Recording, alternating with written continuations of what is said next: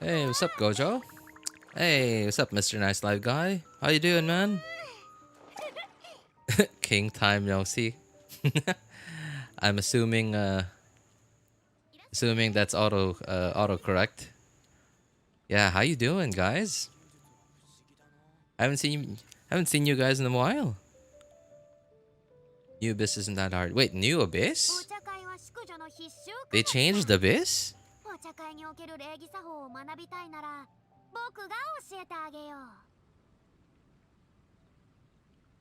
Or by New Abyss, are you saying are you talking about like the 5.1 Abyss that we had now, which was for the current set of banners?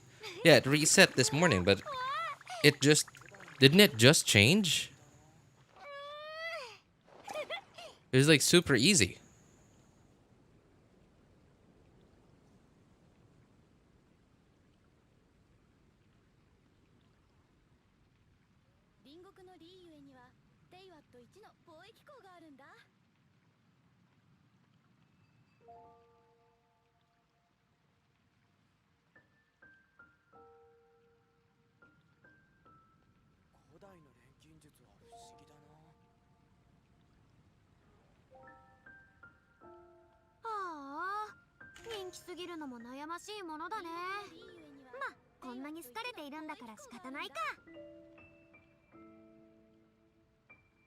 Not that hard. I just got done this morning. It changed. They just changed it, didn't they? Are you saying they changed it again?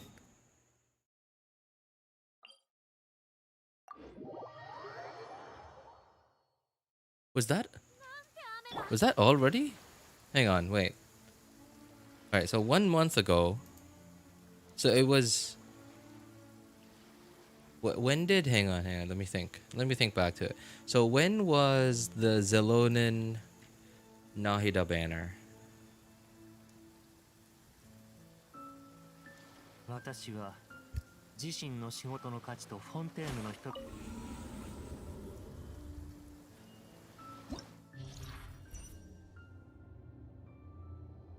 Oh, sorry, not Xilonen Nahida. Xilonen Chiori, there you go. Okay. Xilonen and Chiori. October 9th. It started on October 9th, which means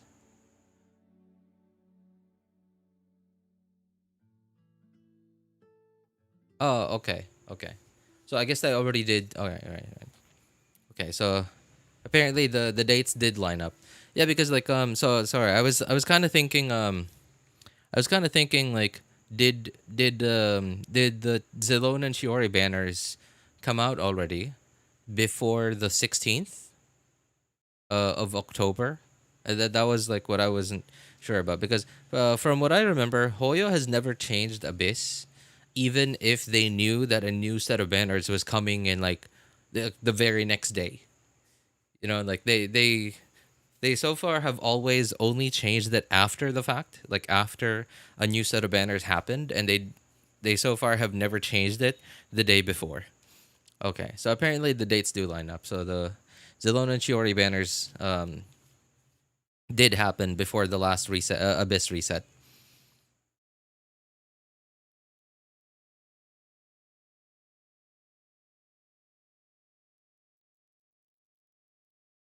Yeah, because sometimes it doesn't line up.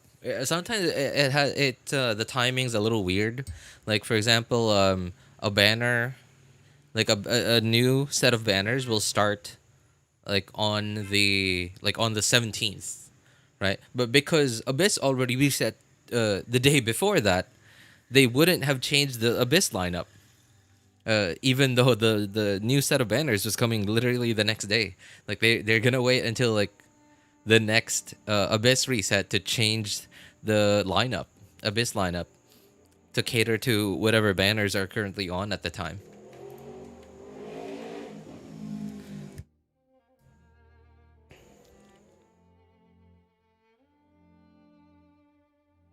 Also, I'm skipping Chasca. I'm potentially getting Nivelite weapon. Ah, really? Man, I wish I could go for Nivelite's weapon, man. I've been, I'm getting caught with my pants down, you know? Oh, hey, what's up, Maisa? Good to see you, man. What's that goal thingy? It's like Twitch, you know? It's like a sub goal on Twitch, I think. At least as far as I think. I don't know. I don't exactly know how sub goals work on Twitch, but I think that's how they work. Hey, what's up, Shinrin? The best reset. Yeah, did you forget?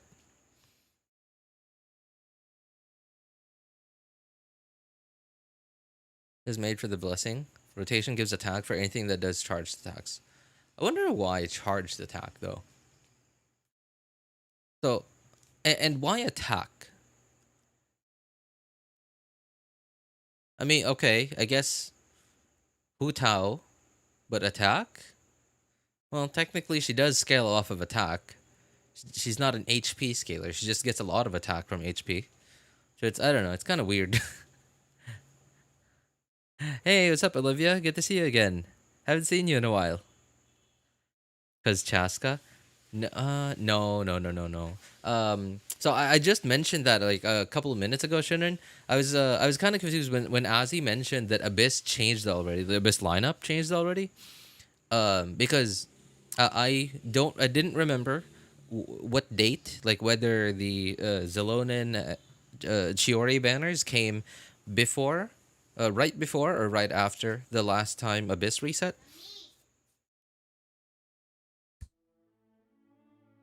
RJ yapping is better than studying. Wait, do you actually really truly need to study right now, like for something important, like an exam? Because if you do, I don't know if that statement's right.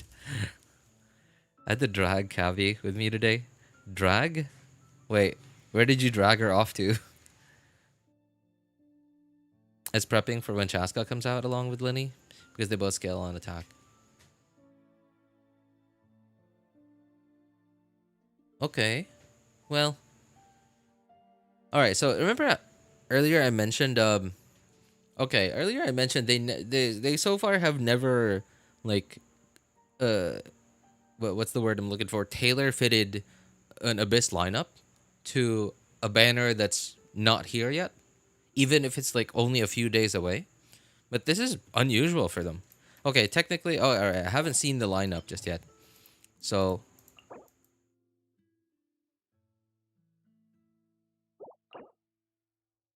I mean, you know, there could be a first time for anything. Wow. Oh my goodness. Wow. That's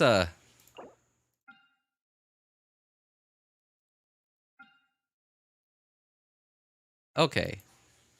Primo Geo Bishop, dude. We haven't seen the Primo Geo Bishop in here in a while. Wait, have we ever seen the Primo Geo Bishop in here? In Abyss? I remember seeing it in a like a vagabond event way back then. But have we ever seen it in Abyss? Hey, what's up, Jamie? How you doing, man? RJ's great in semifinals. Oh my god, I don't. I okay. I have to say this up front. You know, just so we're clear, I am not promoting this behavior. You know, okay, I'm not promoting this behavior, but there's nothing I can do to stop you. My house. I wish. Yikes. I don't.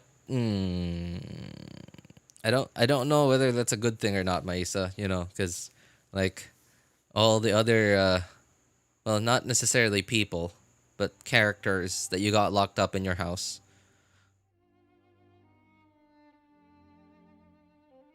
Who's jamming? I'll find you. What?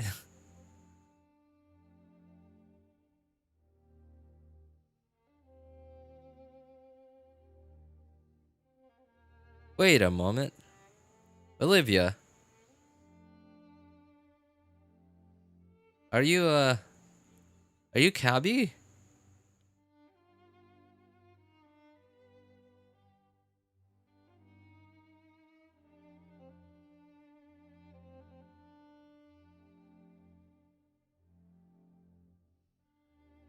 just realized. Of course, I just realized that wasn't her name from like way long ago.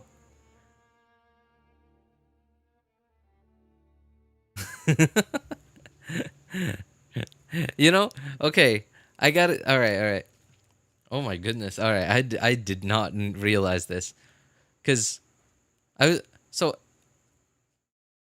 when every now and then I'll pop into Discord and then I'll hop into Discord and then I'll realize like, oh, she's still here, right? Because like she's been there for a very long time and she's come to the streams for a very long time, and then like I kind of think, oh, she's still here. Okay, like apparently I guess she really likes the environment, the vibe. I don't know, like this server, right? But like she hasn't come to my streams in a while, but that's okay. All right, maybe of course everybody has a life, and then like okay, oh dude, right? Wow.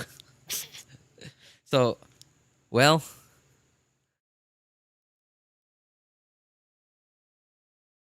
sounds like the name of unhinged an unhinged person. Yikes. Well, I'm gonna let you guys do your thing. Okay, that was a what a revelation. Yikes. We have a live on Discord server.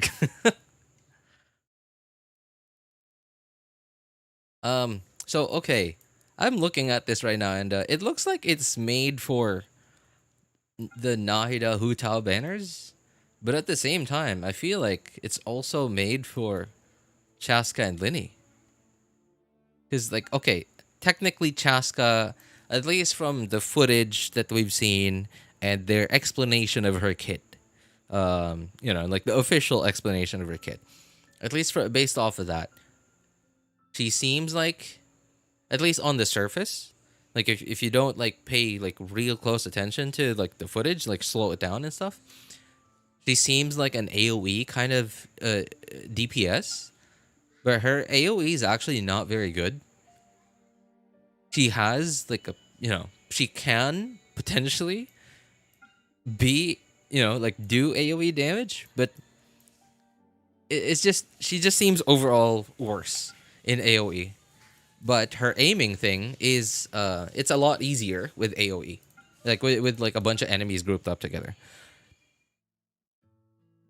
Just because like your I don't know, like your crosshair, maybe I guess you could call that thing a crosshair.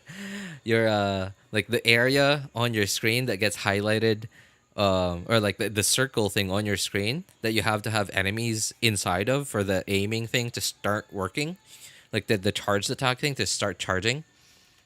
The more enemies there are like in a given area, the easier the more likely you will have an enemy in there all the time, like the whole time, or like for you to be able to charge that thing, and like in case one of them like suddenly like zooms past zooms out of your out of your frame, all of a sudden your charge attack's canceled, stuff like that. But okay, yeah, it seems like it's made for the current set of banners, the Nahida Hutao banners, but also at the same time it's ready for the Chasca Linny banners, because like Linny, very single target enemy, also very bursty DPS, very bursty DPS. Linny, I don't like Linny's playstyle very much, even though I really like Ganyu's, even though they're the same thing, right? Like charged attacks. But because like Ganyu's is a lot more sustained and Linny's is a lot more bursty. And like some people like that. It's not it's not that I don't like it just because it's not, I don't think it's good. I think it's good. It's just not, I don't like it. I like a more sustained DPS. And these really like very few but very high HP enemies are just exactly what that's for. Chasca's here? No, no, no, no. Not yet, Shorekeeper. Not yet, man. But pretty soon. Pretty soon, she'll be here. But what is here is they released... Oh, okay. Obviously, the special program happened last week. So we already heard their explanation of her kit. But they released their, like... like they always release this, like, video of them explaining a 5-star kit. Well, a new character's kit. They even released one for Ororon on their official YouTube channel. So, we're going to talk about that a little bit later. But for now, we're going to do Abyss. Oh, also, I just realized this is floor 11. Jeez, I'm an idiot. Okay. Let's take a look at floor 12.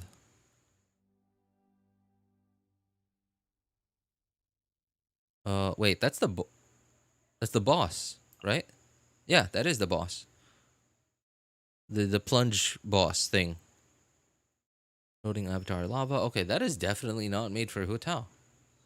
Okay, I guess these guys, second half.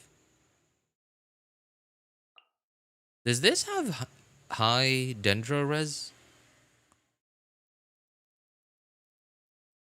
I hope when Abyss resets it's full of dendro slime. Oh no. Dude, yikes. That is like purely anti Nivelet.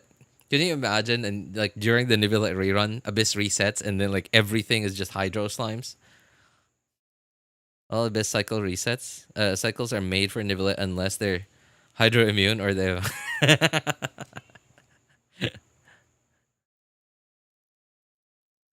I don't know any new updates in Genshin now. Wait a moment. You still play Genshin, don't you?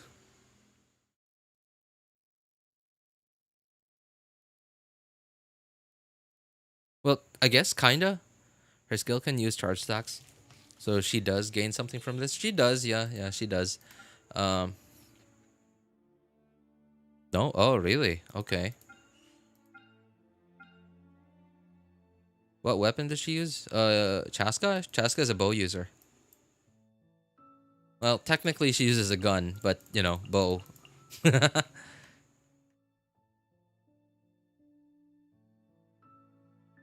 you give a character review? Let's see. Uh alright. I'll take a quick look, but I'll actually spend time on it if it looks like you need help with anything. But if it looks like you actually know what you're doing and don't really need any help, then I'll just say okay. All right, take a quick look. Let's see. Hutao. Hmm.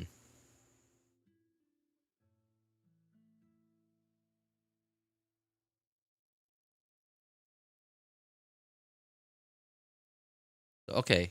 It's not great, but it's pretty decent actually. And it looks like you know what you're doing. Yeah, it looks like you know what you're doing, Hane. Big pass for me? Really? You have a thing against bow users, Maisa? I haven't touched Genshin since the Hydro region. Oh, really? Whoa, what happened?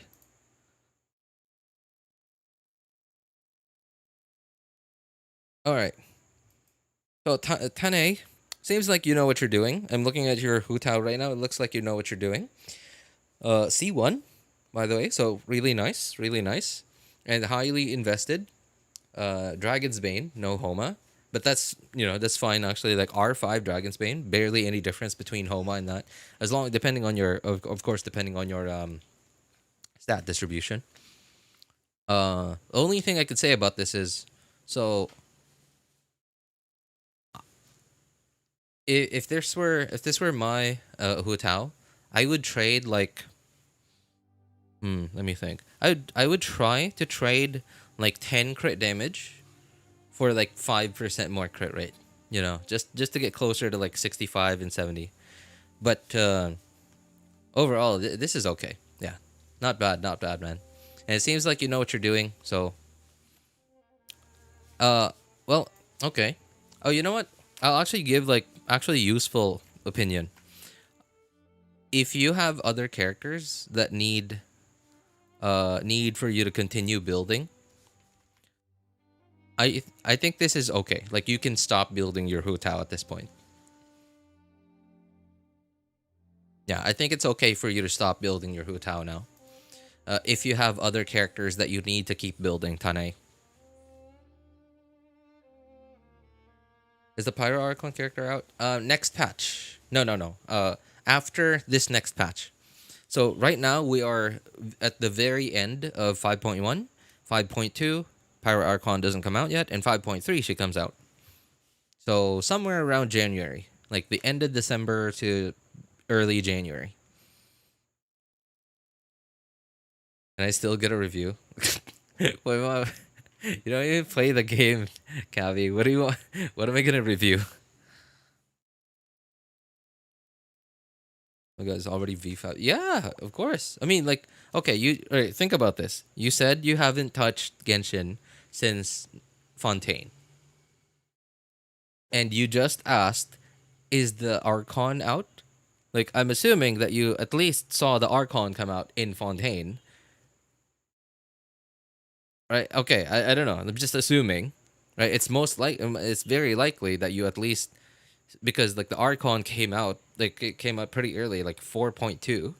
Right? The fact that you're asking, is the Archon already out, means that you're asking about the next Archon, which of course means version 5. So like I don't know. I'm confused as to the surprise here.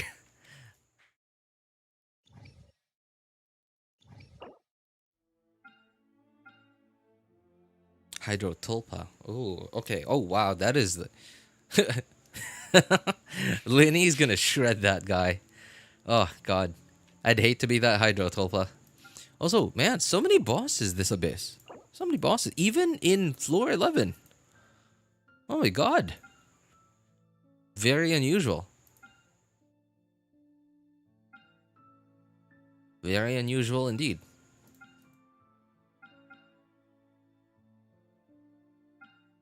Okay, so just like Shinrin said a few minutes ago, every abyss is a nivelate abyss. Unless it's hydro slimes. Unless if they're just immune to hydro.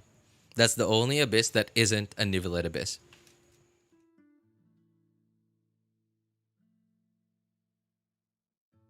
If I could just remember it there. Alright, finally. What was that again? Yeah, okay, sure.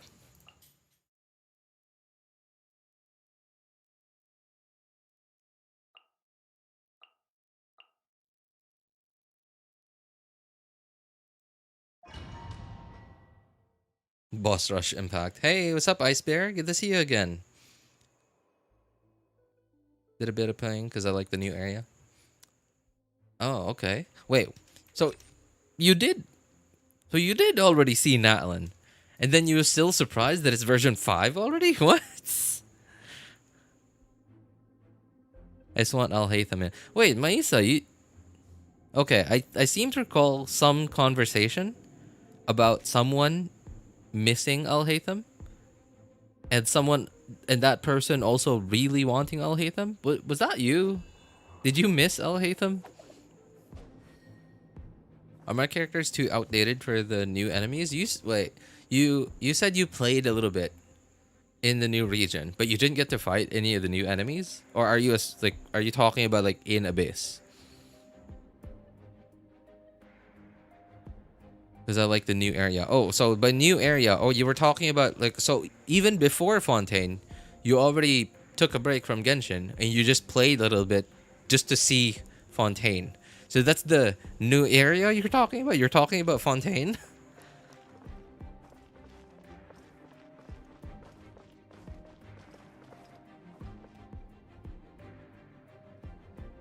Probably because I always yap about him. I was 80 pity on the last day of his banner, but it didn't oh, God. I got Farina instead. Okay, well, it wasn't a total loss. It wasn't a total loss. So, practically speaking, I think Farina was a lot more, like, practical. Because Farina is a lot less replaceable compared to Alhaitham. Well, okay, alright. Just calm down. I'm talking about practically, okay? And that's why I'm using the word practically. I know, you got things for Alhaitham. Alright, so calm down. Hold your horses.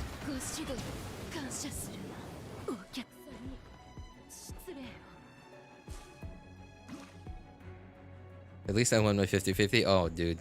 That would have been... What? No, I'm talking about Natlan. So what did you do? You played in Natlan, but you didn't even do it. Like, what did you do? You just walked around? You didn't fight anything?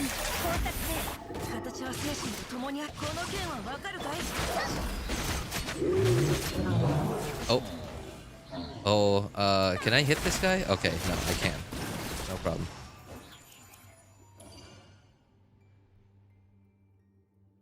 I'll hit them, got juicy pecs, got not gonna lie. You know, I'm a straight dude. So like I don't find it attractive. What I see when I look at Al Haytham is something that I would love to be, but also know that I will ultimately never become that. everything I want to be, that's what I see. Everything I want to be but cannot be.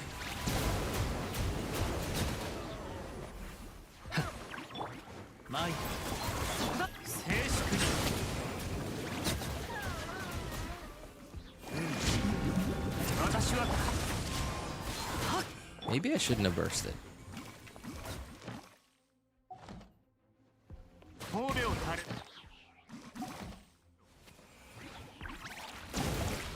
Oh, wow. Dude, he iframed that, like, just, he saved his life. He was gonna die anyway, but still, like, that, he iframed that, like, just perfectly.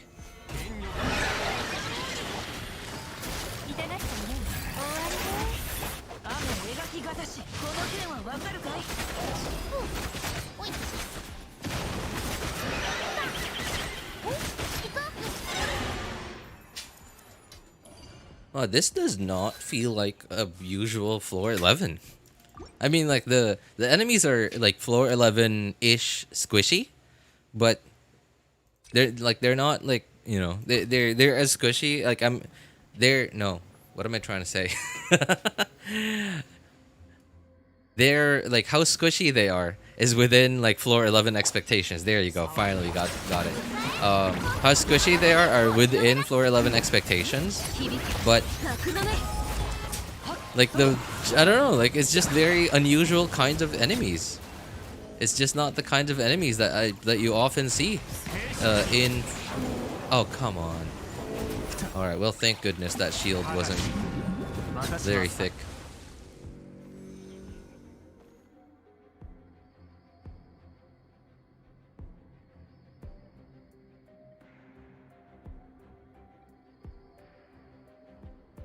I wanted the Archons. Zhongli just won't. Okay, Olivia, you do realize that Zhongli is gonna be rerunning, right?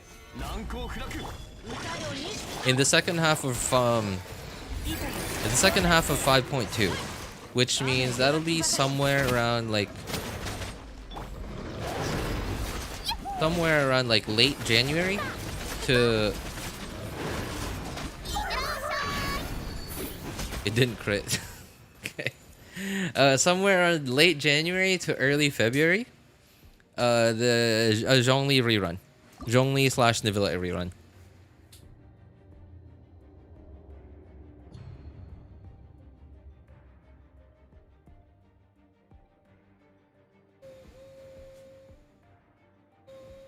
Man is thinking too often, too hard that he burns fats in his body. Also, probably the occasional kave potato sack carry when he's drunk. Potato sack carry, oh god. I don't have Primo stacked, useless. Ah, I see. Well, I'm sorry to hear that, Kabi. You'll be fine. You'll be fine. It's a video game, man.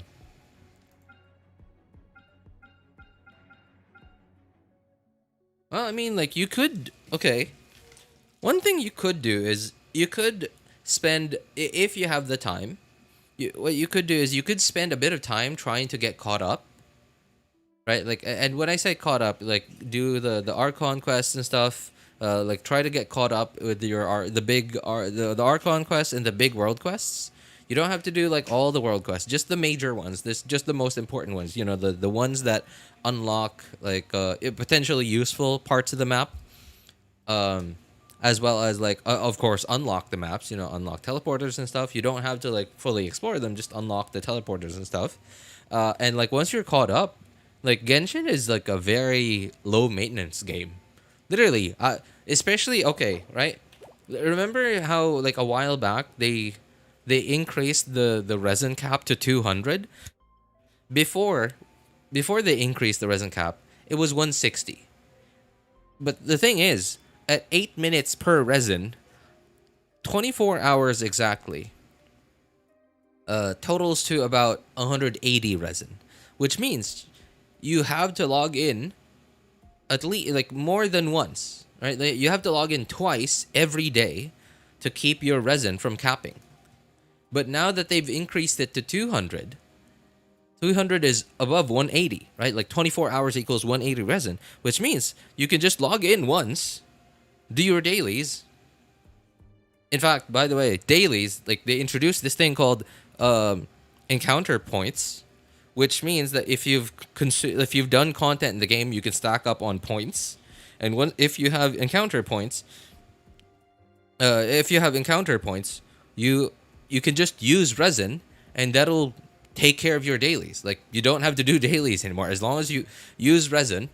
You don't even have to use all your resin. You just gotta use like if you have more than 4 points, you use 120 resin, and you're done for the day. You just claim your encounter points, and then go to Catherine. Literally 15 minutes. Genshin is like if you're caught up, like, again, I have to point this out. If you're caught up in content, in the story, in exploration, and again, exploration, I don't mean 100%ing everything. I just mean like, having the maps unlocked, having the teleporters unlocked, and like doing the big Archon quests and the big world quests, like the important Archon world quests. As long as you're caught up with all of that, you literally only have to log in for like 15 minutes a day, right? And you don't like if you're not gonna be doing domains, like if you're not gonna use your condensed resin today, if you're using it tomorrow, that's it. 5 minutes, probably. Yeah, like tops 5 minutes. But if you're using your resin, of course that depends on your account. If your characters and teams are actually well built, then of course you'll just blow past through whatever domains you're using your condensed resin in. But if you're, of course it's gonna take a while if your account isn't like actually built at all.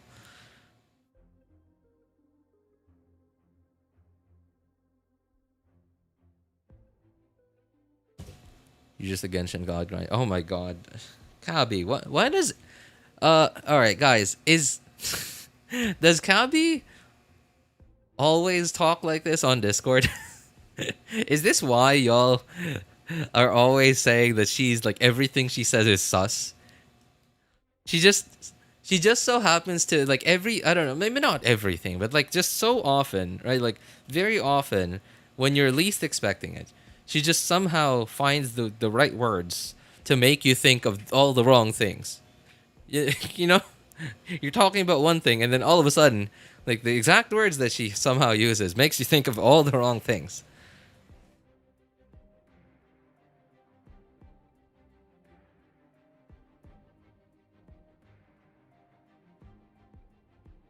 They added that in counterpoint system dailies. It felt so nice. I can do dailies in 5-10 minutes. Yeah, exactly right. I just spend my resin, do an artifact domain, craft condensed resin again. Yeah, exactly. It's awesome. I love it. She's freaky. You should get used to it. It's just built different. I'm just saying sweet things. I could never fool you. Not you are. Alright, okay. Alright, so I'm assuming that that's not for me. I'm assuming that's for everyone else. Okay. That's good to know. What do I get from here? Okay, normal ley line, sure. Oh yeah, that's right. This is floor 12. I forget. Does this thing?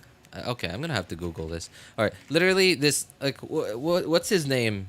The guy that asked for a Hutao review. Just hey, do you do an account review? Can you review a character? UID Hutao. And then left. Right? Okay. Like I'm so happy. Like I looked at it and I saw, okay, this guy knows what he's doing. I'll give him like 2 minutes. Like, I'm so happy I didn't spend any time on his account talking about it.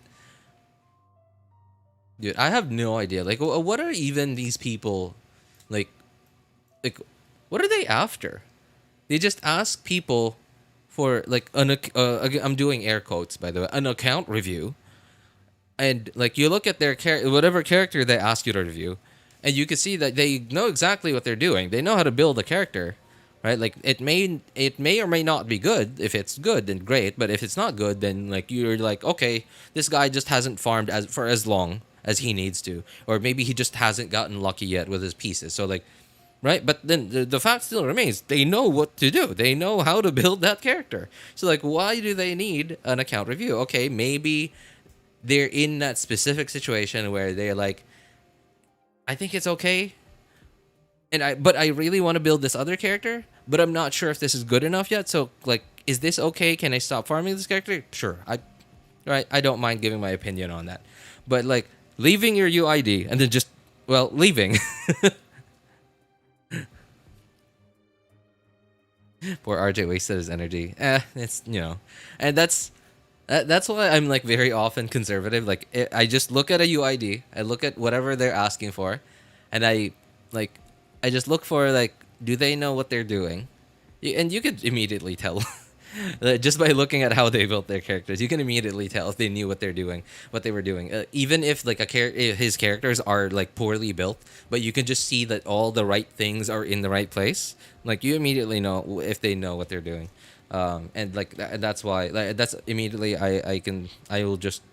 I'll decide like how much time am I gonna give this guy.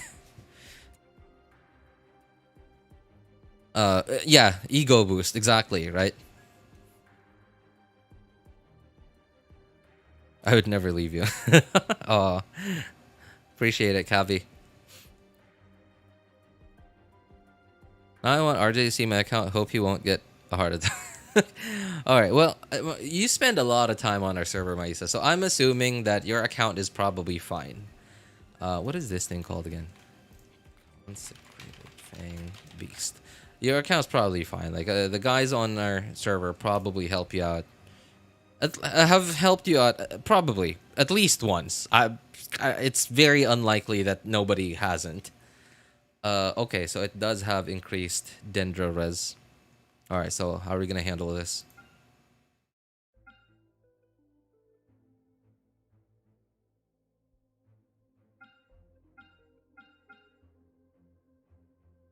Okay, I'm assuming this guy also has increased hydro res. What is this called?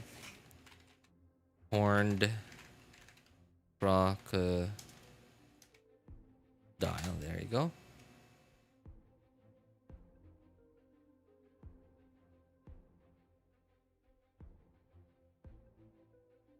Yeah, okay. It does have increased hydro resistance. All right, let me think. What team is going to give me the least resistance here?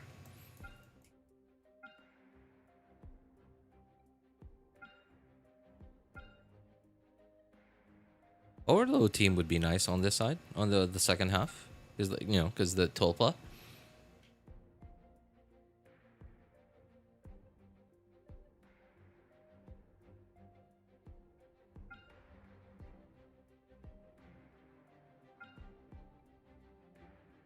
Okay. All right.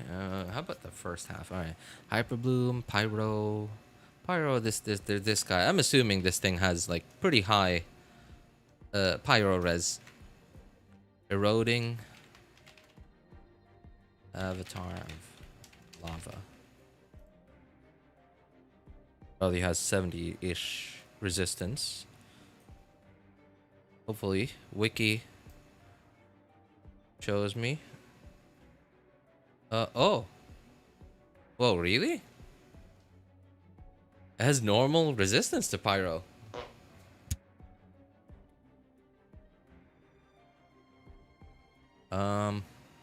Okay. You try to Hyper Bloom. Second half needs bow user. Oh yeah. Wait, yeah. Okay, I'm an idiot. I was all right. For some reason, I was thinking like this thing worked like the Ruin Hunter, that this thing would only fly up into the air if you like went up in elevation. You know, like you used Kazua's skill, or you plunged with Xianyun, or something like that, right? Or like climbed up on Zhongli's pillar.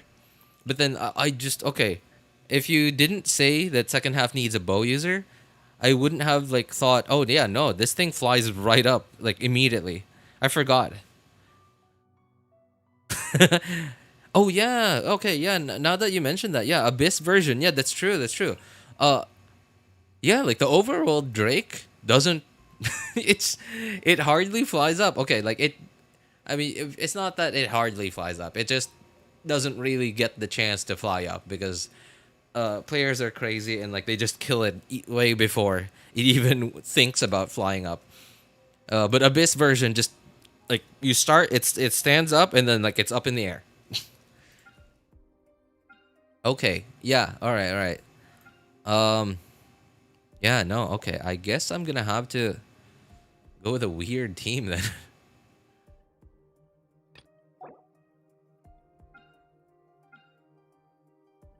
All right, well, I guess you're going here.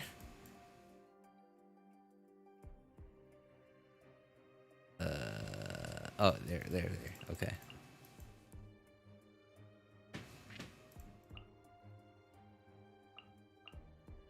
Oops.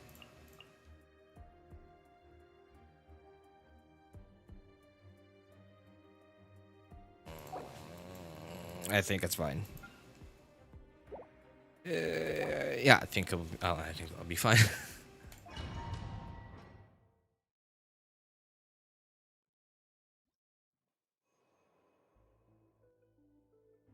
I mean, yes, kind of. I don't ask for much help.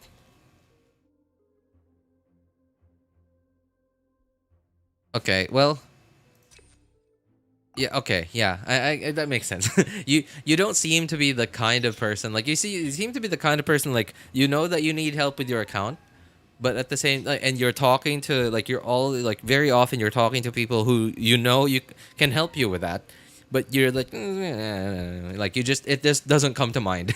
You just seem to like that kind of person, and the people on Discord on our server aren't like they're not bad people. They're really good people, but like they'll help you if you ask for help. I use Nivilla Farina's alone. Nivilla Farina's alone. Kazuha for first half, second half. EM Raiden, Zhongli. Yeah, should I just use Zhongli? Okay, you know what? I like that team. I like that team. I miss Rational, but I like this team a lot more. It feels a lot more. I don't know. Like, it's like it's like the team that I've been waiting for this whole like ever since I started playing Genshin. It just like it's. I wouldn't say it's brain dead easy to play, but it's like it feels like going on a Sunday drive.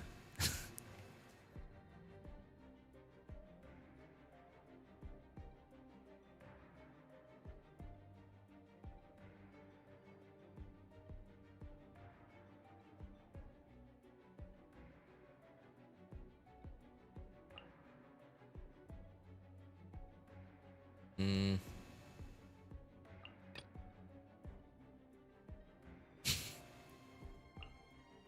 should I?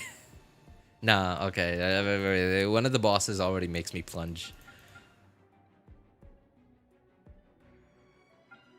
Nah. Okay. No.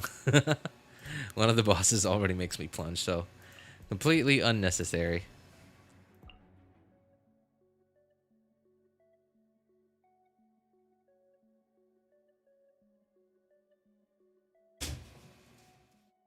My Tainari built DPS. That works, right? Yeah, yeah. Tainari's a DPS. Like he's an on-field damage dealer. He's not a support.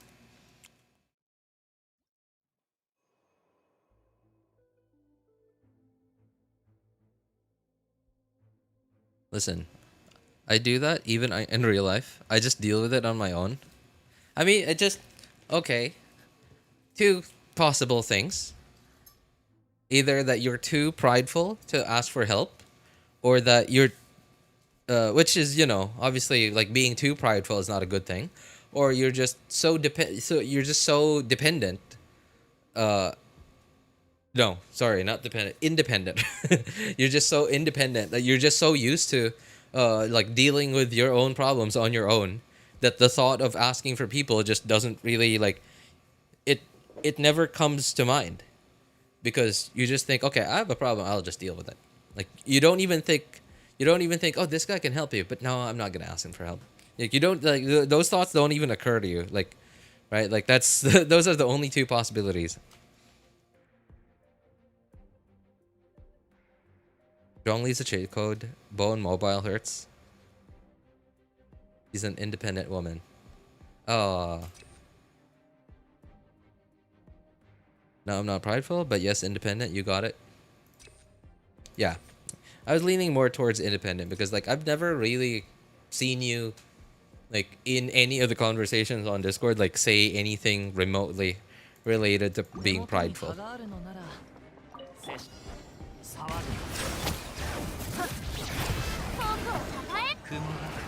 Oh, that's... I did not want to burst on this character. Also, I think it didn't swirl Hydro at all.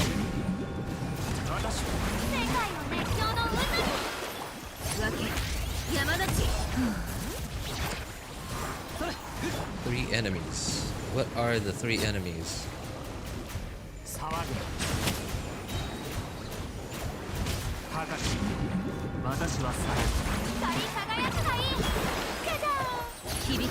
Oh, I didn't need to do that.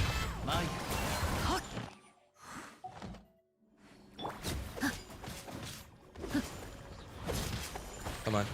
Come on. Fab sword! Thank you.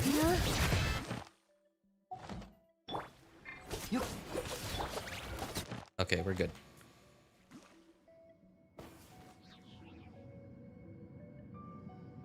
It looks so good gooning? Hi, what's up, Uriel? Hey, Uriel, you just reminded me of this, like, very obscure manga that I read a while back. Like, it's not like... what is it called? It is so obscure. I've never met anyone ever talk about it. Hang on. I think I might have it saved on a notepad somewhere, but I just cannot remember the name of that anime.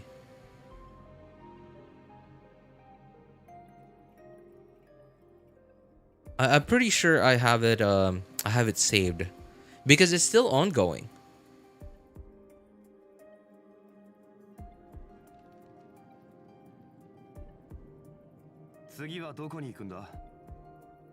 Where is it? No, that's not it. Okay, wait. I'm gonna do this. Is it this thing?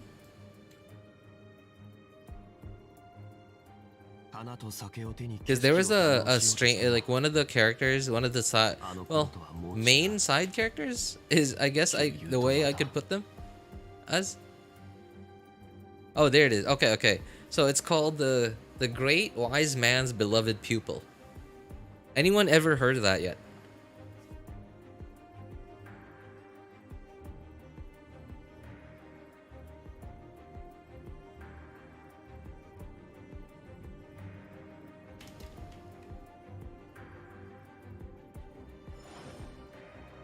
Right, like, right? Never heard of it. Yeah, it's so obscure.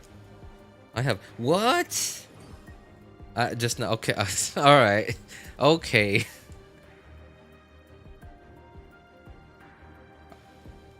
Yo, RJ doing book strat. We in a new era now. I've known about the book thing for a long time now. Because most of the time when I'm doing Abyss, like I'm doing it on stream, I just cannot spare the attention span to think about doing it. That's why, like, I've hardly ever done it. Really. Oh, there it is. Start plunging. Oh, I can't plunge yet. Can I plunge now? Nope, not yet. Alright, how does this guy work again? I don't remember his attacks.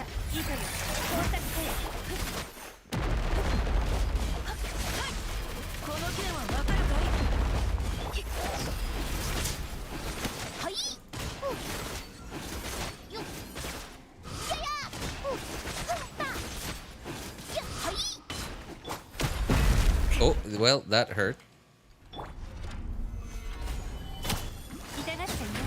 There you go.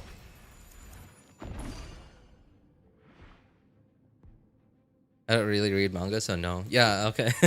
Yeah, Uriel. Like when they said hi in chat, I saw their name, and I immediately remembered one of the characters, one of the main side characters, in that manga. She's kind of strange, but she was like weird, funny, and strange. Yeah, I guess is how I would put her. Skill. Yeah. Okay.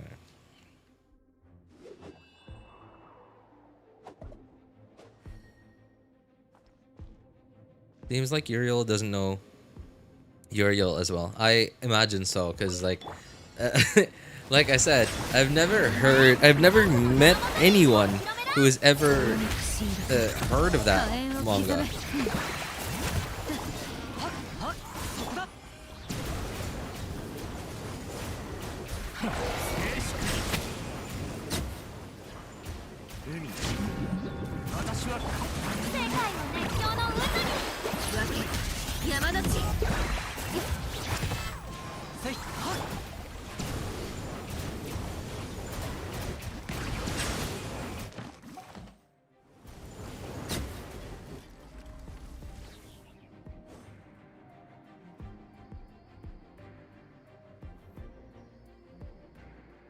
Have you tried killing the hydro creature in the corner of the hydro region?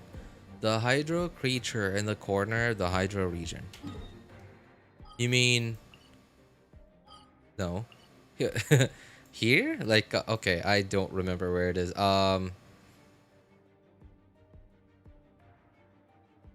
Here? Somewhere here? Is that what you mean?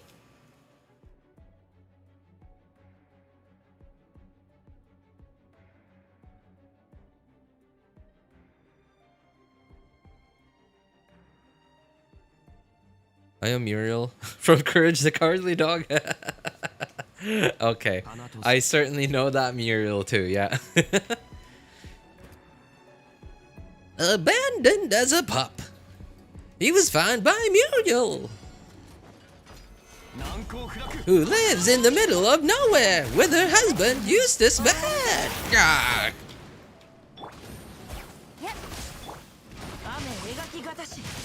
Crazy things happen. Yeah, things happen. But it's up to Courage to save the day.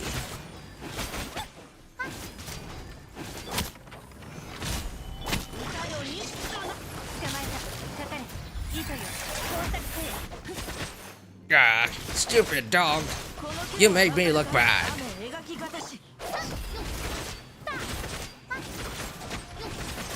Anyone old enough to feel nostalgic at that?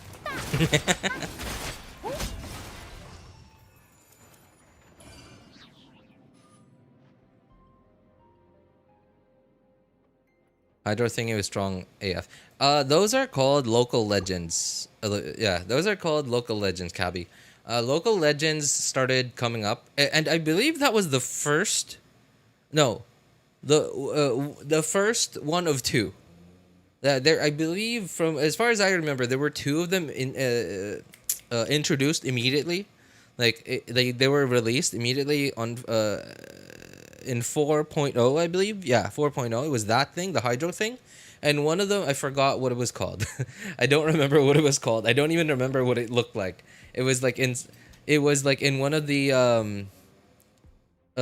like, what's the word I'm looking for? Poisoned areas? No, like it was somewhere near the big snake skeleton in Fontaine. Me. Oh. All right. Hey, you and me, Jammy boy. We're both old enough to feel nostalgic at that.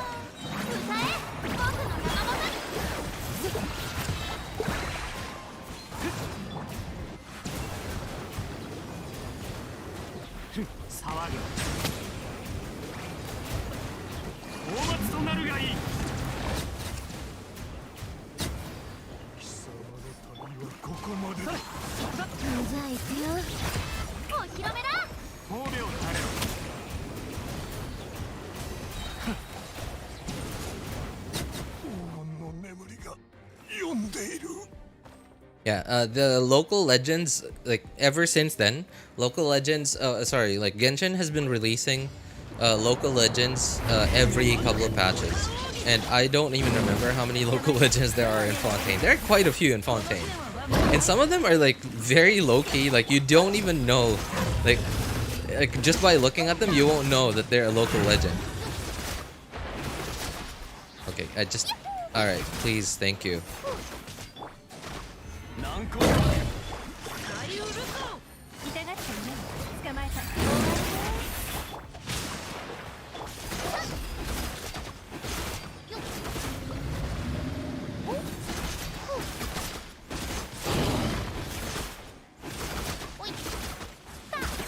Oh, that was not. Okay. Yep, that was not within Hutao's infusion window anymore.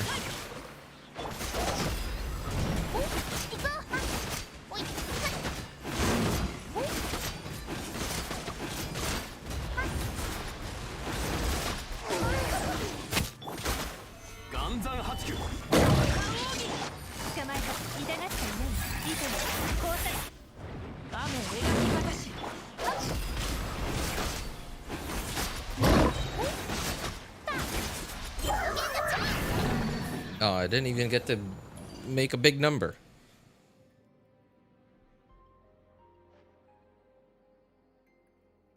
Why is Xilonen's Japanese voice kind of sussy? Is it? I don't know. I never really paid attention to it. I just thought like, oh, her voice is very different in Japanese. Even in Natlan, there are a couple of no. Natlan, it already has quite a few local legends.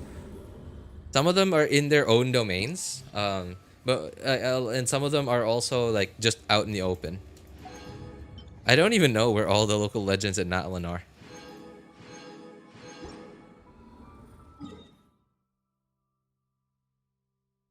Okay, let's see. How many? Okay. Well, an hour. Yikes. All right. Well, this is gonna get awkward.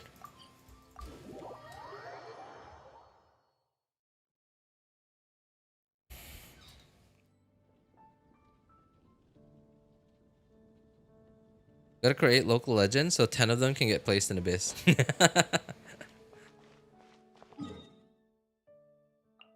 Alright, do I need to condense resin for tomorrow? 12. Yeah, okay. I gotta condense one more. Which reminds me, I gotta use them.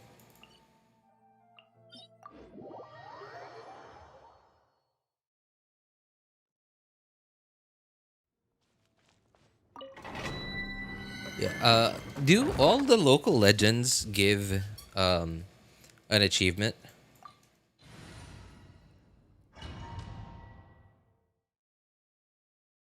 I've never really bothered with the local legends. I don't know, I just feel like they don't really give anything worth the time.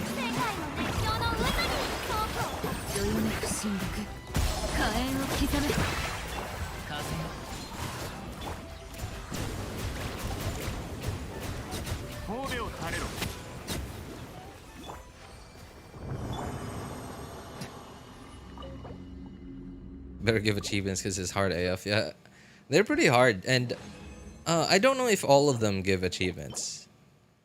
I'm pretty sure, if not all, then at least most of them do, but I don't know if it's all of them. And I believe some of the I don't know if they're referred to as local legends in that one. I've seen clips of people fighting like the elemental, like angel-looking enemies, like in the ones in their not the ones in the open world, but like the ones in their own special domains. I know that there's one of them that's like super like incredibly tanky and hits really hard, but also makes you hit really hard. And I know that one of them is like it's like a skill check kind of fight. Like you have to dodge really well. Sorry, not dodge, but like block, parry. Yeah, there you go, parry really well.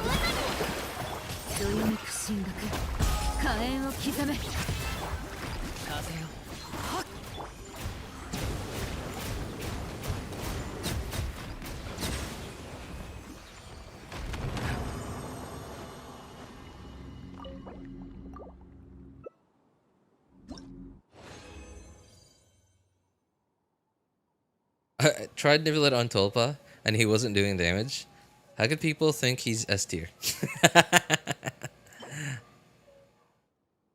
Well,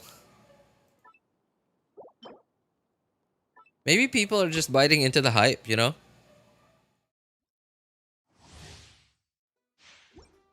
Maybe people are just biting way too much into the Nivelet hype. Maybe he's not all that good.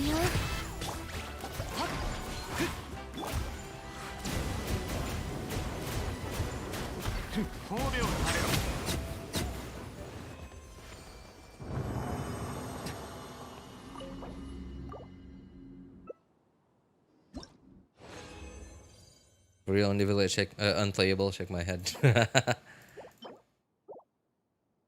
My Nivelet sus. Well, maybe because you when you said you just played in Fontaine, you know, because like you just wanted to see it, and since then you've been on break, therefore you haven't been using your resin, and therefore also have not been farming any artifacts whatsoever. So, you know, maybe just, you know, just taking a swing in the dark here. Taking a big swing in the dark. In a room full of vases. I'm bound to hit something, you know? I'm bound to hit something in a room full of vases, even no matter how dark it is. I did build him, but it's hard to use him on mobile. Okay, okay. Nivelet's not very hard to use on mobile, right? Because remember, like while you're attacking, like once you've like you know absorbed your orbs, it's the fact that while you're while you're spraying your enemies, you can at the very least still move around, not very fast, not sprint speed, but that's actually like regular run speed, you know, like how quickly Nivelet can move around. It's that's actually like regular run speed, like this. And it's not fast, but it's also not slow. So you're not super vulnerable, like on mobile. That makes it so that you're like actually kind of comfortable. But the problem with Nivelet, especially in a lot of Nivelet teams actually, the kinds of rotations that you're doing are like really active. Is the best way I could put it. They're like super active rotations where like there's almost never like the only moment that you're not really doing anything is when you're attacking on Nivelet. But of course that doesn't happen for very long. It's like what is it, 2-3 seconds? You don't really get a lot of time to just where you're not doing anything on Nivelet. And even like aiming this thing, right? Like if you want to be, especially if your account doesn't do that much damage, that means you have to like make sure that every tick of his water hose hits enemies, which means you're actively, even then you're still actively doing something, which is just aiming, which is not easy on mobile.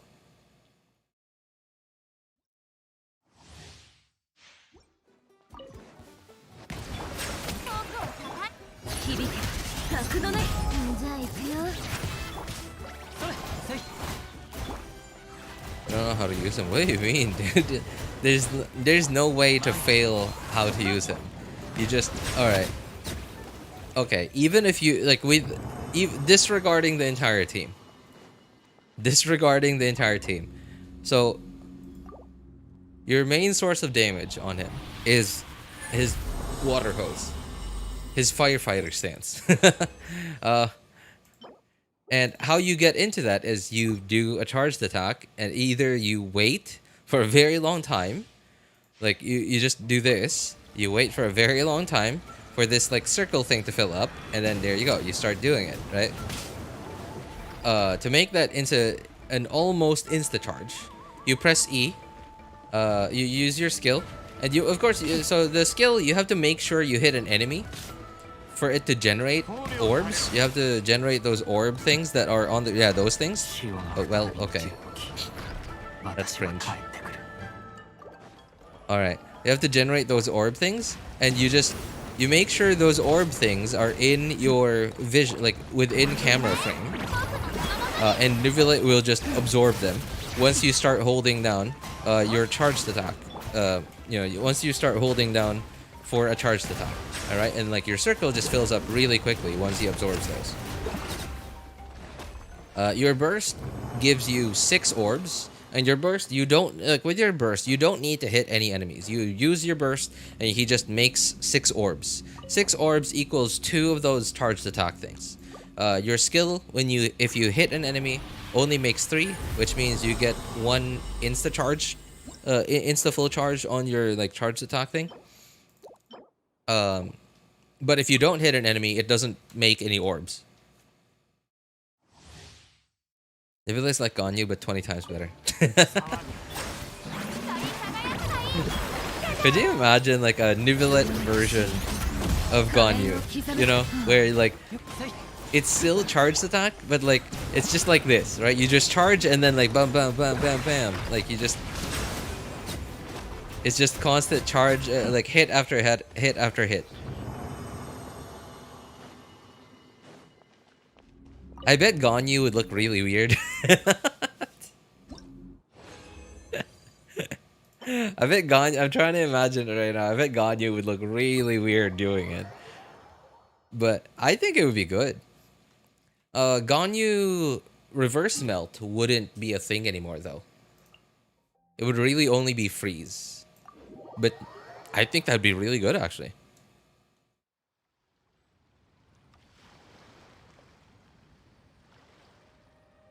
Ganyu is charging for too long, you get hit before you do damage.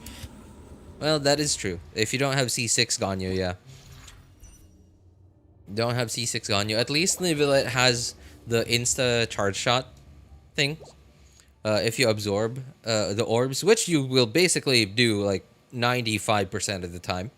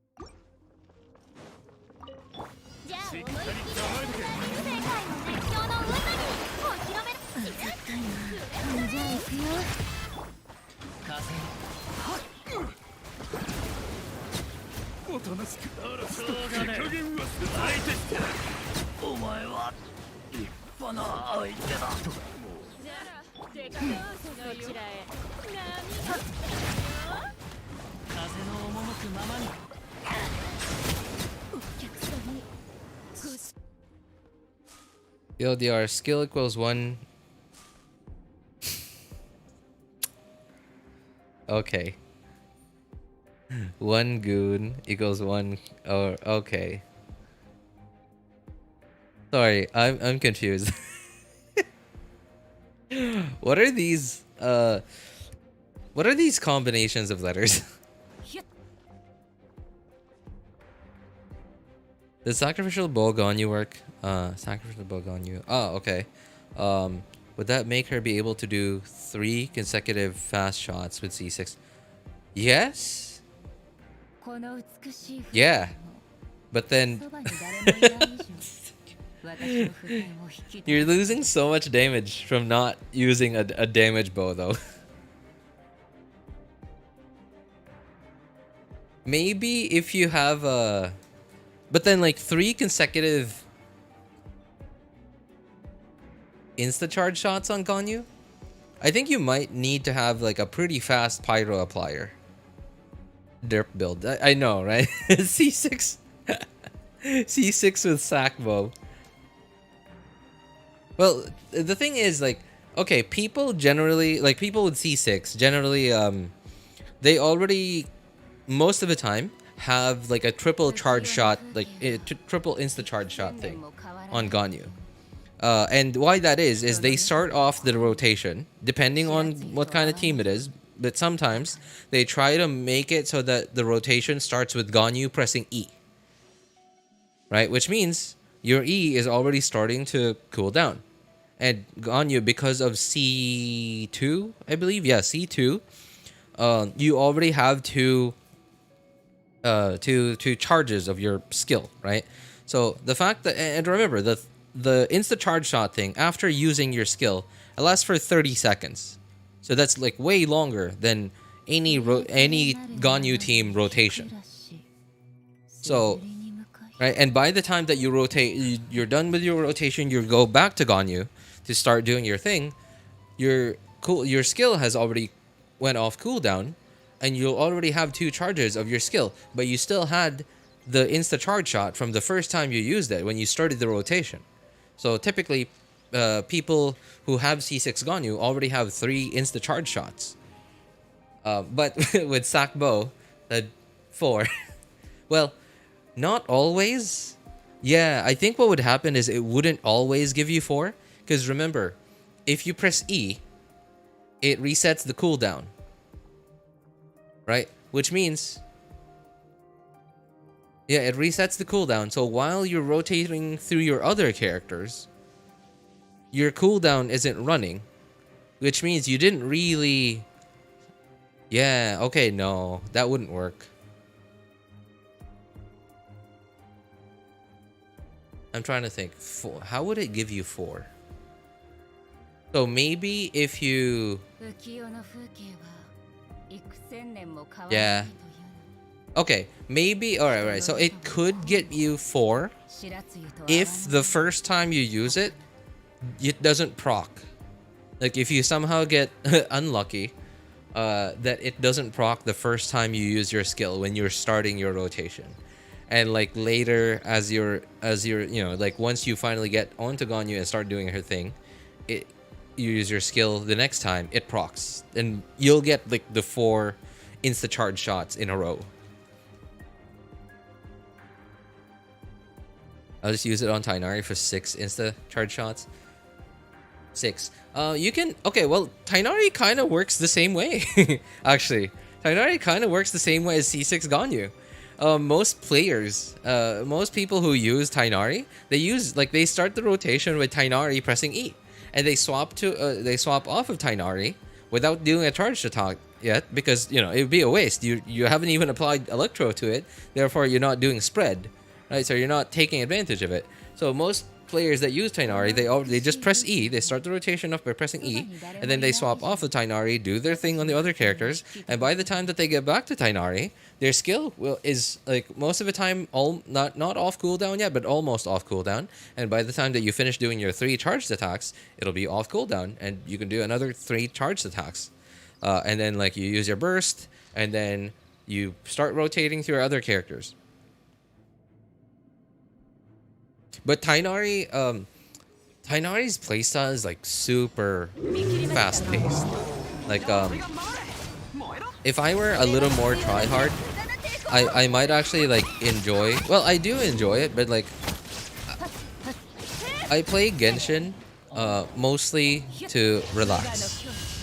And like if I'm in a tryhard mood, I would enjoy Tainari's like really fast playstyle. Because it's a very fast rotation. It's a very fast rotation. But yeah.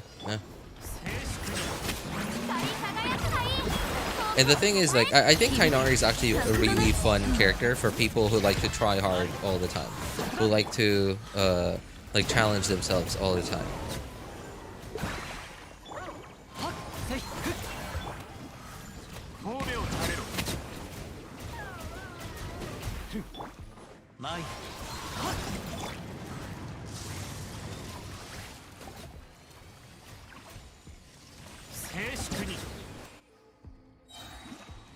Because the fact that he doesn't, he does, Tainari actually has pretty decent multipliers, but not game breakingly good multipliers.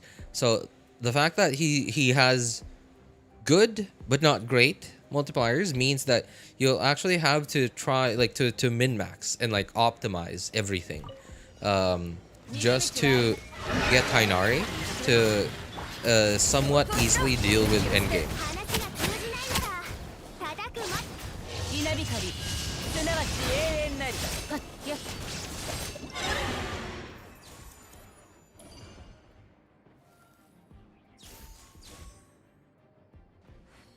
Only downside is Sakbo's stats are so terrible for Tainari. You're better off. Yeah, because it's a high base attack, low secondary stat bow. And hang on. Well, Tainari technically does, he does scale off of attack. So it's not useless on him. You know, the high base attack on the weapon. But because of the nature of spread, typically you'd want more EM than attack. But getting more attack isn't bad. It's just that you would rather get more EM than that attack.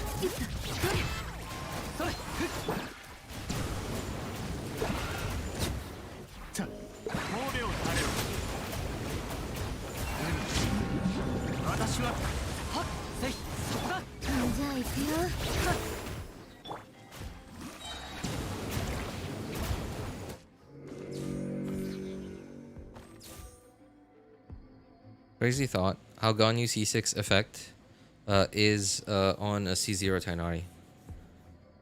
Wait, what? Ganyu C6 effect is on a C0 Tainari. You mean, are you talking about like how,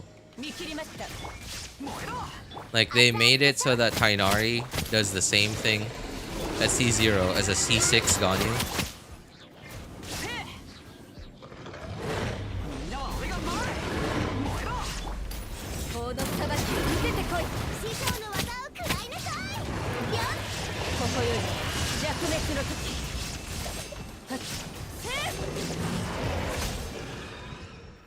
Just the fast shots. You know, I wish Ganyu had been a new character. You know, like I wish Ganyu had been released somewhere around Fontaine instead of way back then when she was released.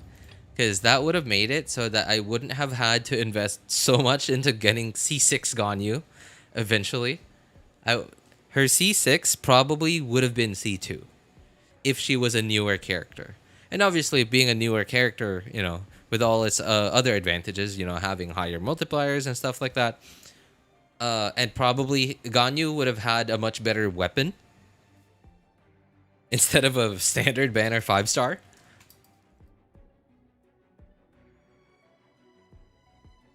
Shatter Albedo believers still believing since 1.2.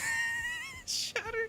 I mean, well, Hoyo threw them a bone. Well, is gonna throw them a bone, right?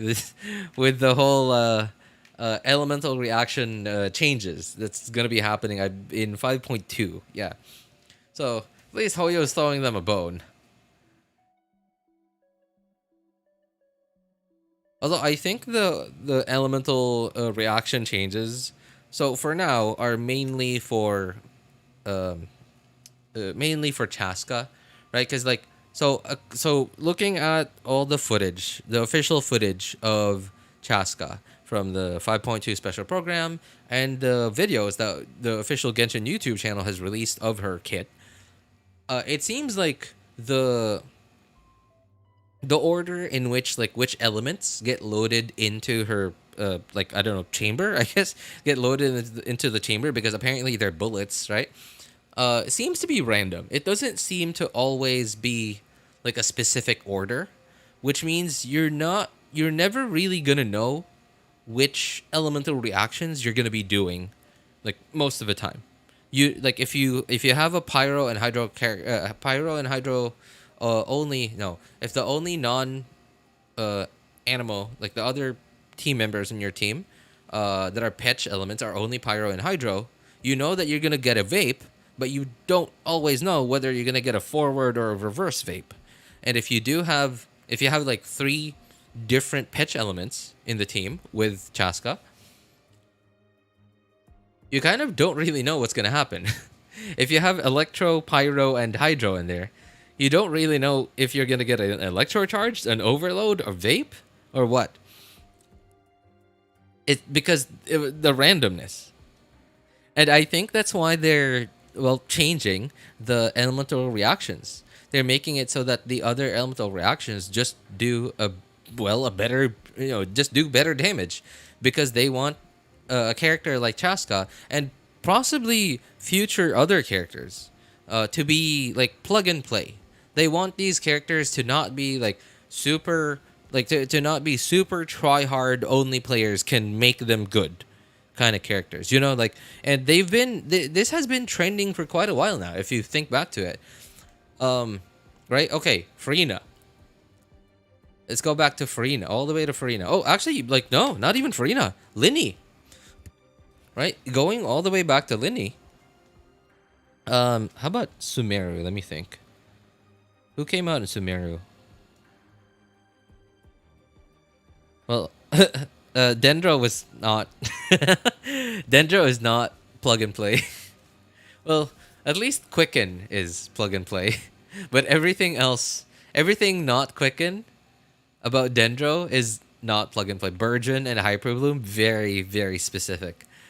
You have to have very specific characters in the team. Otherwise, you're just doing like your reactions in the wrong way. Yeah, like they're just happening all in the wrong order. Instead of Burgeon, you're doing Burning. Instead of Hyperbloom, you're often doing. If you have the wrong characters in the team, you might just be doing. You might just be doing Aggravate with a full EM character and no crit.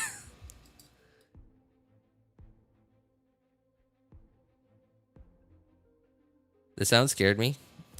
It went around my ears when you were running around. When I was running around? Oh, oh, because okay, you probably have stereo headphones on, and yeah, you were like, "Whoa, something's going around me." Especially if you weren't really paying attention, you were just listening, dude. That's actually kind of scary. She dominated pre-patch 2.0 when she lasted until Ayaka was relevant, or more precisely when Freeze was relevant. Yeah, because like, okay, well, I don't think it was that Ayaka made Ganyu, made Ganyu irrelevant when she was released. They were both Freeze characters, yeah, like they were both Freeze characters, but they were both good in very different kinds of situations. Ayaka was good for like one, two, or three, or four higher HP enemies that were freezable and groupable. While Ganyu was good with a lot of small, lower HP and groupable enemies. And when Ayaka came out, obviously Abyss, the only form of endgame at the time, was just tailor made for that. And ever since then, like in Inazuma generally, a lot of the enemies have not been low HP. A lot of the enemies and Abyss lineups have not been high numbers of low HP groupable enemies. They've mostly been lower numbers of higher HP enemies that were freezable ever since Ayaka came out. And since then, in Sumeru, okay, technically we had the mushroom guys, but how often did we see them in Abyss, right? Like not very often. Floor 11, I guess, but floor 12, nah, not very. And the bigger mushroom dudes they were even tankier than what are they called? The flowers, Whopper flowers, right? So Ganyu wasn't very good with some of the tankier enemies, unless if you were like super highly invested or C6 and doing vape, or sorry, reverse melt.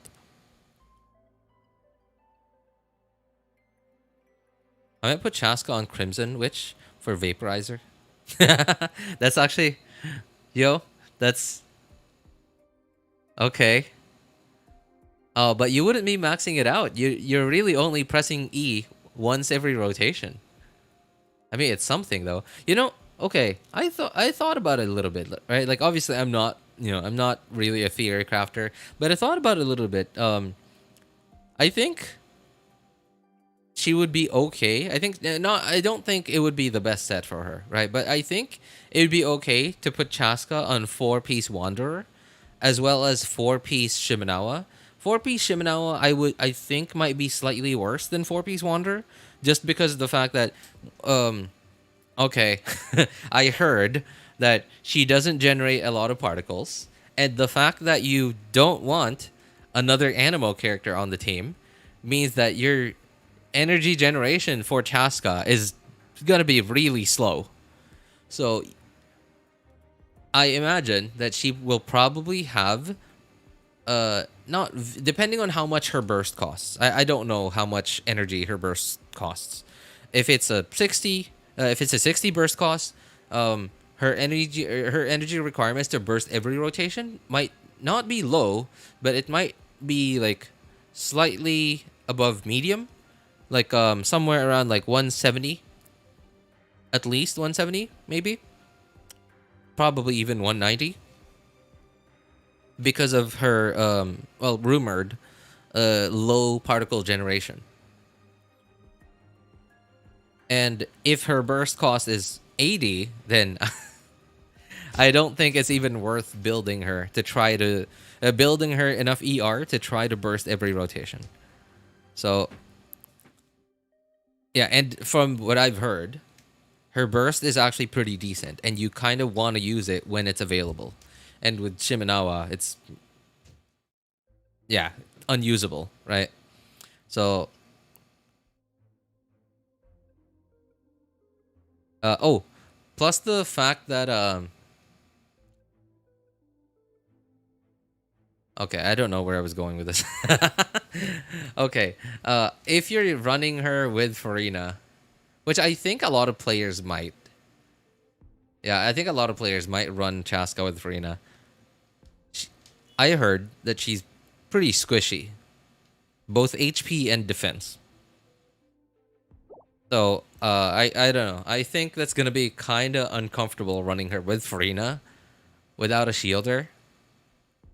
Um, who are the shielders that we have that are patch elements?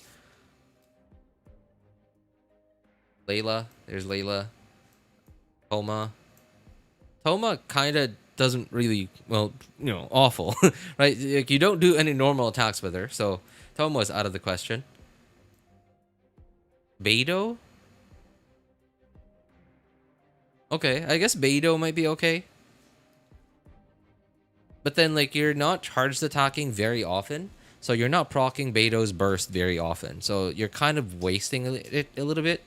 But Beidou, I believe when you have her at C2, she provides a shield, and even before C2, one of her passives gives you interruption resistance.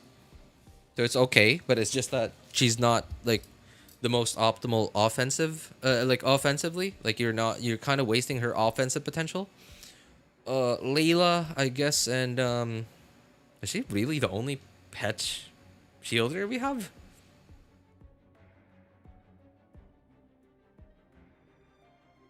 Okay, obviously I'm not a whale. I don't have every character, so I don't know. I can't memorize who's not here off the top of my head. So I guess really only Layla.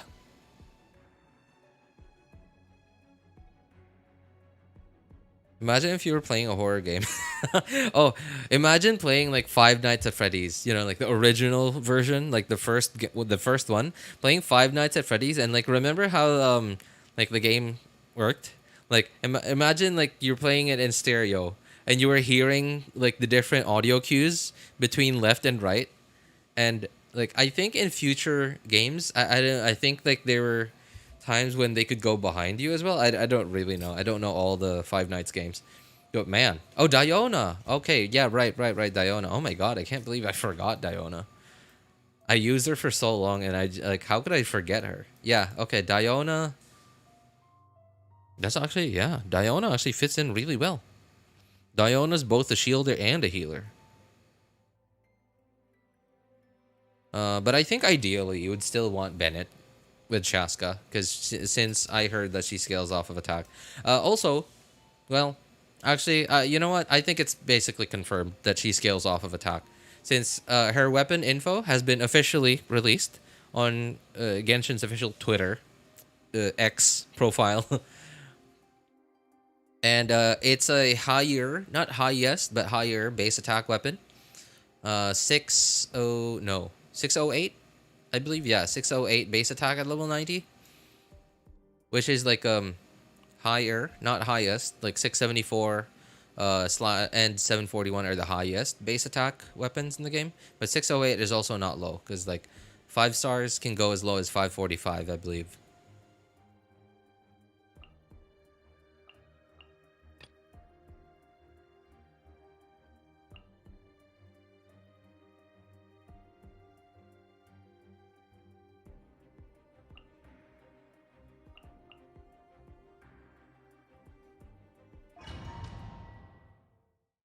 Oh, Xinyan. Oh man, Xinyan. I don't think Xinyan counts as a shielder, man. Like, her shield scaling is just so low.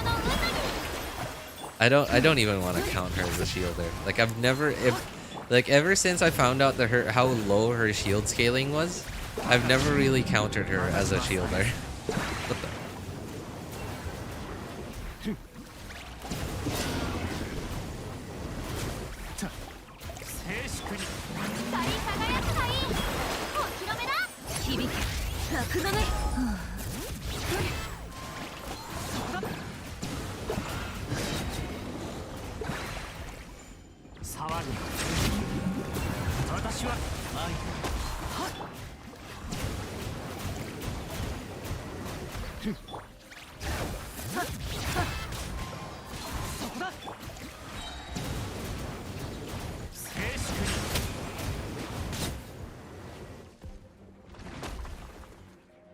Finally, Farazan meta. Farazan meta? Sorry, what? Why? How? I played FNAF too much until I could predict everything. You know, okay. Alright. I tried to play FNAF. I tried to play Five Nights. And so I started the game. I sat down there for night 1, and I realized I had no idea how to deal with the different characters. They're the different enemies. Like, I had no idea how to like scare them off, how to manipulate them and stuff. That I realized that, okay, like, I'm basically guaranteed to get jump scared here, and like, how am I gonna win this game? And then I kind of thought, well, okay, maybe I could watch a guide on how to deal with like every character. And then I realized, okay, if I do that, then like, what's the point of playing?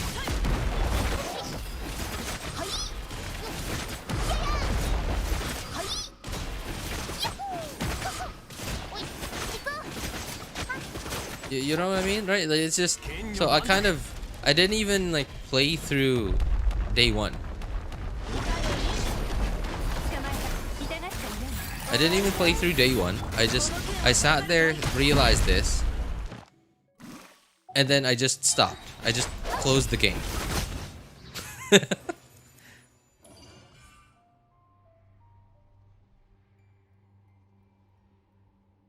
Xinyan still not getting fixed.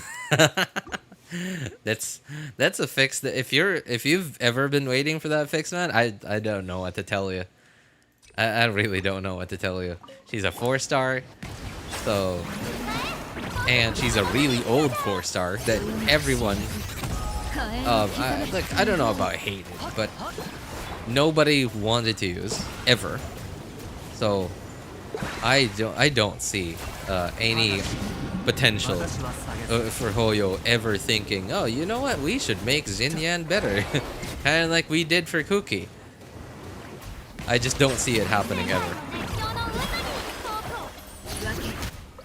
Especially as Xinyan's like, she's not even important to the plot. You know what I mean? Like, when has Xinyan ever been important to the overall main plot of Genshin? Oh god, okay, I just took my hands off the mouse for a moment and Now it's gotten cringe.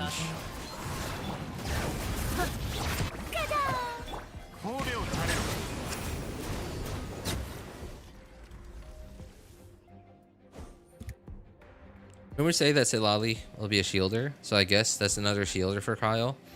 Oh man, I feel when oh my god.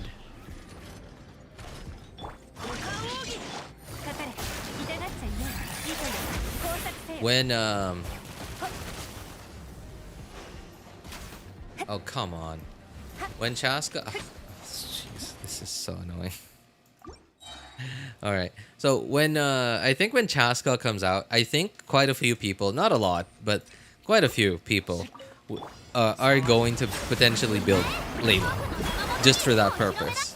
Just because she's like he's probably gonna get okay. So from what they've mentioned in officially, she gets resistance to interruption when she's in the air, right? But I assume it's probably gonna be like mediocre interruption resistance, and then like C1 or C2 is gonna make that mediocre interruption resistance into actually usable interruption resistance. So, you know, obviously most people are not gonna get C1 or C2. So I think what's gonna happen is a lot of people are gonna want to build Layla. And by the time Sitlali comes out, they're gonna pull for Sitlali, and they're gonna have to build Sitlali too. And then they're gonna bench the Layla that they just recently built.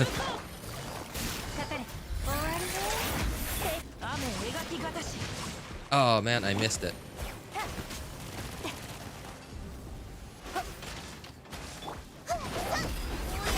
I missed the second Xingqiu E.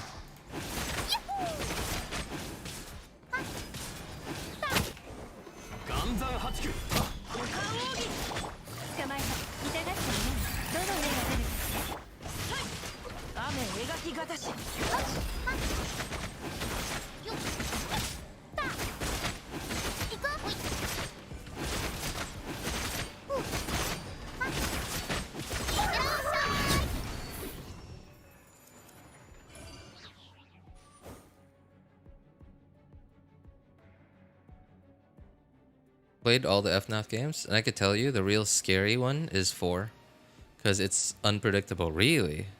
Okay. Wait, how is it unpredictable? Like, there's a bit of RNG to it. If Freddy and the Tronics just got themselves jobs at a pizzeria. Wait, how do we even read that name? Pizzeria. Okay, I'm an idiot. Pizzeria.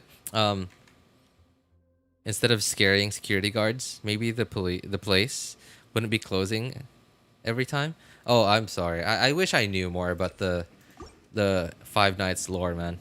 I didn't know that that was a thing, that their places kept closing. So from what I remember, like the first game, like there's this tape, or like I don't know if like maybe the previous security guard or like the head security guard calls you. I don't know if it's a recording. Oh my god. Xilonen is not doing very well.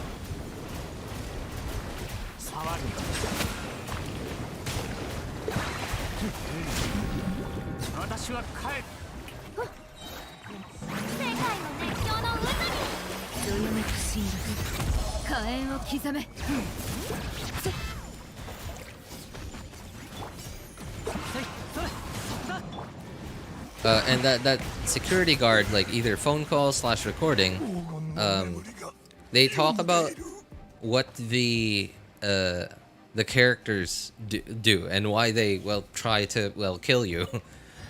And apparently it's because they think you are an exoskeleton. You're one of them that's not, that's not wearing a costume.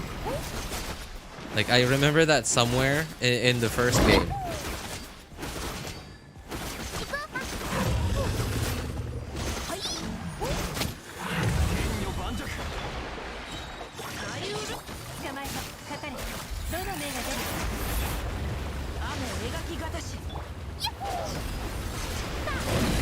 Oh, I couldn't keep him from transforming.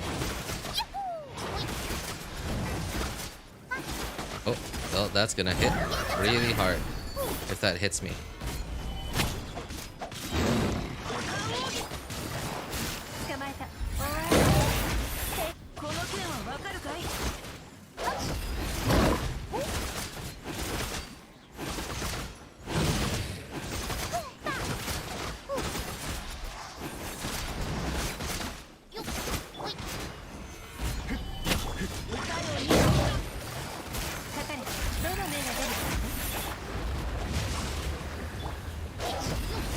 Would you please just target this dude? Oh my god. This is the thing I don't like about the Tolta. It just has really weird targeting. Like, it just won't target. And its collider is just... It's so weird. Like, you never know where you can collide with it and where you won't.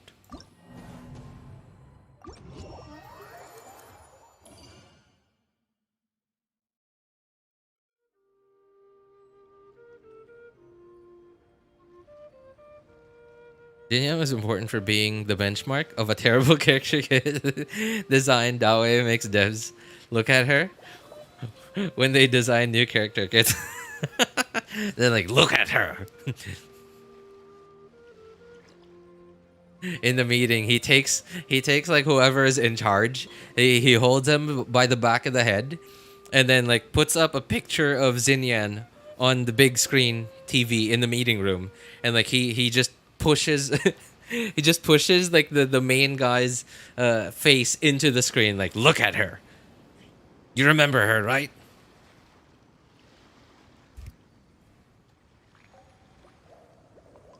Xinyan truly best Milani. For Petra. Okay. For Petra buffer. Pyro applier. What? Pyro applier? R5 peak patrol song holder. Peak patrol song? She's a Claymore character. What do you mean peak patrol song holder? She's a Claymore character. Pyro applier. So technically she does pulse pyro. If you hit, I believe it was 3 enemies when you press her skill. It pulses for a few seconds, but then like the AoE is not very big. There's RNG, especially in the harder night. You can get 3 different threats at the same time. You just choose what jump scare you want. Oh god, that's yikes. I haven't been playing the game, Kek L. So Xylo is a sword. Yeah, that's true. That's true. Xilonen is a sword user. And what's funny, though, is like, when you look at her weapon, you kind of don't think that, right? Like, look at this. That does... Okay. Obviously, she's holding it like most characters would hold a sword. But that's a thick sword. Like, you just see in a picture and you don't think it's a one-handed sword. First thought that comes to mind is actually like, it kind of does make you think it's a claymore. Hey, what's up, NDG? How you doing, man? Tell you a bit of the lore. You're playing as a kid of the murder. What? Okay, doing those jobs so you can break them at night and release the ghosts. Besides 4, you just play as the other kid who is dying. So you're not really a security guard. This is official lore. You're not like an adult who's just trying to get whatever job you can. So you're like the guy watching, like you, the main character. You're a kid in Five Nights. Yes, you think no, not her, Shinrin. Okay, you're right, but I'm not talking about her.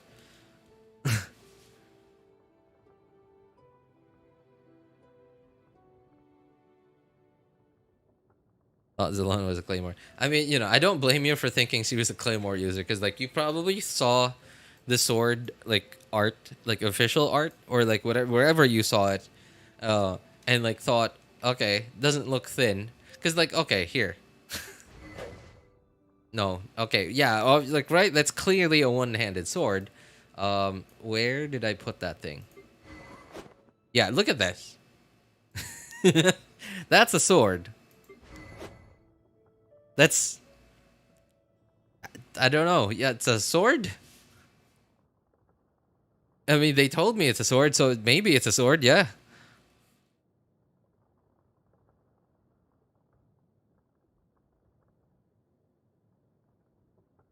It's not easy to understand. Lore takes time, lol. Yeah, and like, yeah, I mean, it makes sense, because like the kind of people who are like really into who get really into the FNAF floor seem to be like the really like the most dedicated players. I have nothing to do. All I've been doing all day are story quests. Oh no. Hey NDG, wait. I think I remember. Were you the guy who came in recently into chat, and then you said you've been on a pretty long break from Genshin, and now you're just trying to catch up?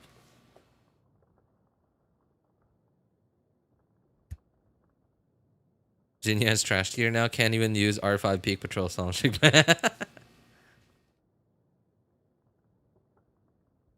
Yes, that's me. Oh, dude. Wait, remind me again. When did you stop? Like which region and like which Archon quest? Oh my god, it sounds like you have quite a bit of catching up to do, man. Oof. Okay. Hey, all right. NDG, do you play on PC? If you do, I highly recommend using getting some help to go through the dialogue. And okay, sorry, I don't want to say exactly what I'm trying to say because I'm pretty sure Hoyo doesn't want people doing it this way on PC, right? So try like just do your best to try it. Okay, well, you guys can say it to him if you guys get what I mean. Um, but I'm actually really disappointed that I didn't do this earlier because the best mouse that I've ever owned, by the way, not a very good mouse, but not bad either, right? Because like you could see I'm not exactly a big guy on YouTube, right? So I'm not making well, I'm making pennies. I'm making pennies on YouTube. And I well, I play video games and I work. So right, you can put two and two together and you can easily see that you can easily imagine that I don't exactly do a really high paying job. Otherwise, I probably wouldn't be the kind of person that would be playing video games. Um, so anyway, what I'm trying to say is the best mouse I've ever owned, not a very expensive mouse, but it was the best mouse I could ever afford.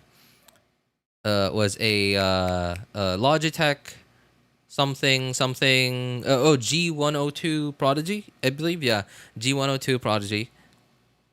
Um, the left click, like the switch on it, died prematurely, and now you know, I can't say if it was because of just having to click through all the dialogue in Genshin for 2+ years.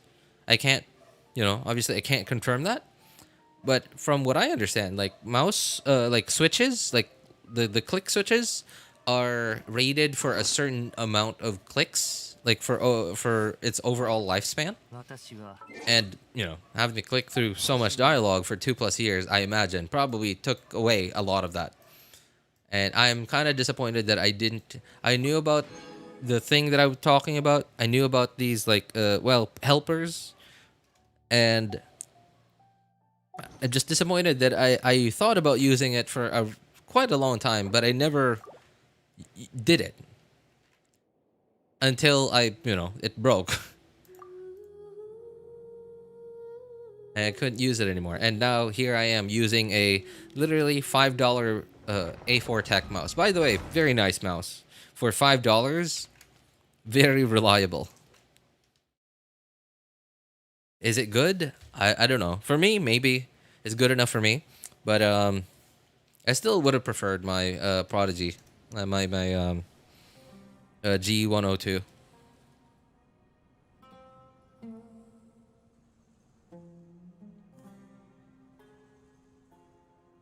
Because you weren't there when it dropped. You were there after the brain rot meme started. Oh my god, mighty. Yeah, alright. When you say the brain rot meme started, I don't even know where to begin, man. So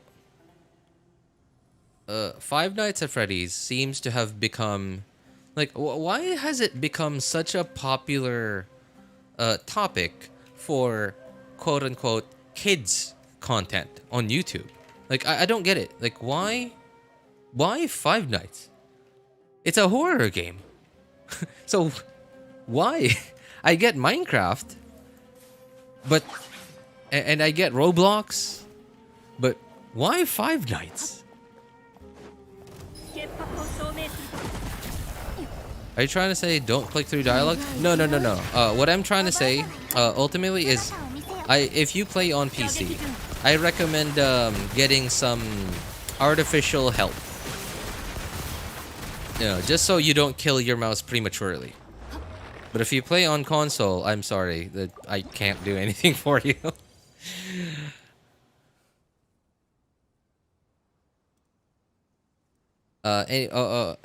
Yeah.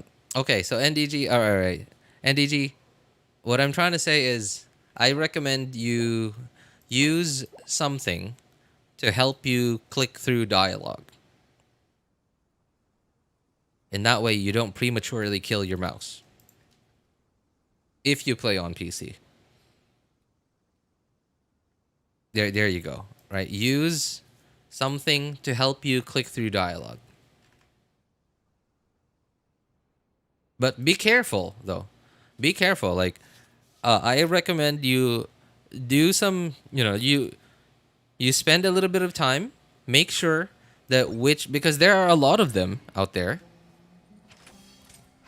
There are a lot of them out there.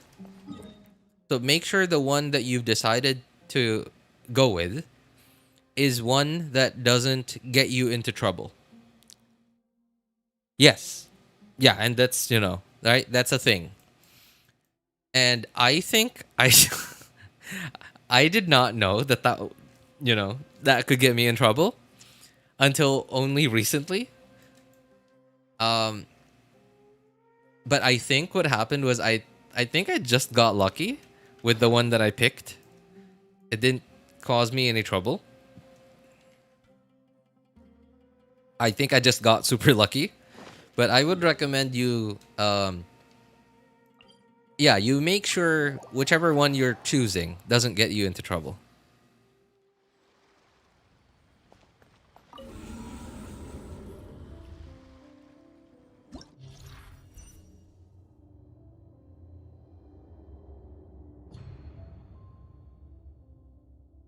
Uh okay. I th- Oh god, I want to say yes, but I certainly hope there are no other icons that are similar, NDG. I hope so. I hope there are no other icons that are similar. Yes, but make sure there are no other similar icons.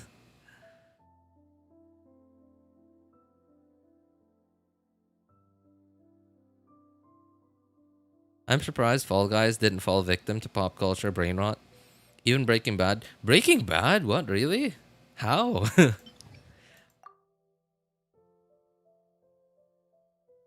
Did you get it from no, not from there. But I don't know how I did it, but I somehow, like, it took me a while. It took me a while, but I somehow eventually found the origin, like the real source. I'm sorry, I cannot tell you exactly where that was because I don't remember anymore.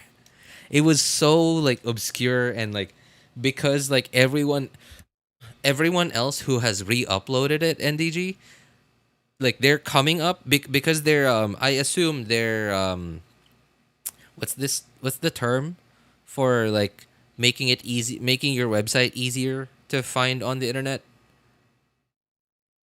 What's the terminology for that? It's an abbreviation of some kind.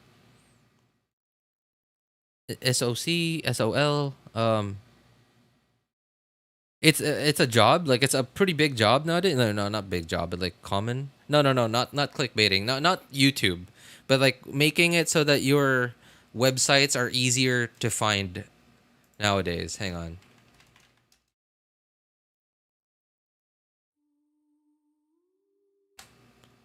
I believe hang on. There's a proper term for it.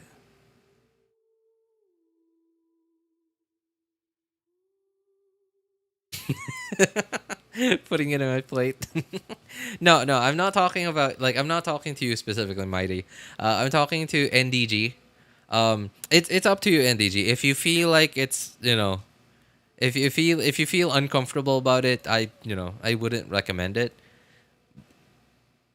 But I would also recommend it because mouse dead quickly. Oh, SEO. There you go. SEO.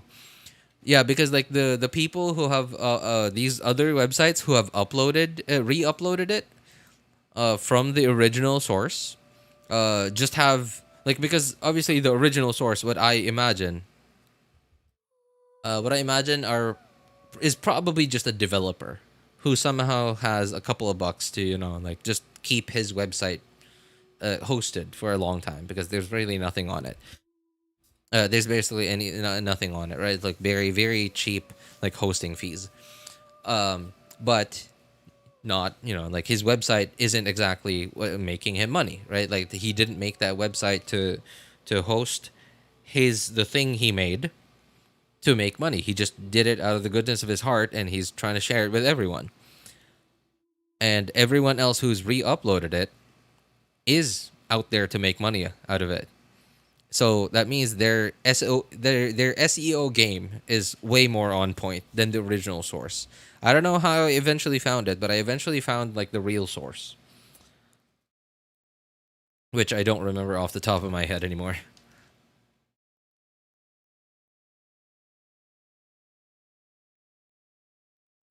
Probably I'm not online enough to find them.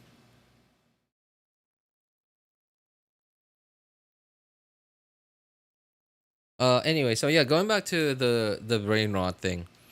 So, why is FNAF a popular well topic for this like all this like well quote unquote kids content nowadays? That's basically brain rot. Like they they make up stories, they make up their own like fake lore that makes no sense at all, has nothing to do with like the real lore of the game and the real characters from the source, the real source, like the actual game itself. They make up their own lore, they make up their own stories, and they make these like really low budget and again, I'm not judging low budget animation, but what I am judging is like why make this like brain rot content out of brain rot content making up stories that have nothing to do with the original source because we played FNAF as kids. 2014 was something. And the thing is too is even more brain rot is happening because all these reaction streamers, reaction YouTubers just pile a dog pile on top of all this other brain rot content. They I don't even know how to explain it. I'm sure like a psychiatrist might be able to explain it better than I can, but I just know that it is like overall bad for kids. Like what the all these like reaction streamers slash creators who literally only just upload videos or stream just them reacting to other people's work who are also based off of someone else's IP, but because they've made up their own stories about it, they can't be copyright struck because, right? Like y- if I made up some weird like completely unrelated story about Mickey Mouse and Minnie Mouse and like all the other, characters, other classic Disney characters. If I made up my own story, I don't think Disney would be able to, copyright strike my video slash channel, right? Because like I've already augmented the content enough that technically it's my content already, and I think that's what's happening. And because these people who make this content, they know that they can't like claim that this content is completely theirs because it's based off of someone else's IP, that all the reaction streamers slash YouTubers are also targeting this kind of content because they know that they can't be, their whatever they're reacting to can't be claimed.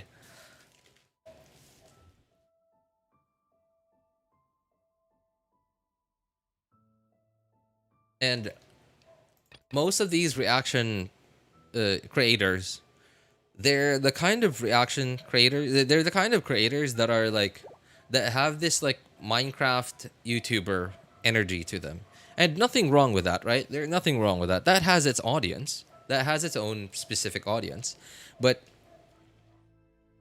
to make anything interesting, like just a guy to make you a guy in your mid 20s to late 20s to maybe even early 30s, mid 30s, a guy, a grown up man watching this, well, made up, quote unquote, kids content, interesting.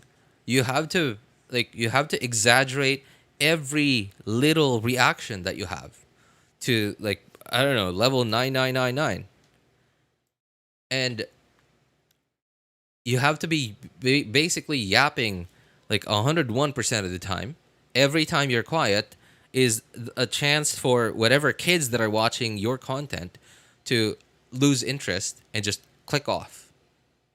So you have to be yapping 101% of the time. And okay, and everything you yap about has to be like, oh my gosh, look at this. Oh my god, wait. Everything has to be like to get their attention like on you the whole time. And okay, sure, I understand. They're just trying to, well, play the game, right? They're trying to, well, they're playing by the system, right? They're using the system. Giving kids ADHD one yap at a time. Yeah, exactly. Right? That's what I'm trying to say. What it's doing is it's making kids' attention spans so short that kids can't even do anything functional anymore. They can't be functional with anything in real life anymore. You can't even get them to sit down and do their homework on their own because their attention spans are so short. You put their books in front of them, you put their like piece of paper in front of them, give them a pencil, and then like tell them, okay, here's your homework, right? Like you come back half an hour later, you realize they haven't written a single thing. And then you ask them, what have you been doing? And they just say, um, I don't know.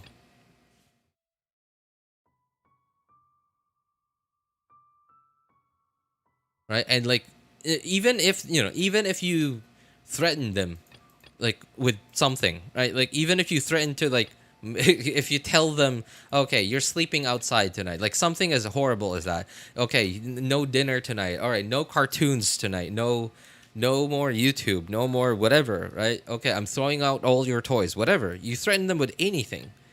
Like they wouldn't be able to remember what they were doing for half an hour because they will likely have been just like twiddling their thumbs or like just I don't know rolling the pencil back and forth on the table because their attention spans have become so short, incredibly short, that they just aren't functional human beings anymore.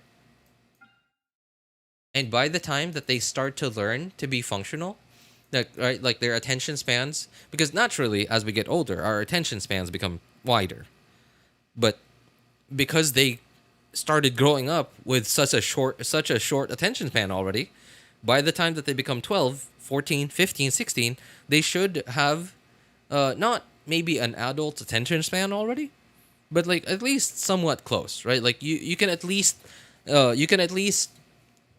tell them, okay, your project is due next week, and then they'll at least have the attention span to like focus on that because they know they have to do that.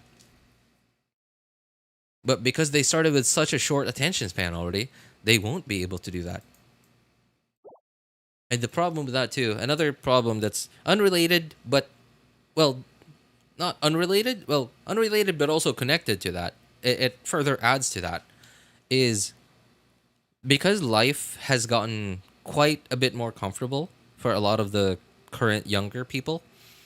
And when I say comfortable, I mean like most parents have decent jobs already nowadays, which means most of the day-to-day necessities are fully taken care of.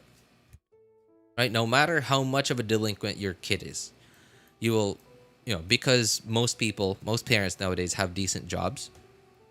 Another thing too is because most of the necessities have gotten so cheap, they've been commoditized so well, right? Because of like new advancing technology.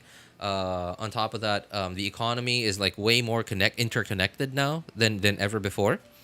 A lot of the necessities are just a lot more reachable for everyone.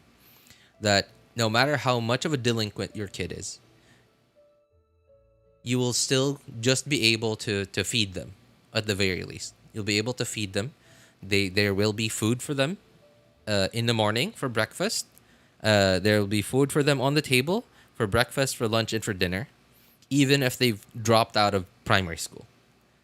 Even if they've, dropped out of primary school, high school, whatever. If they flunk school, what are you going to do? You're going to kick them out of your house? Not not with all the what are you going to do? You're going to beat them until until what? Until you scare them enough to actually try in school, to actually make a, like to actually learn something in school and make a good future for themselves. Not with all the child and women protection law protecting laws. What? Women and children laws? Protection laws. There you go. Women and children protection laws nowadays. And I can't blame that because things were horrible without them. Things are a lot better now with them, but it's also like making this difficult. It's good overall, but it's also making this like certain thing difficult.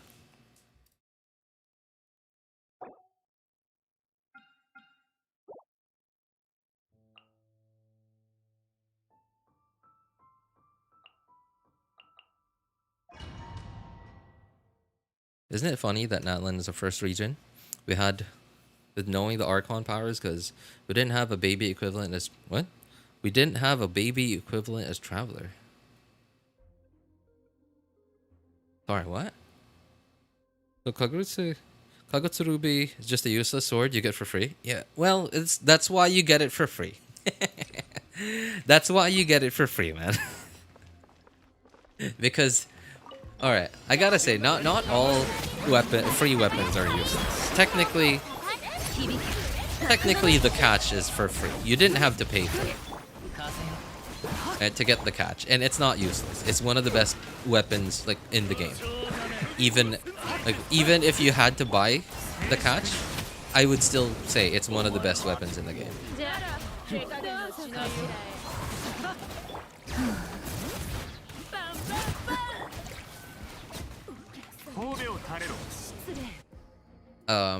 But you do have to pay for it with blood, sweat, and tears. A lot of fishing. Not a lot of people like fishing, and I gotta say, I honestly can't. I honestly don't know how some people can handle fishing.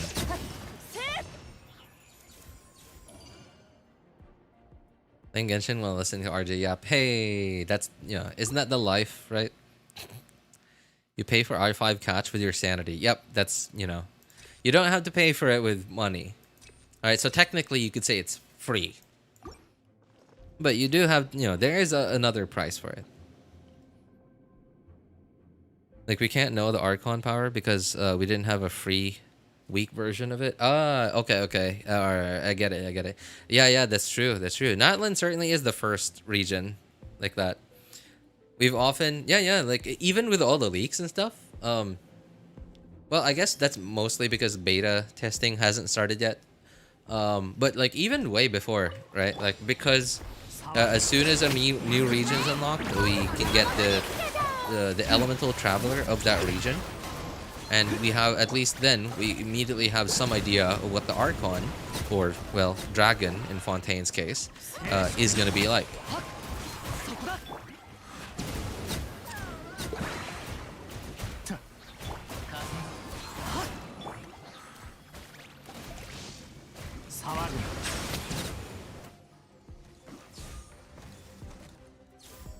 I like fishing, but not all fishing is good.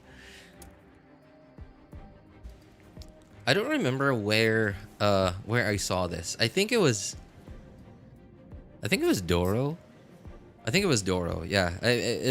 Doro reviewed okay, yeah, that definitely was Doro. He reviewed and at some point he revisited reviewing like one of his viewers who was like a super like multi ultra giga whale, like who had everything, like R5 everything and C6 everyone, but was also like a super like insane completionist. Like he had almost every achievement, and when I say almost, I think he was really only missing probably less than 5 achievements in the entire game. And he had every character at level 90. Well, most of them was geared. But he was still like working towards getting everyone their own gear. And like every achievement, which means that includes all the fishing ones too.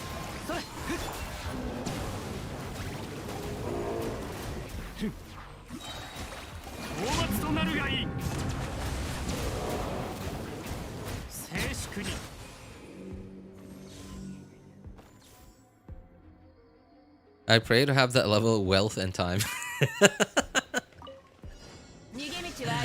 I mean, that's the thing though, is like, that is such a luxury to have, right? Like, imagine having that much money and that much time. Like, most people don't have the money and or the time. So some people who do have the money don't have the time. And some people who have the time don't have the money. And that's generally, you know, those are two things that are often on opposite ends of the spectrum. Like, if you have a lot of money, that means you used up a lot of your time to make all that money. And vice versa, right? Like, if you don't have any money, that means you have a lot of time because you didn't use any of your time to make any money. But having both, man, what a privilege, right?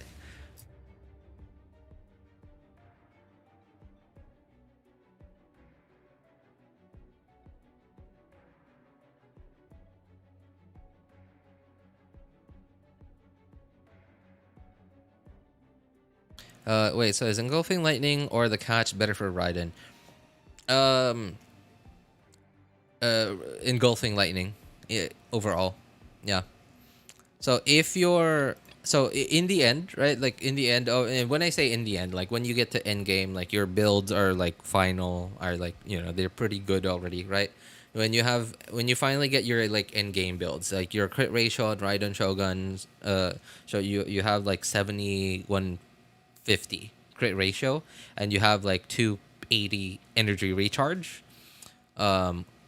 Once you finally get to that point, at that point, the catch will still be good, but you really won't need it anymore. What you're going to want more on your Raiden at that point will be more attack, which the catch doesn't really give you any of.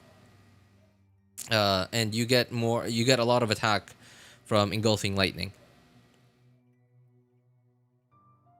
But if your Raiden Shogun doesn't have a very good build yet, then the catch actually helps you build your Raiden Shogun a lot easier, because the catch gives you 12% crit rate on your burst.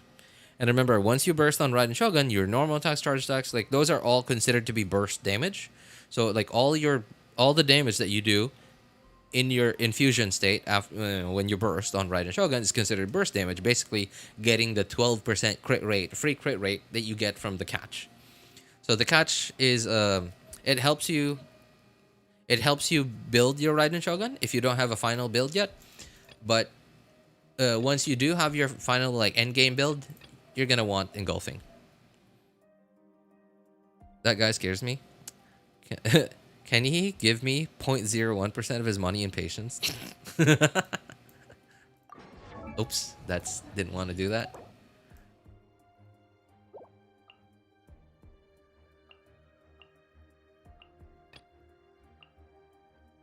Right, 0.01%. Like I can't even imagine, because like right, someone who has that much money and time.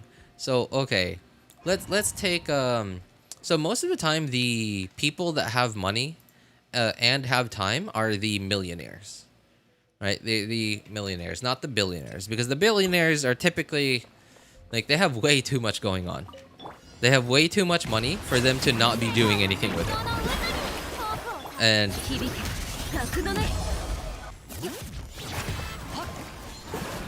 and by the time that they realize like, oh, I have $1 billion and I can easily make another 100 million. Okay, well, let's do it. And then like, oh, I can make another 300 million by doing this extra thing. Okay, sure, I'll do it. Right? And by the time that they add up all those little things that they have to do to make, you know, to easily make another like couple million, couple 10 million, like they, you know, eventually they will have so little time left that they don't even really have time to enjoy their money anymore. Like technically, they will well enjoy their money because not to all of them, but to a lot of them, it is actually enjoyable, right? Like being able to just do this and instantly get more money, right? It's like gambling, but like in a different way. Well, technically some of them also do gamble, like literally gambling, but most of them gamble in like a different way, right? Like for example, betting on stocks. And when I say betting on stocks, I mean investing into stocks. It's not literally betting.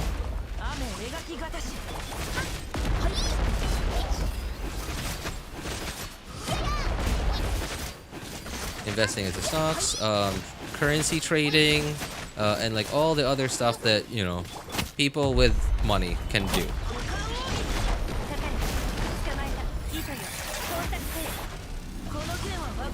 But by the time that they're done with like doing all their everyday stuff just to make their money, no, to use their money to make more money, they won't have any more time to do hobbies that regular people have, you know, like gaming or what, going going go-karting, right? Or what, going swimming, going to the beach, or going like having a barbecue, right? Having a barbecue with a family on Sunday, right?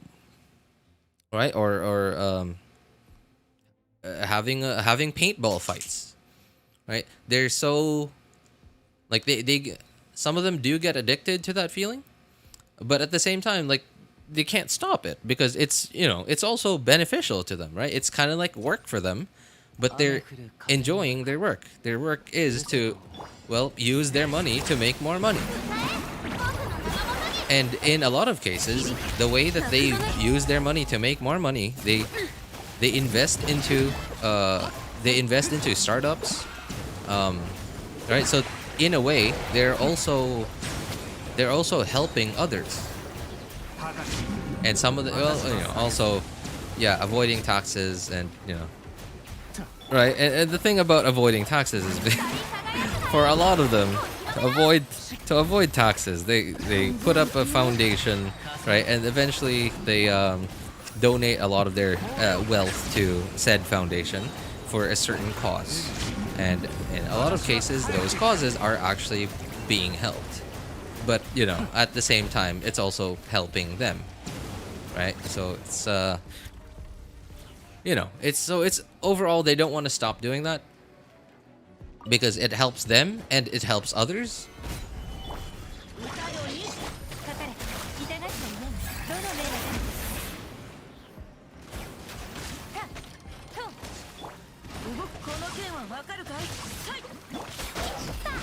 So yeah, typically these kinds of people don't really have any more time for like normal hobbies. So typically, the people that do still have time for like, well, normal hobbies like shopping, shopping, gaming, um, yeah, and all the other stuff that I mentioned earlier, are the millionaires.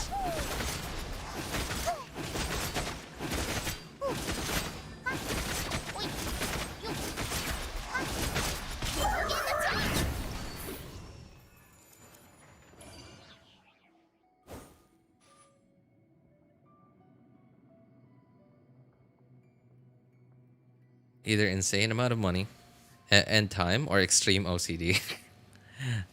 I'm hyped for Cryo Traveler and Archon. Oh man, we don't even know what the Archon looks like. Well, we have some idea of what the Archon may look like, because I don't remember where it was from, and it was official footage. It was from, oh man, I really can't remember where it was from, but it was from somewhere. We got official footage of what the Cryo Archon might look like. It was like, and she wasn't the main thing of that footage. Like, she wasn't the main focus. It was something else, but she just so happened to be like there in the background, like sitting on her throne.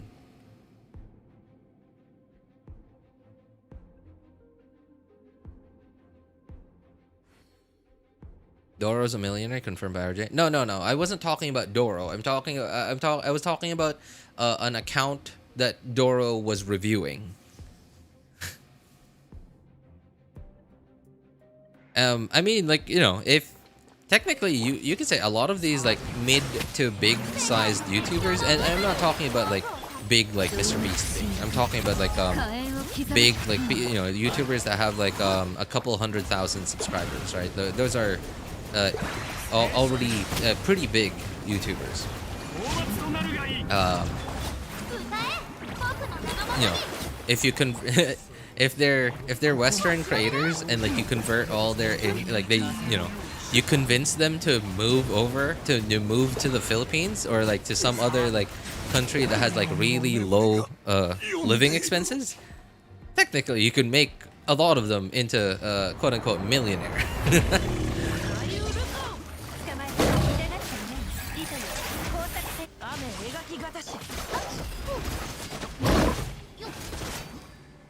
Oh, well.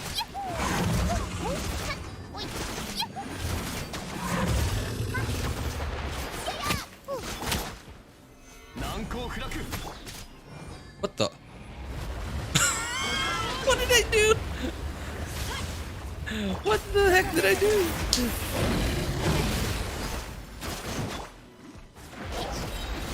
I think what happened was I bursted on Zhongli. So it started doing the animation thing, like it pointed the camera up, like where Zhongli's camera would be pointed at if Zhongli bursted. But like you know, because I don't have really low ping, there was like a tiny gap in there that I could like somehow start the burst animation, and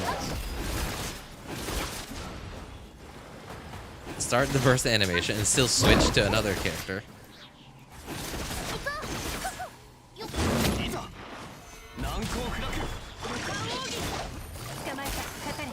Xingqiu 5-star league.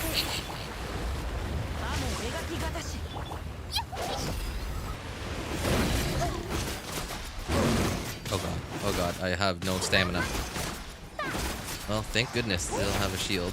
Oh my god, well, oh, that, alright. See, okay, so that's why I like Hutao, Hutao on 4 Crimson instead of 4 Shimenawa. I would have died right there if I was on 4 Shimenawa instead of Crimson.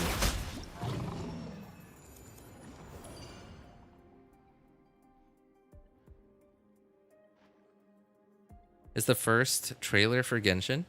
No. Okay, so that was one of them, Mighty. But there was another one, somewhere along the way. I really can't remember where it was from. But I'm pretty sure it was somewhere in Sumeru or Fontaine. And I can't even remember if it was an Archon quest or a big world quest. I remember it was a pre-rendered cutscene. That's all I remember. I don't remember if it was a big world quest, an Archon quest, or even a character story quest. It was something like that, one of those. And I remember, I'm pretty sure there was somewhere between Sumeru and Fontaine. RJ ascended Xingqiu to become an Archon. Xingqiu level 100 leaked. That was pretty funny. But I hope YouTube. So okay, a couple of hours after the stream, I end the stream. YouTube will be able to give me 3 potential thumbnails that they just take from like somewhere in the stream. And I certainly hope that that's gonna be one of them. I mean, like, if not, then I could just screenshot that and, like, you know, manually make it into my thumbnail. That's pretty funny.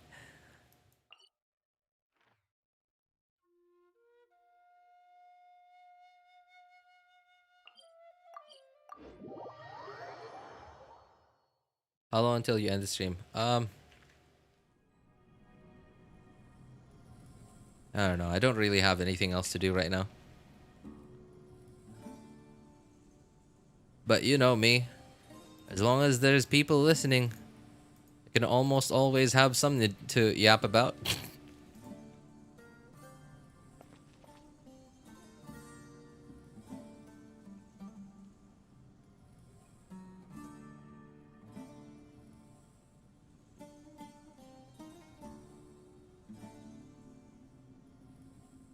Well, I guess that's not completely true. I do have something to do, but it has nothing to do with Genshin.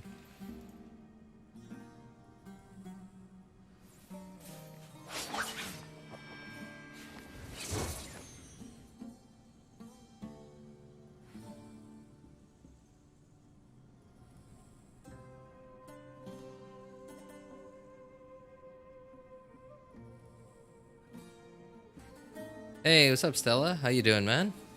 Good to see you. This is the RJ we know and love for real. Yep, fire. Lauren, my beloved. Oh man, okay. You know, not a very long time, but for like a little while, for a little bit, I kind of stopped thinking about Chlorine.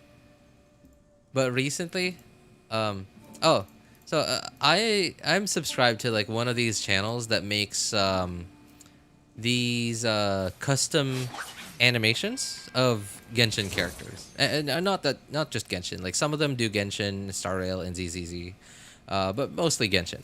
And but I've only really ever subscribed to one because their animations are really well done. Like they're a lot more realistic and not just like eye candy. And they're a lot more realistic. And when I say realistic, like a lot of these like custom animations like from, you know, those kinds of channels, they're always like very obviously 3D animated. Like I don't know how to explain it, right? Like this one that I'm subscribed to. Okay, I guess I'm just gonna say their channel name. You know, like I like their well, content. I guess technically it's not their IP, but you know, like I like the way that they animate. It's Gosari, Gosari, and then like a couple of what I think are Korean characters. I don't know. I really like their animations because like they feel real, like they feel like it's a real person. Like there's weight. Like I feel like that character actually has weight.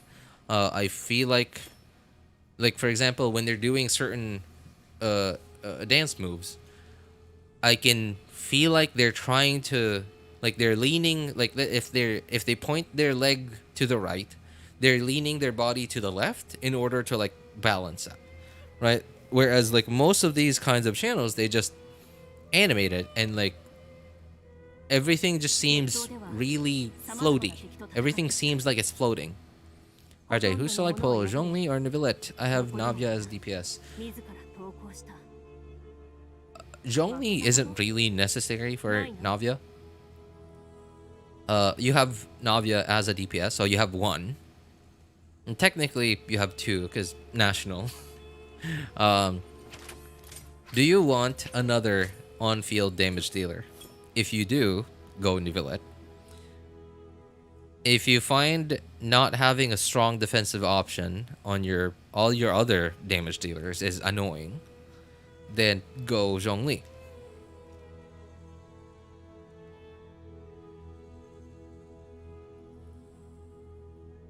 I have this artist on Discord. I want to commission her to make Chlorine pixel emotes. Her style is so good, but commission equals money. Me divided by divided by money. I have Chiori, I need Zhongli. Okay, yeah, then I mean, like, it wasn't even a question to begin with.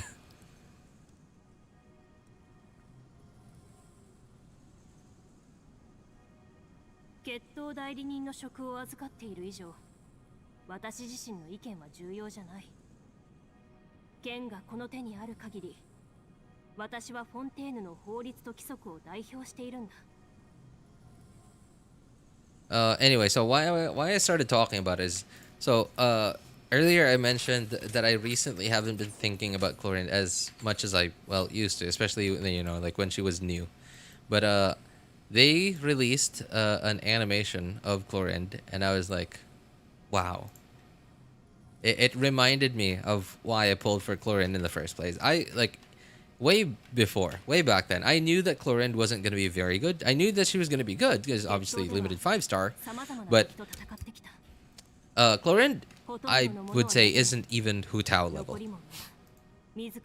I mean, at least like not highly invested C1 plus Homa Hutao level, but yeah.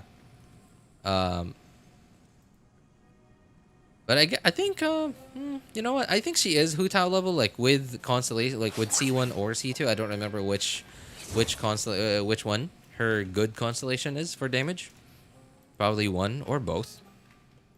And her signature weapon, she probably is Hutao-ish level. But I really wouldn't put her like anywhere next to Al-Haytham. Like somewhere around, but like definitely below. Not right below, but definitely below. An Al-Haytham. And even though I knew that, I still went for her. And well, I knew why. And seeing that animation of her reminded me of why.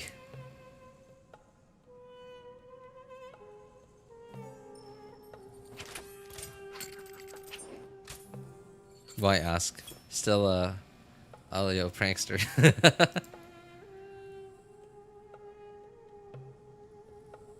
I mean, it's always nice to just, like, even though your mind is mostly made up, if your mind isn't completely made up, like, it's always nice to just have other people like brainstorm with you too. Because like you never know, like some of those people might come up with a point that you never even thought about. Like okay, there was this one time where like the one and only time that I ever went to one of Zajeff's streams on Twitch, and it just so happened to be like, I think Zajeff at the time wasn't as big as he is now, so like he was still at least able to somewhat read most of the people's chats on his stream. And at the time he was doing calcs for Ayaka, and and then I suddenly thought, oh, what about Ayaka 4-piece emblem? And then he was like, yeah, okay. And then like once he started doing calcs, he immediately, I don't remember what it was, but he immediately knew that it wasn't viable. Like, even though, like, on the surface, right, you're like, oh well, it should be viable, right? Like, it kind of makes you think that. What was it again? I don't remember. It was so. Oh, right. So cryo resonance. So losing, I believe it was losing cryo resonance. I don't remember. Oh yeah, okay, because you're losing so much crit rate, you're gonna have to build more crit rate in your build, therefore a lot less crit damage, and also losing the cryo damage from the two piece blizzard. Yeah, so it was like a lot of that stuff, and like that stuff didn't even come to mind because I didn't have anyone else brainstorming with me, right? Until he did, until he and like all the other people in chat at the time helped along with brainstorming.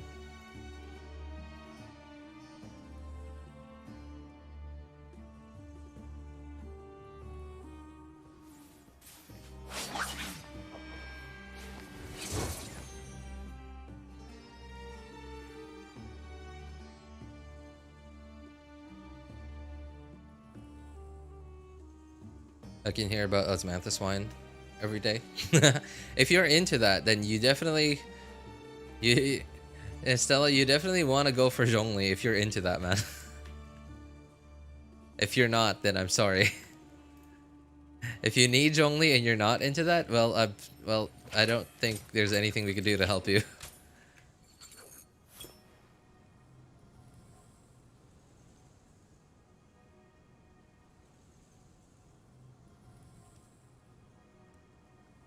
Nivelet will yap about different types of waters. Well, at least it's not. I, I don't know what it is like, but Zhongli seems to just that specific idol animation of him talking about osmanthus wine just seems to happen a lot more often. I'm sure it's wrong, but it feels like it happens a lot more often than all his other idol animations.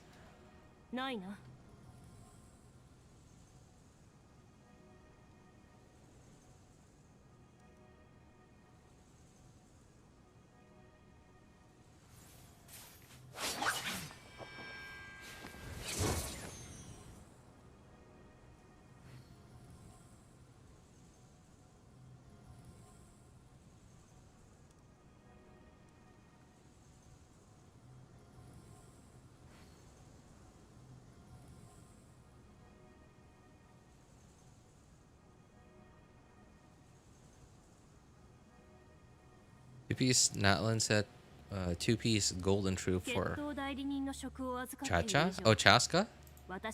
Wait. What does... What does the two-piece Natlan set do again?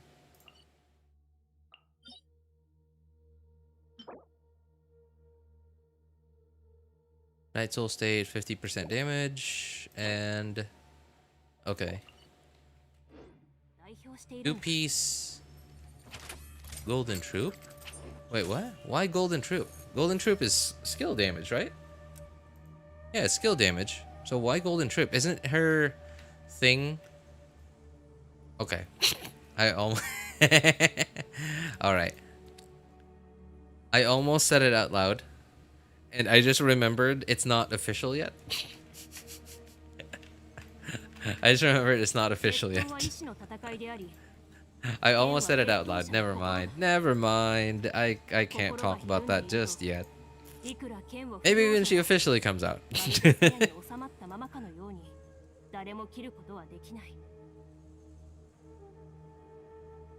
Is Nivelet only more likely to get a rerun sooner? I think. I don't know, man. I mean, like, because, okay, Zhongli, because he's an Archon, he's more likely to get a rerun more often. But Nivelet is technically, and I say this in quotation marks, the Archon of Fontaine. So, I don't know, really.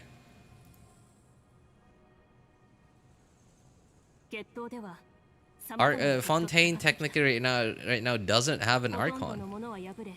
So Nivelet is sort of like acting Archon.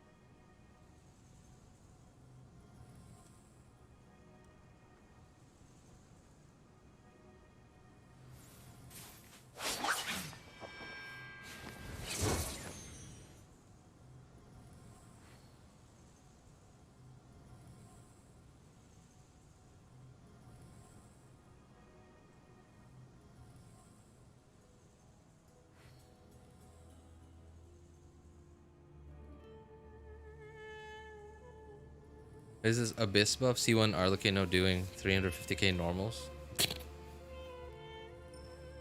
It's just a straight up attack buff, man.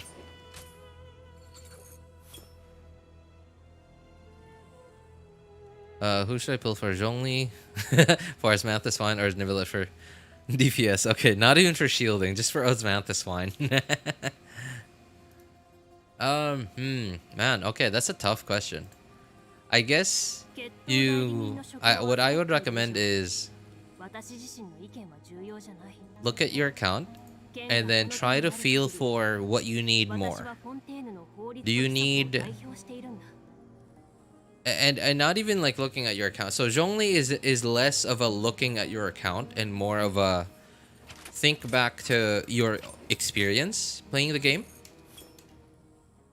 If you feel like you've experienced a lot of very often being in a situation where like, oh, this enemy is annoying, I can't, like, I'm trying to attack, like, if you've, you know, just let me attack, let me do my skill, like, if you've experienced that like often, and you know, like, think back to your gameplay of Genshin. If you feel like if you experienced that quite a lot, then I would recommend getting Zhongli. And also try and think back to like what team that was, and try and think back to like whether replacing one of the characters on that team with a Zhongli would be okay, or would it be an overall like detriment to that team. Yeah, like that's sort of what I would recommend you do. Basically, do some soul searching.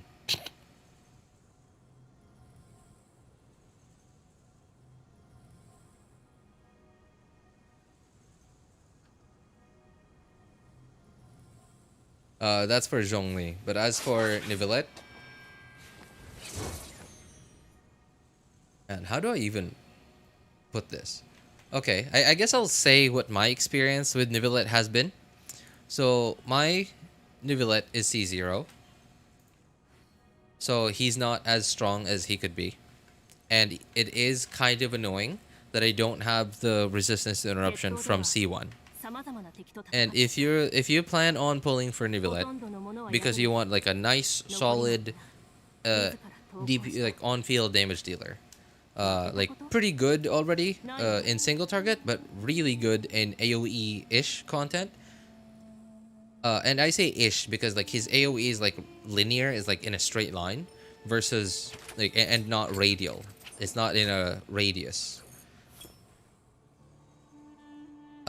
But if you have Kazuha, then that sort of just solves the problem.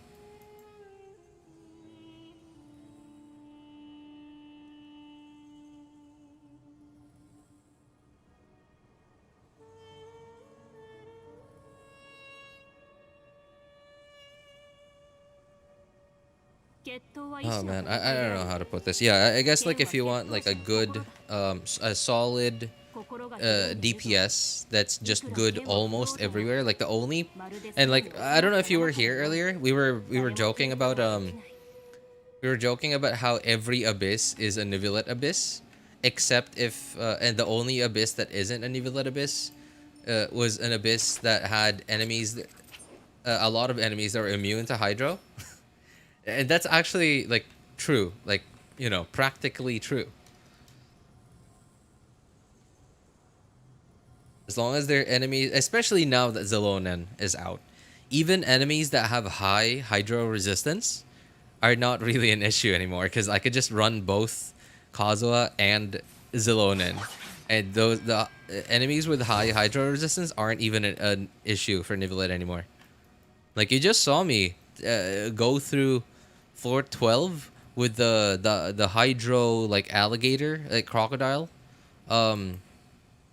consecrated beast, and it, like, even though that thing has 70% Hydro resistance, it really wasn't an issue at all.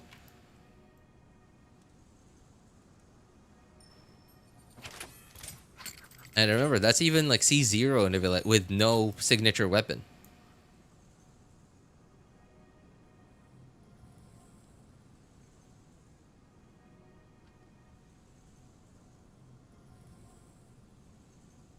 So, yeah, if you want really solid, almost completely universal on-field damage dealer, go Neuvillette. Especially if you have the right pieces to make him really good. Hey, what's up, wrong person? Good to see you, man.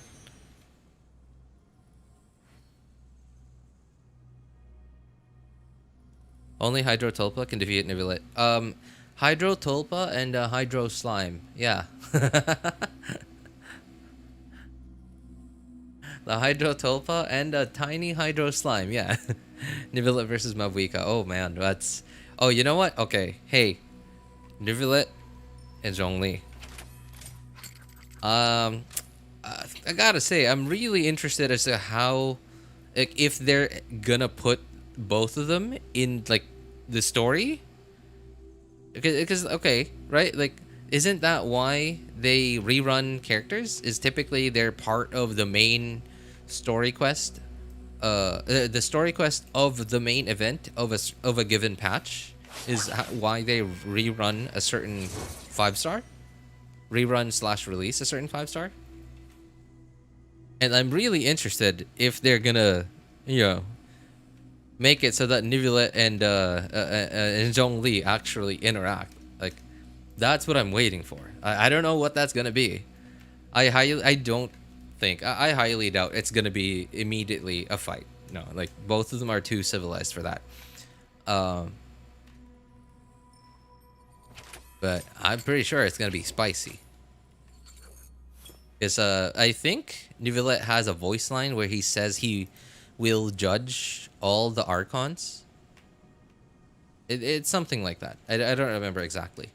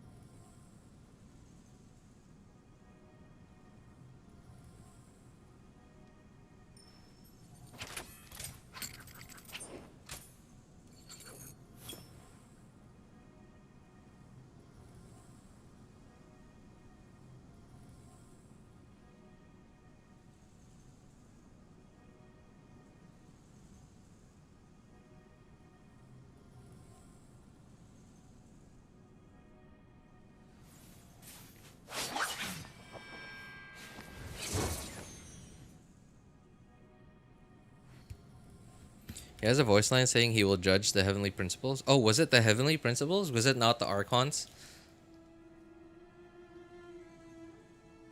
I regain my full powers. I can also judge the other world, the other gods of this world, like that. I don't remember exactly what the voice line was. Oh wait, okay. I guess I could look it up. Sorry, by the way, I'm doing something in the background. It's a different game. Has nothing to do with Genshin. It's just something. It's like a time sensitive thing. Hmm.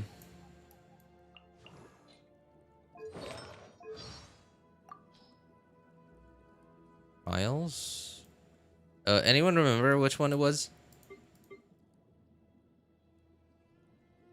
Trials? Oh. The fan of trials, preside over them. Okay, no. Each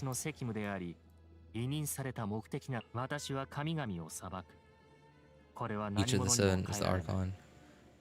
岩の体験を勝ち取った飢饉の神も当然ながら裁かれる側だ。もし我らの Need 争 to いを work 見 for た I くない intend 者が to いたと stay し in ても Fontaine for the 心配 foreseeable する必 future. 要はない。私はまだ Rather, フォンテー 400ヌに続 years, ける必 another 要があ point る。 of constellation. その訪れが Eventually 400 年 takes 以上先 place. にな It る is ことだ still って not あ a り得る given, だろう。 but the judgment will lead to a それ physical に最終 confrontation. 的 Yeah, な採 yeah, 決 right. が So like 必 literally ず that しも one, 武 right? 力戦争につながると He は says 限らない。 he doesn't intend for it to be a physical confrontation. Ascension?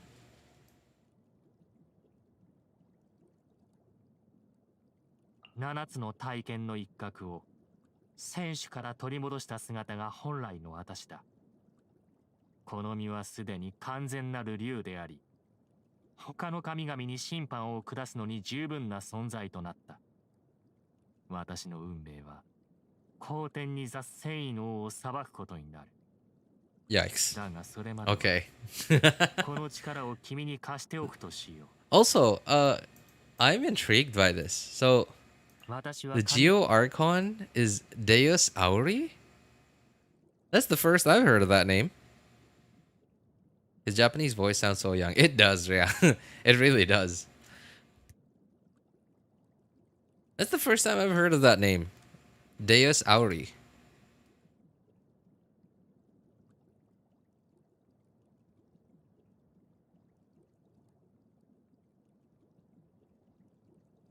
They could have hired Madara VA. Oh, man. That would have been... Yeah. Oh, my God. Madara's VA. You know, that's kind of surprising to me. Yeah, like, I'm kind of surprised, like, how they haven't hired Madara's Japanese VA yet. Why has it taken so long? Right, man. He's probably at the very least already in their sights, right? Like I can't imagine him not being even considered.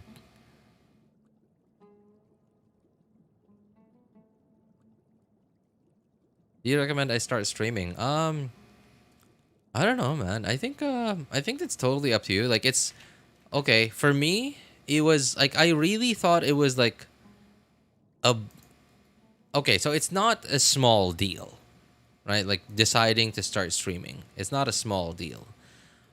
But I really thought that it was like gonna be at the very least a bigger deal than what it is now for me.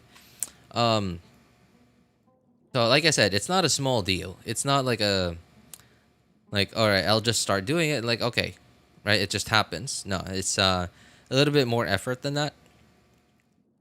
But I also okay, you know how like most people who stream video games, right? Like they have this whole like elaborate setup behind them. Like everything is like cool, like streamer streamer gamery vibe to them, right? With their webcam on, and like all the cool stuff that happens, like even like alerts every time someone makes a donation or like a Twitch bid or whatever, right? Every time somebody throws money at the screen, there's like a special thing, and like you have to be like hype and energetic all the time. And sure, you can do that, and that is the current formula that works, especially if you intend to at least try to make it so that you can make a living off of doing it. But it really isn't as big a deal as most people make it out to be. And again, like I said, it's not a small deal either. You have to put in the effort to do it. And well, in my case, it's not as high effort as like those like bigger streamers. It's not as high investment as like those bigger streamers, right? And when I say like high investment, like okay, like buying a really expensive microphone, buying a stream deck, not Steam Deck, stream deck, right? Buying a stream deck to like quickly switch between your input feeds and stuff, but setting up like I don't know, like a whole thing, like setting up multiple cameras so you can like stream like yourself in your like gaming position, like, and then like you want to move over there somewhere to stream something else, right? And I think what I would recommend you think about is like your game time, right? Like the time that you play video games. Is that something that you think you might enjoy if you were in a situation where you had people to hang out with? And that's the thing though, like if you were just hanging out with your buddies, you may choose, you could just choose to, be at the center of the conversation, or to just, be an observer of the conversation, right? Like you could just laugh when something's funny. You could just laugh with your buddies if there's something funny, but you could also just choose to not say anything, right? Because they're just your buddies. Whereas if you're streaming, well, technically there's no, contract that you sign telling that you're obliged to have to entertain everyone, right? Technically there's no like literal contract, like legally binding contract that tells you that you have to do that. But if you want the same people to be, if you like certain people coming to your chat and you want them to keep coming, well, then you better start getting entertaining, right? Otherwise, they're not coming back.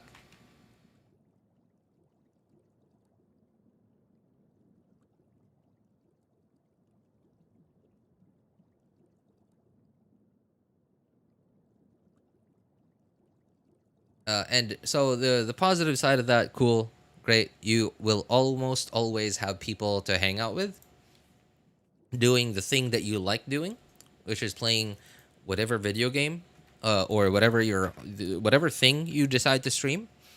Do note that. So I don't know if it's a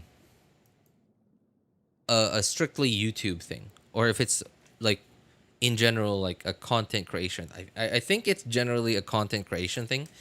It's a lot easier to make it big if you have a specific niche.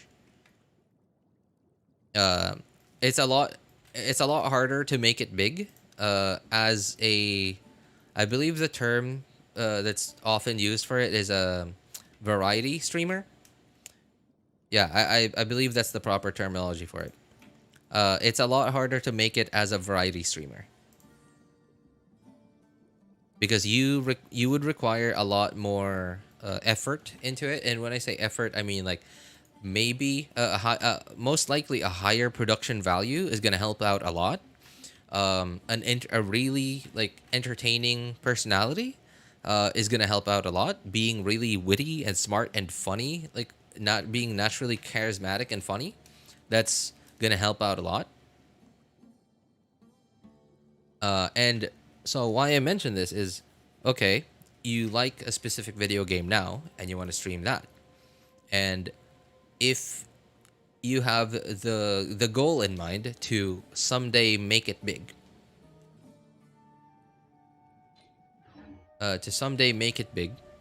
then it's going to be a lot harder for you to make it big if one day the game that you're playing now shuts down and you're forced to have to play something else, and your audience doesn't, decide that they want to follow whatever game that you've decided to go with.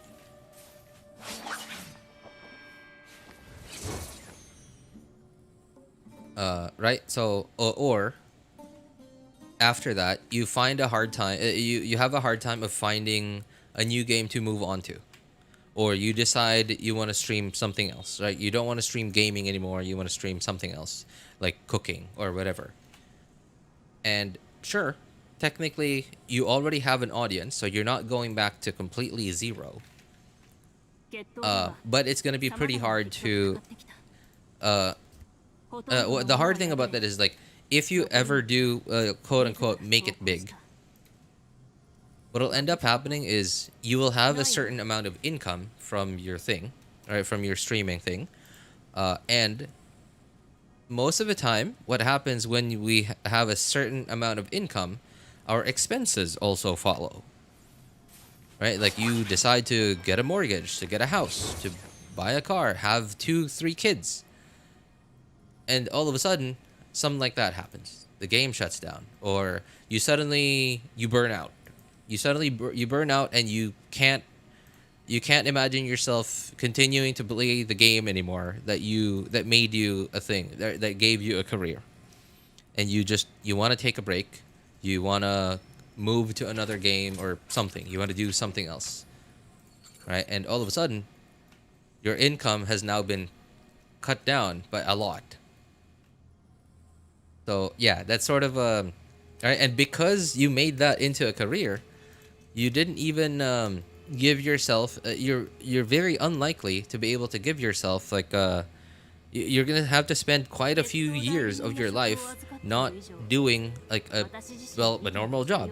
You don't have a career that you can put onto your resume in case, you know, worst case scenario, it all comes crumbling down because something happens, and then you now have to suddenly get a regular job.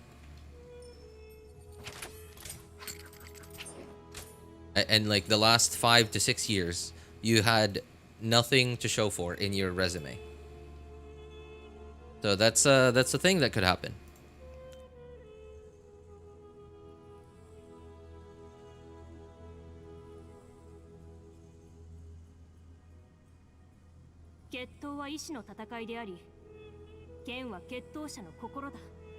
Hopefully no narration works out for me. No narration, like you literally just okay. You stream and like you're just playing. Like is that what you mean? I mean, you know, there's again, there's a niche for that.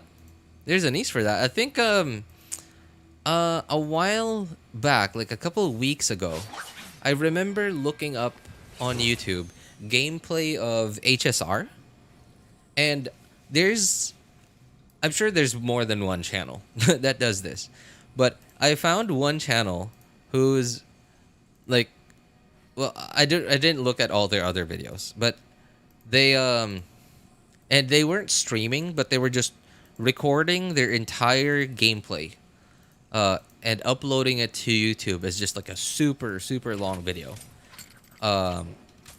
No commentary, just gameplay and game audio, and that's it. And they, you know, like they had a, you know, they were decently big on YouTube. I don't remember who it was. They were decently big on YouTube, but for how much content, and when I say how much content, I mean like how much, like in terms of like how long the videos are overall, for how much content to watch there was, it was like disproportionately low in subscriber count and engagement, and when I say engagement, I mean comments and replies and likes and dislikes, etc. But you know, it's a niche, and if you find that niche audience, if you somehow get lucky enough to get connected with them, and you know, again, YouTube is gonna try to help you. YouTube and like all these video streaming platforms are gonna do their best to connect the audience, the eyeballs that they want, to watching certain very specific content that those eyeballs want to keep watching. They're gonna help you, because more people watching more content equals more advertiser money.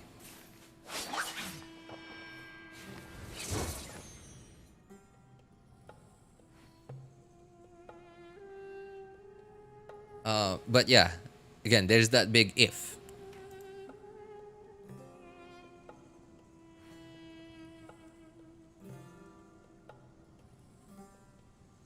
Good luck to you if your game streaming shuts down. Yeah, oh my god, yeah, right? I think Genshin is the safest thing, since you have HSR is it's easy to fall back on if things go wrong. Yeah. Wrong person brings up a pretty good point, but then like hopefully you're not like me. You're not like, if that's ever the case, hopefully you're not like me, who doesn't enjoy very much. Like, it's not that I hate ZZZ and Star like HSR gameplay. It's just that it's not my type of game. It's not the kind of game that I really enjoy. And I don't know, like if you were to ask me now, like if Genshin ever shuts down, or if I quit Genshin now, what would I play? Honestly, like even though HSR and ZZZ are there, Wuthering Waves is there, I can't even answer that. Like I wouldn't even think of going to HSR or ZZZ. Like maybe if I eventually get so bored that I just can't find a game, but like I don't know. I really don't know. 剣がこの手にある限り、私はフォンテーヌの法律と規則を代表しているんだ。Streaming should always be a secondary source until you are 100% sure. Yeah, until you are making like more than enough money for what you need. Like, right? Like you could see that, like you have to observe it. Like if you, once you start earning a certain amount of money from it, that you're like your peak. Like you have to observe like the last couple of, at the very least, couple of months, and like to a couple of years. and like try to average it out, and like you average it out, and like you're like, okay, this is quite a bit more than what I need for consumption. How do you always have something to yap about? Yeah, wrong person has a good point. Yeah, because I read chat. Yeah, because I read chat. Talks to us. We give him triggers for his train of thoughts to happen. Wow, that's actually a very good way to put it. Hey, what's up, Mr. J? How you doing, man? Probably banging your head against the wall. How you been? Really good, man. Weather was kind of nice today. Weather is really nice today. Well, nice for me. Nice in Japan would be like sunny. Nice for me is really cloudy weather with thunder happening. If you play Wuwa, I'm unsubscribing. What's up? What's wrong with Wuwa? Wuwa can't be that bad, right? Wait. Also, okay. I don't hear people talk about Wuthering Waves much anymore. Is Wuthering Waves okay?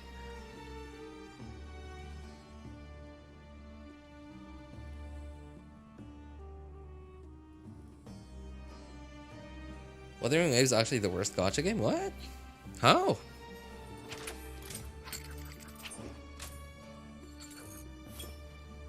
I think the gameplay is like a lot more fun for people who want a challenge.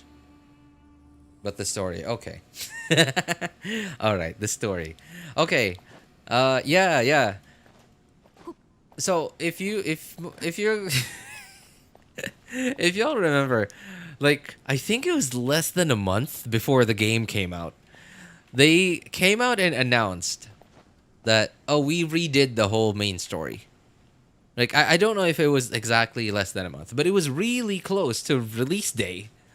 They said that they redid the entire main story. And I was like, you can do that? How do you do that? Who cares? There's a skip button.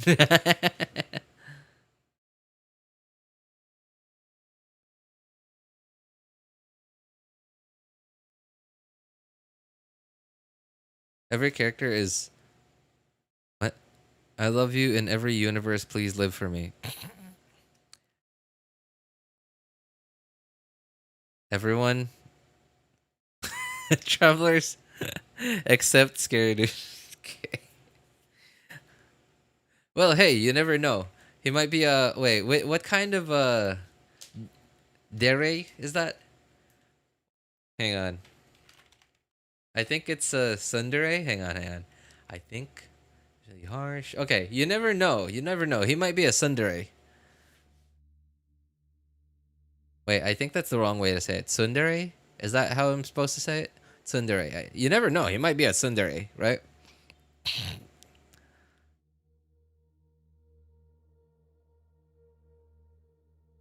I'll try and find something fun to do. I'll be back once I get bored again. Okay. All right. Thanks for coming by, NDG. Take care, man.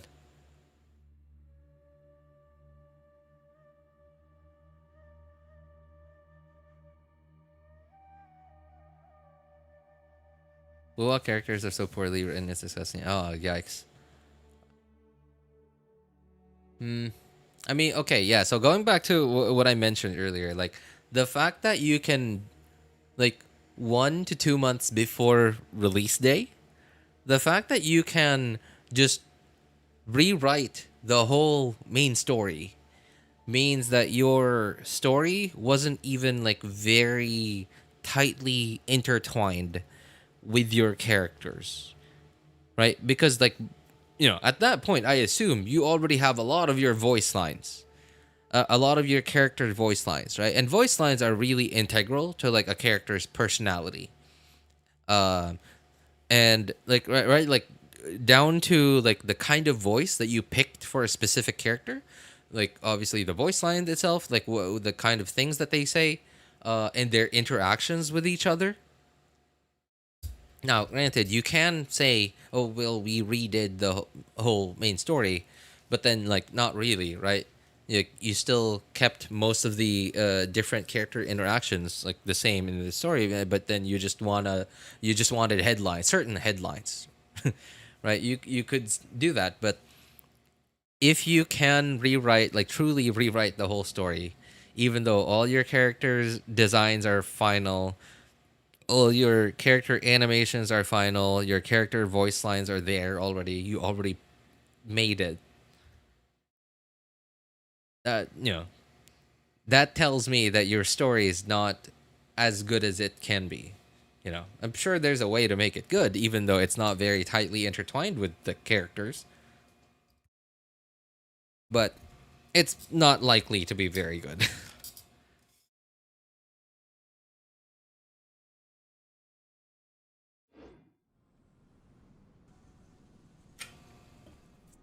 I can't use Nivelet. I'm gonna cry. Huh? Why can't you use Nivelet, Maisa?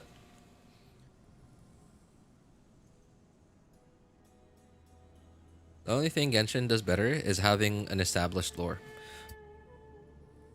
Genshin has done a really good job of being like the background lore. I think is what you're referring to, right, Mr. J? And they've been very consistent about it. Yeah, I guess consistency and like world building. World building. Like they've made up this like whole like gigantic history of their world.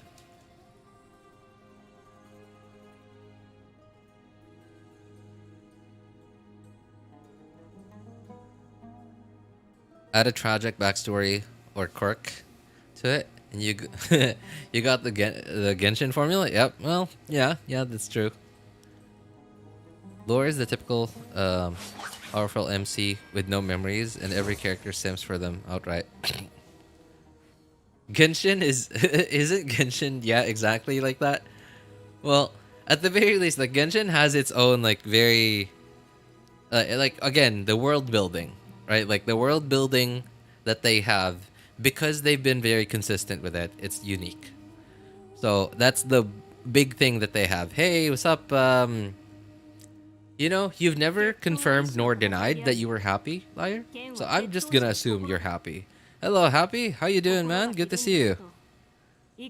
I hope you're doing well, man.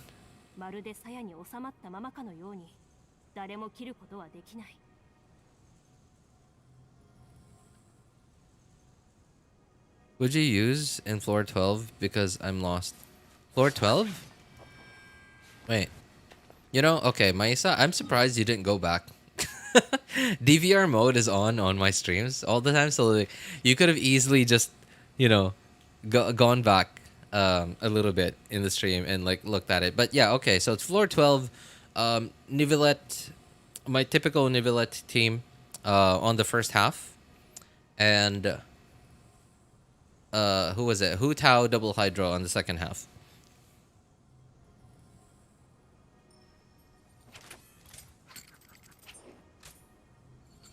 That is indeed what I mean, RJ. Yeah, your typical Genshin is your typical isekai, isekai overpowered MC who, like either lost their powers and is wait, what was this? There was this anime that somewhat recently came out where like this group of this like class that was on a field trip gets isekai'd to a different world, and like the main character just so happens to get a useless power, like a useless superpower, and is deemed to be so useless that he got exiled, and then like he eventually actually is like really really strong now, and he's like hell bent on like getting revenge on the goddess that isekai'd all of them to that world. So like not very ether like, but somewhat ether like, right? Like summoned to another world, but then like isn't very strong, but somehow works their way to becoming very strong. Ether sort of lost his powers and is working his way back up. You know, kind of like Ether. And then you know, Isekai, overpowered MC slash harem. It's also got that Danmachi vibe to it. I gotta say, yeah, Genshin does have a Danmachi vibe to it. Happy in OA. I don't know, man. He's never confirmed nor denied whether he really was happy or not.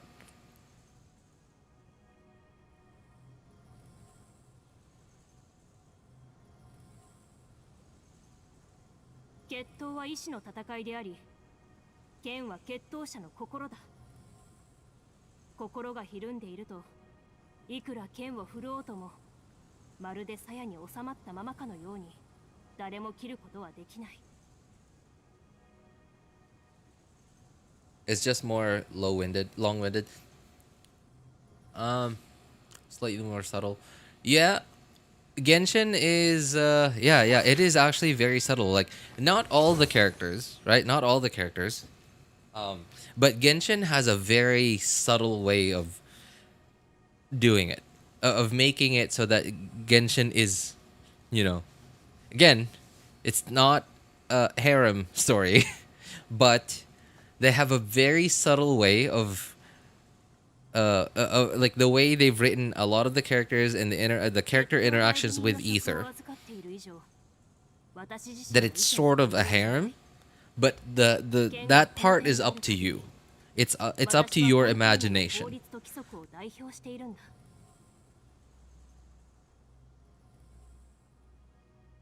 Most women are just overworked waifus in Genshin. Wait, what? Who? Isn't that like the only character I can think of that's like that is Ganyu?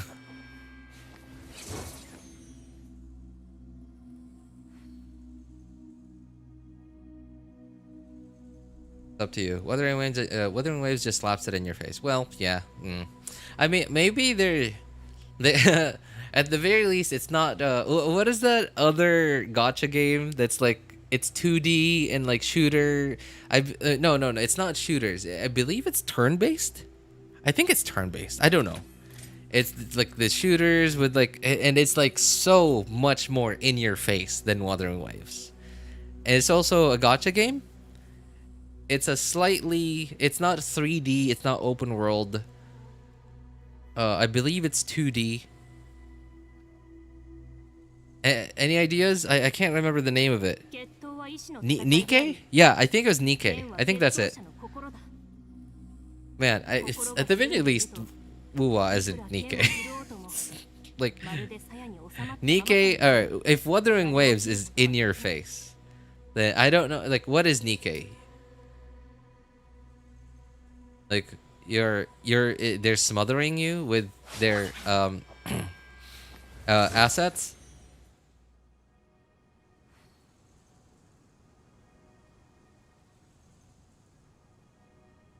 Nikkei is not turn-based, though. It's a goner game? Literally one-handed gameplay.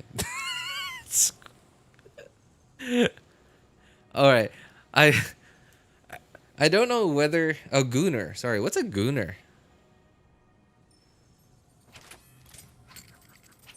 Alright. I don't know how to feel about myself now that I immediately got what one-handed gameplay means. Alright, I'm gonna have to Google that. The heck is a...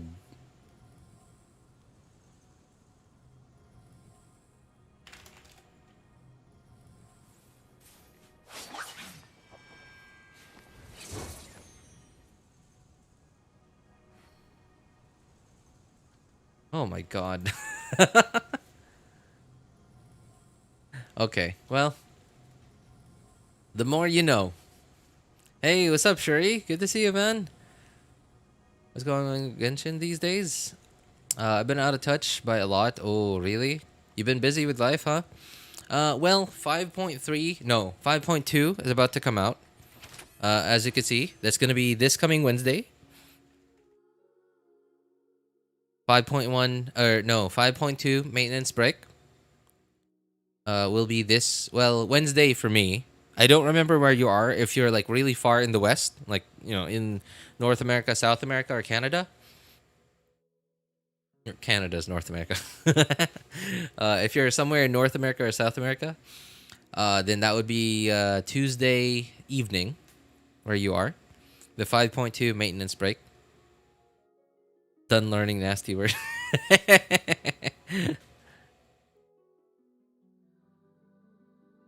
Goon. Oh my god. Goon. All right. You know, if you had said this a lot earlier, Jamie Boy, I wouldn't have had to Google it. And I think Finding out this way would have been a lot funnier for me. Gooning his Nivelet before the charged attack. Oh god.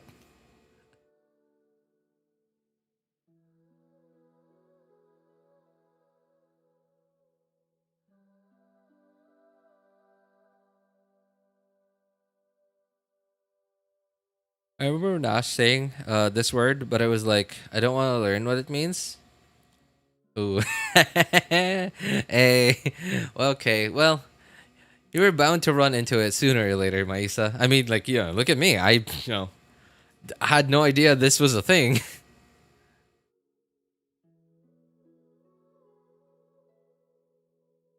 But yeah, I mean, like, I have to agree with wrong person, but at the same time, I also have to agree with Mr. J. Like, Genshin is very similar with Wuwa, but yes, wrong person is right. Wuwa is a lot more in your face, and whereas Genshin is like super subtle with it because Genshin kids game, right? And it's if you're that kind of person, then your imagination can certainly take it all the way to, well, as Mr. J puts it, one-handed gaming.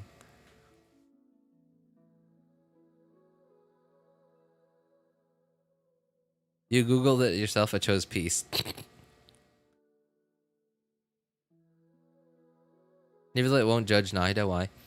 From what I remember, it's because Nahida had nothing to do with like any of the stuff that happened. Because Nahida was literally in prison for the past 500 years, literally from when she was born. Yeah, from when she was born, she was in prison. So she had nothing to do with anything that happened. I mean, if you kind of think about it, wouldn't that shouldn't that exclude the Pyro Archon too? Because all the Pyro Archons are human, right? I don't know. I'm confused. All the Pyro Archons are human, which means they have really short lifespans. So the current Pyro Archon, like at least we look at her, she's got to be like what, 27, right? She's got to be 27, like 29 years old. What would she have to do with anything that happened back then?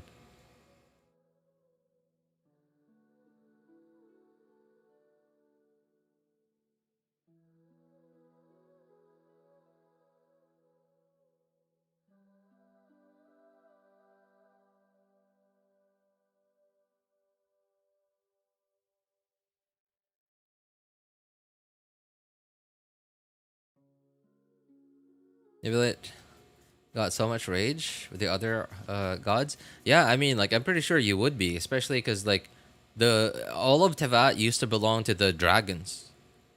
And then like all of a sudden the what did he call them? The king, the usurper king.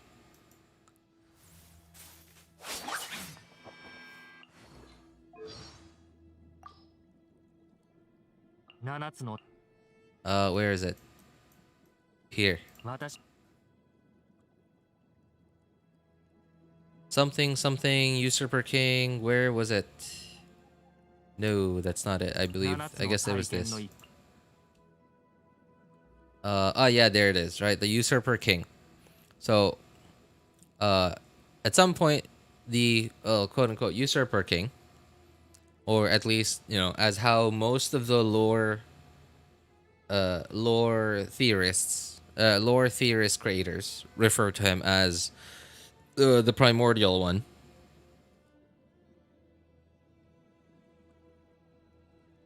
Just came down to Tevat,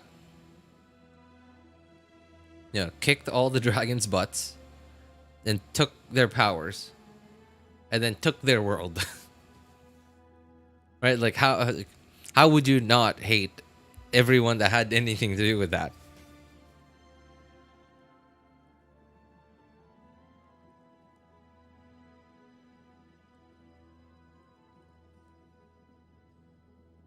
In the end, they're both gacha quality. That's true. Yeah, in the end, they're both gacha quality.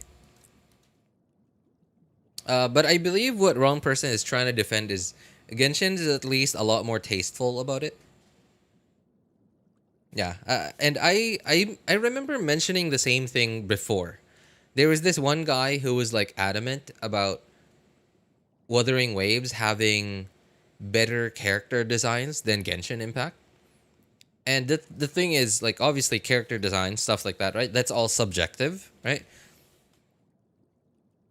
But at least from my perspective, I think Genshin is certainly a lot better when it comes to character designs. It's a lot more. It's a lot more like in line, like artful, I would say. And okay, let's say, okay, like for example, Fontanian characters, right? The fact that they have like the current Fontaine characters like all designed like in very similarly to each other means that at least they're concept artists and character designers at least have had to put in the effort to do research, like do proper research on whatever country they based Fontaine off of. And same with Mondstadt, same with like the other regions, right? So at least there's like some, at least there's, it's a lot more artful in that regard. It's a lot more tasteful in that regard.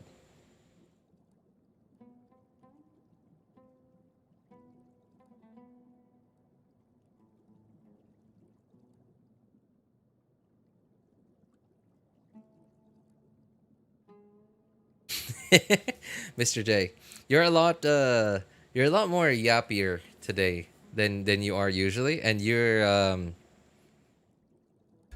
have a lot of typos tonight. So I'm just, you know, taking a swing in the dark here. Are you drunk? I mean, I'm not judging. Also, it's I wouldn't be surprised because well, yeah, right? I just want to confirm. I wish. Oh, really? You're not? Well, that's a surprise. Me when the tear jerking story quest play will be forgotten the next patch. The tear jerking story quest I play will be forgotten next patch. Wait, which tear jerking story? Oh, next patch. Oh, okay. Will be forgotten. Well, eventually. Oh man, Jammy boy. Okay, speaking of tear jerking, do any of you guys watch Dan Da Dan? It's an anime that's come out pretty recently, and um, so I keep hearing people mention Chainsaw Man and like other like really popular anime, but like I looked up the studio that makes Dandadan the anime, and like they're not brand new, but they're also not really old. Like they're the studios from 2013, and like all the stuff they've worked on is like stuff that I've never heard of. But like Don Don is like insane. Like the animation's really good. The obviously voice acting. I'm listening to it in Japanese and like man, they just have I don't know. They have something. They have this special something when it comes to voice acting, man. The Japanese man. Um, and like it is just it's funny, it's silly, but the action scenes are jam packed. But man, oh the most recent episode, man. There's a it's a side character. It's a side character, but then like it's the entire like their entire backstory happened like is shown in like 5 minutes of with zero dialogue, but it is so heartbreaking. Like it's man, I haven't got like that in a while, but man, that one got me good. It's so heartbreaking.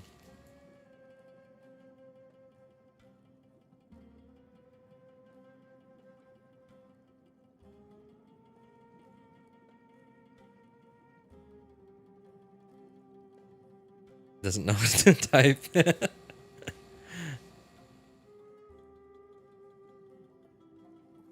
Who gave women permission to speak? Dude, Mr. J, you okay, man?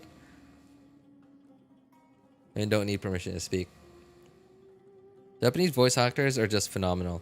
I mean, like, I do understand that voice acting is sort of like, if you're a like high profile voice actor in Japan, that you're about as prominent as like, I don't know, like a Justin Bieber or something, right? They're sort of like the Japanese VAs in Japan, from what I understand, are sort of like K-pop boy band slash girl band members in South Korea.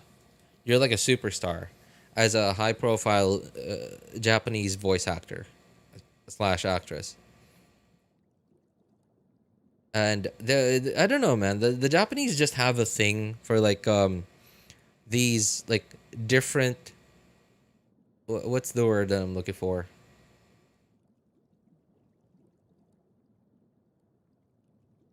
Not passions, man. Something passion, something art form, trade. I guess yeah, trade. Like they just have a thing for like their different trade. Like if they're in a certain like trade, if they do a certain trade, um, then like they take it like extremely seriously. And it's also, and the thing is too, is like their culture as well, their culture, and even like the way their government is run seem to well, at the very least, not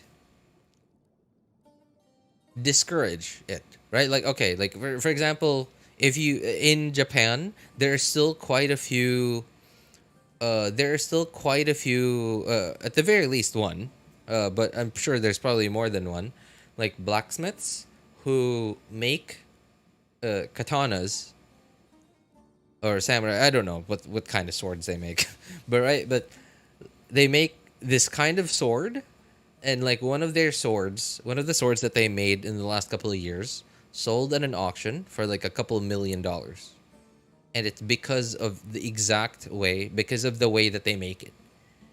And they make it, and like I saw like the documentary of like how they make it, and it's nuts. Like they have to do it at a very specific time of the year, when the weather is very specific, and they have to use like this kind of ore from this specific place, and they have to do it in like a very specific way. And like it's, if you take that kind of craft, oh, there you go, craft, right? If you take that kind of craft, you brought that to America, that would have gone bankrupt like in the 60s. That would have gone like, not, in a couple of months, that would have gone bankrupt in the 60s, in the like 100 years ago.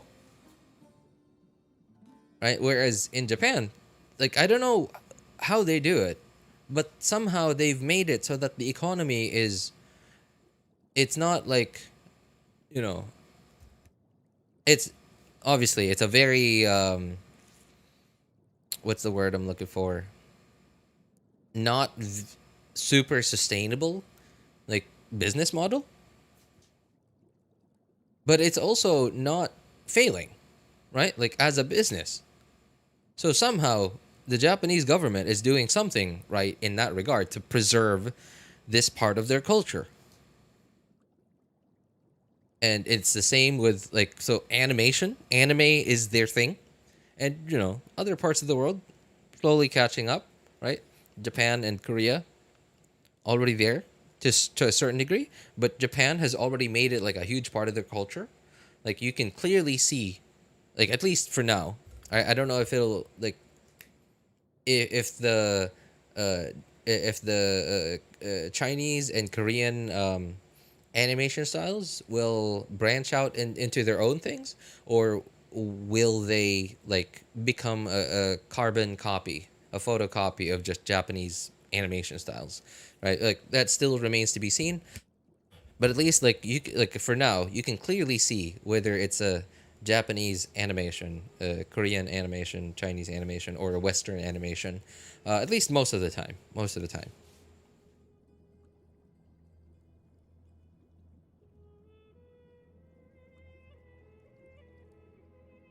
What do they even use for decoration?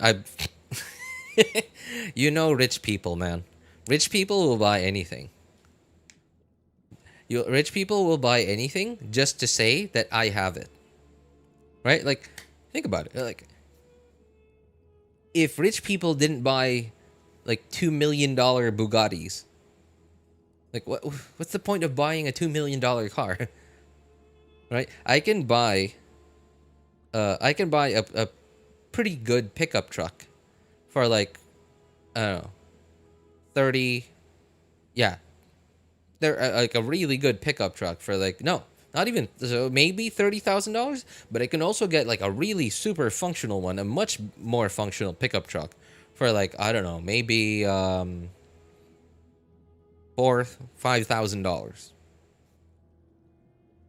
right? Like if I get lucky, I could find one, but I'm sure there's one out there, a much more functional pickup truck.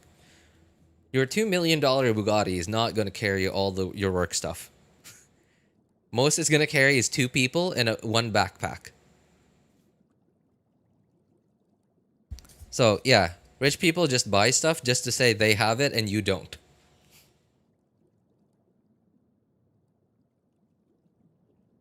My guess is that quality of work brings honor to your name. Yeah, that's sort of like, that's a very Japanese thing. Yeah, it brings honor to your name, and like that's overall an Asian thing. Like it's also a thing in China. It's also a thing in Korea. In Korea, like, but China has seems to have like a slightly different like approach to it, and Korea also has a different approach to it, and Japan too.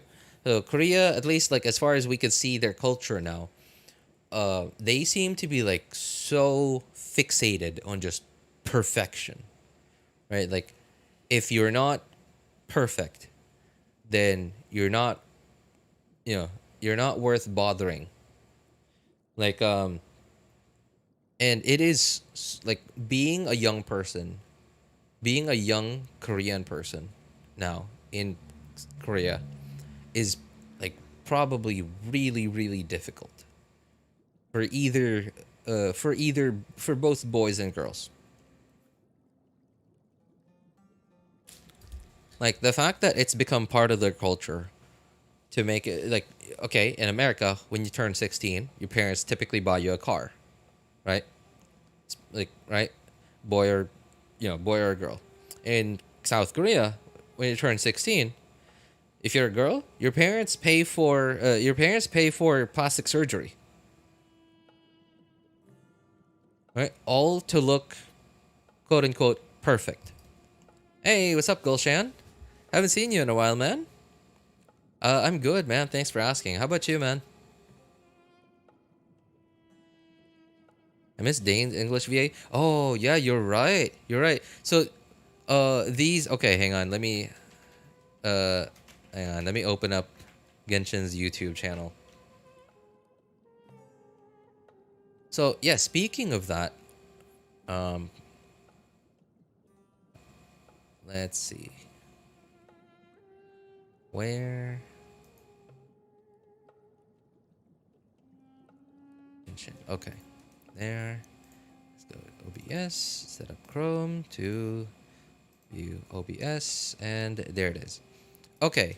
So typically when they upload these videos that explain new character kits, it's Dainsliff that explains it, right?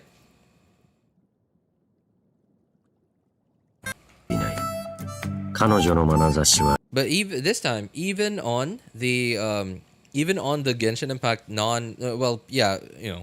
English channel, it's the Japanese Dainsliff that's explaining it.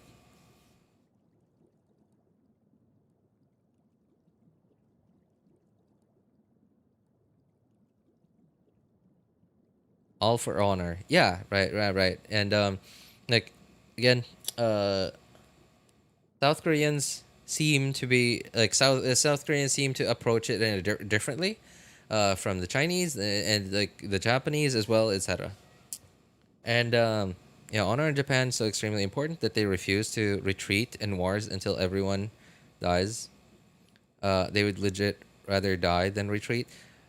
I think that was part of it. Like, I guess you're referring to World War II. I think that was part of it. At the same time, it was also just because like their their people were made to believe that their emperor, Hirohito, I believe, was like this like god figure or something.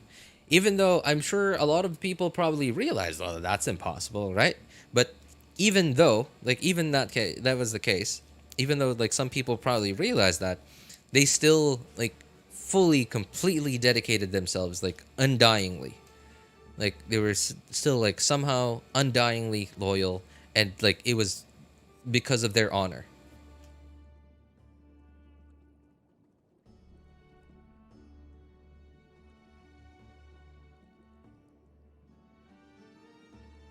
On EVA. What?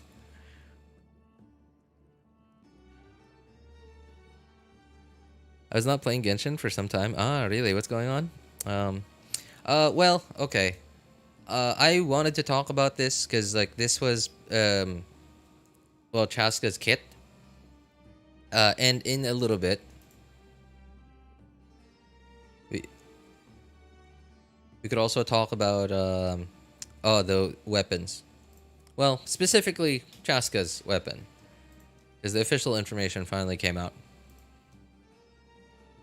And we're gonna see how good slash not good they might be. Of course, Chasca is a damage dealer, so it'll ultimately come down to her multipliers.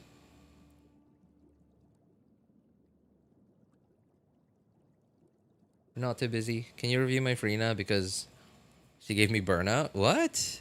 How did Farina burn you out, man? Farina's a support. How did a support burn you out?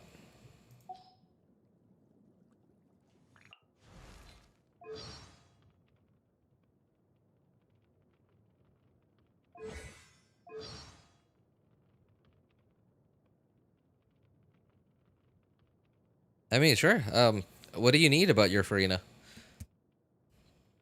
Also, just drop your UID, man.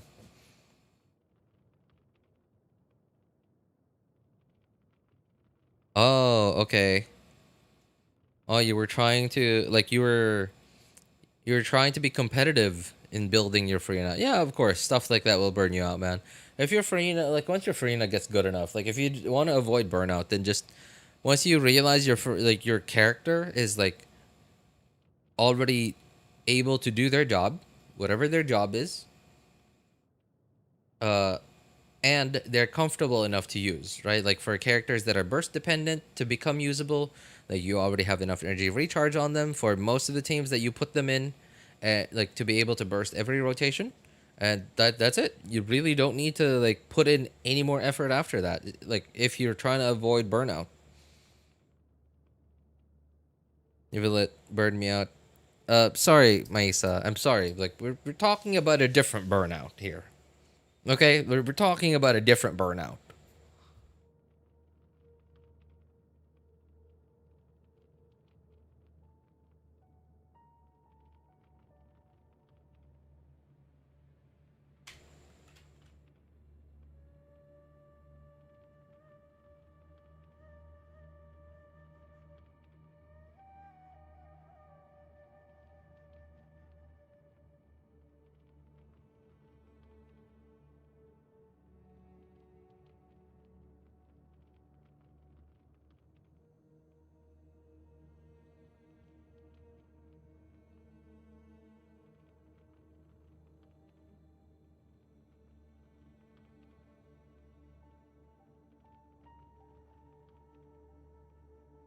I'm looking at your Farina right now, Gulshan, and man, I don't know why you spent like way too much time trying to build Farina. Like Farina doesn't take that much to get her going.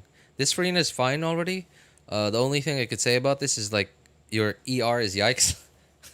I mean, it's probably fine in a team that uses that has a second Hydro character that uses their skill a lot, like Nivelette maybe. I mean, even then, it's probably I don't know, 124 ER. I don't know if you could even verse every rotation that, even with Nivilla in the team.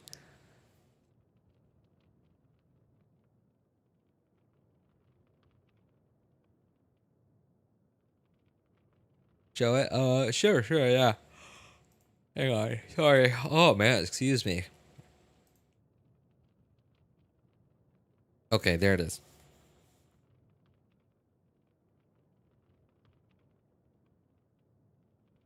Right, and so okay. So look at Gulshan's previous message. He mentions from top 50 to top 20. So it sounds like he was trying to go up on the rankings, right? And now I don't know how what's it called again? Akasha? Yeah, Akasha, right? That's what I'm assuming you were talking about, Gulshan. Is I'm assuming you were talking about trying to build your Farina to go up on the Akasha rankings.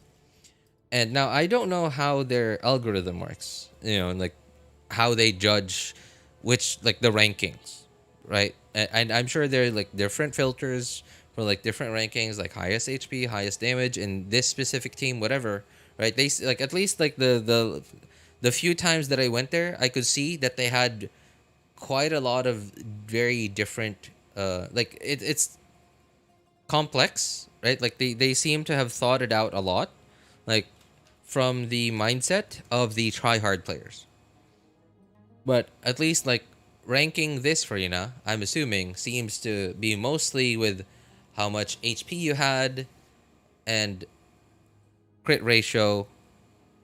Of course, Farina doesn't necessarily. It's not necessary to have hydro damage on her because she already gets a lot of damage percent from herself. Also, your weapon's low 80. That's certainly something you could have spent a little bit of time on, man.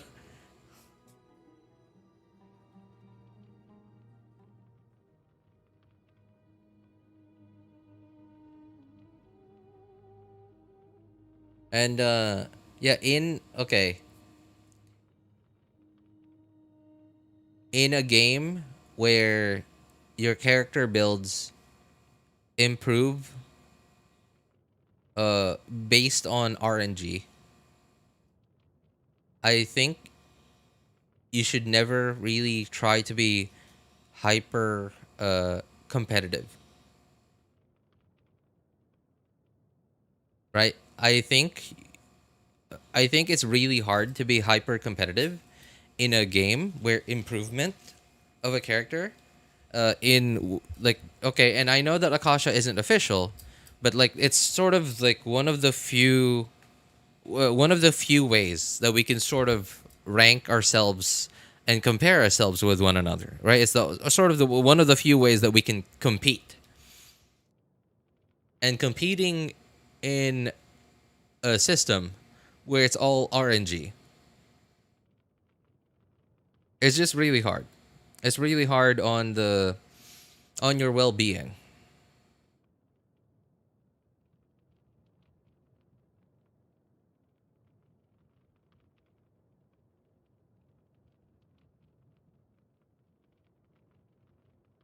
I think functionally, yeah, just like what wrong person says, the build is fine.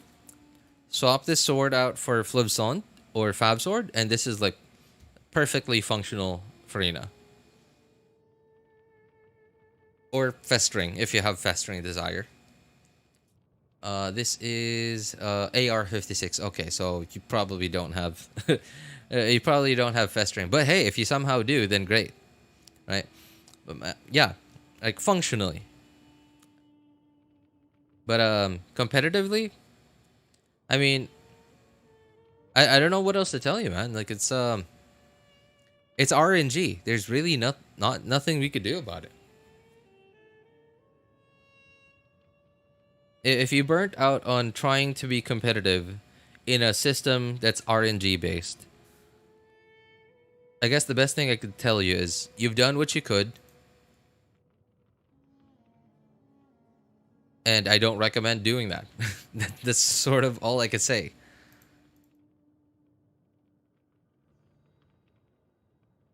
Oh, well, no, that's the wrong window. Where's the thing? Okay, here.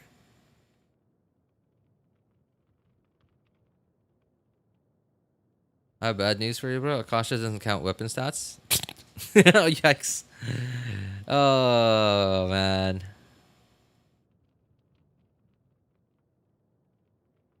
I pulled the weapon for Farina specifically because of 88 crit damage. I mean, if you have Al Haytham, do you have Al Haytham? Okay, you don't have Al Haytham here. But that still doesn't tell me whether or not you have Al Haytham. At the very least, if you have Al Haytham, Uraku Misugiri is a pretty good weapon for her. Him. For him. If you don't, I don't know what to tell you.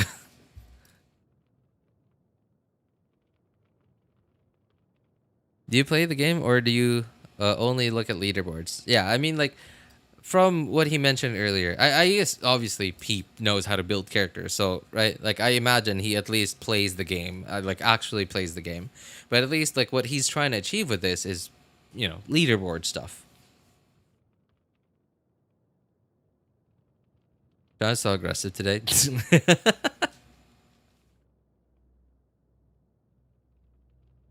I mean, like, he's generally that kind of, at least that's what I've known him to be.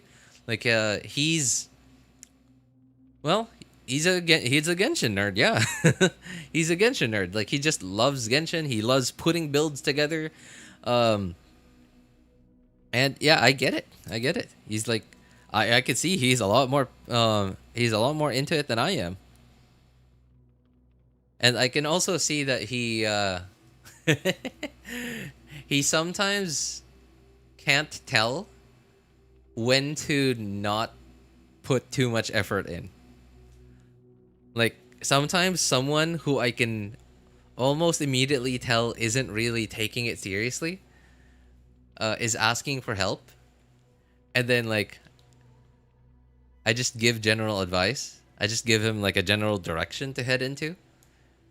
And then, like, Sean is like, oh, but you do this, look, you do that, and like starts typing like an entire essay, and I'm like, oh boy, here we go.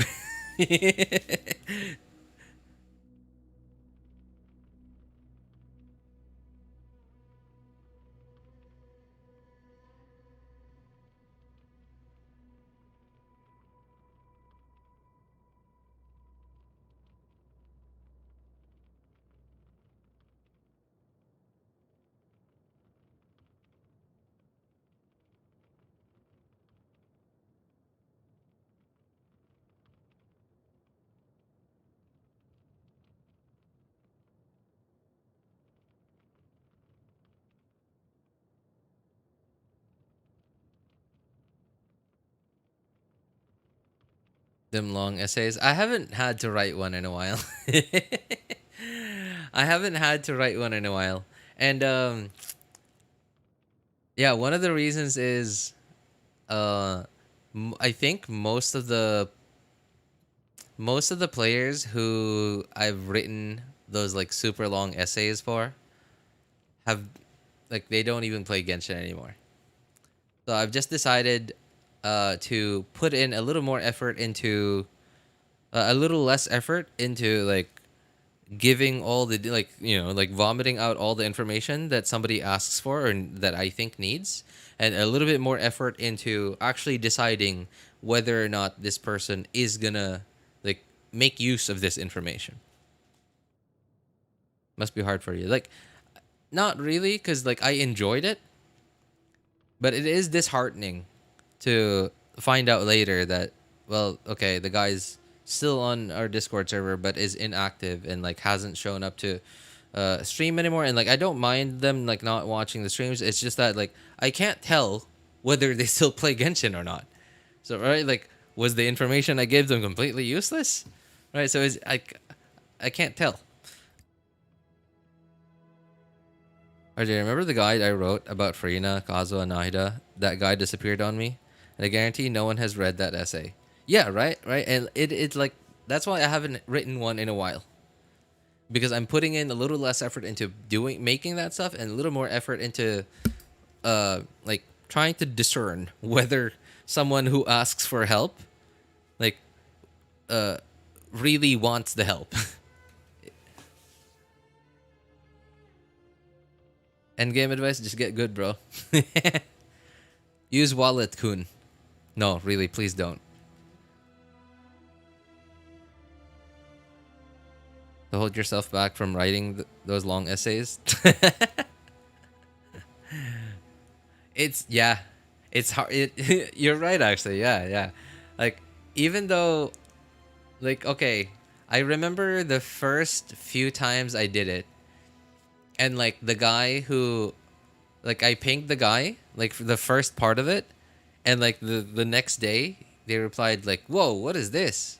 Whoa, this is crazy. Thank you so much." Like they were like really grateful, and I was like, "Oh, great!" Like yeah, I felt good about it. That it seemed like at first glance, it seemed like they were really appreciated that information, and seemed like they were gonna like actually use it, and like I added in a couple more little details, and like the next responses were more like, "Oh yeah, wow, like I'll really like I'll like review this later," and then like doesn't respond anymore.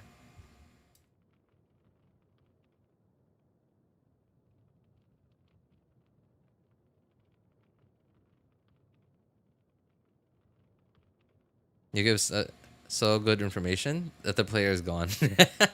I mean, like there's also the possibility. There's also entirely the possibility that because like the information that we gave them is so like complete, they're like, "Oh wow, I finally get it. I finally get how to play this game." Okay, and then like that's it. Like I don't need to talk to you anymore. Okay, thanks, bye. Like there's maybe some of those people who we've helped maybe felt that way. Hey, what's up, Jordan? Good to see you, man. How you doing?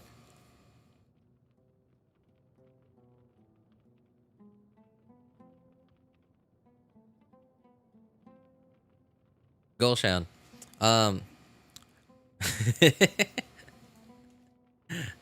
I would highly recommend you you take wrong person's advice into account, cuz like he is man, he is going nuts. He's you you've made wrong person so anxious from seeing your Farina. Your Farina who can barely get her burst back up on cooldown. You've made him so anxious. Like he okay.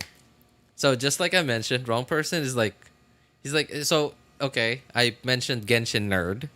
And then Maisa said games nerd because yeah, he does play multiple games.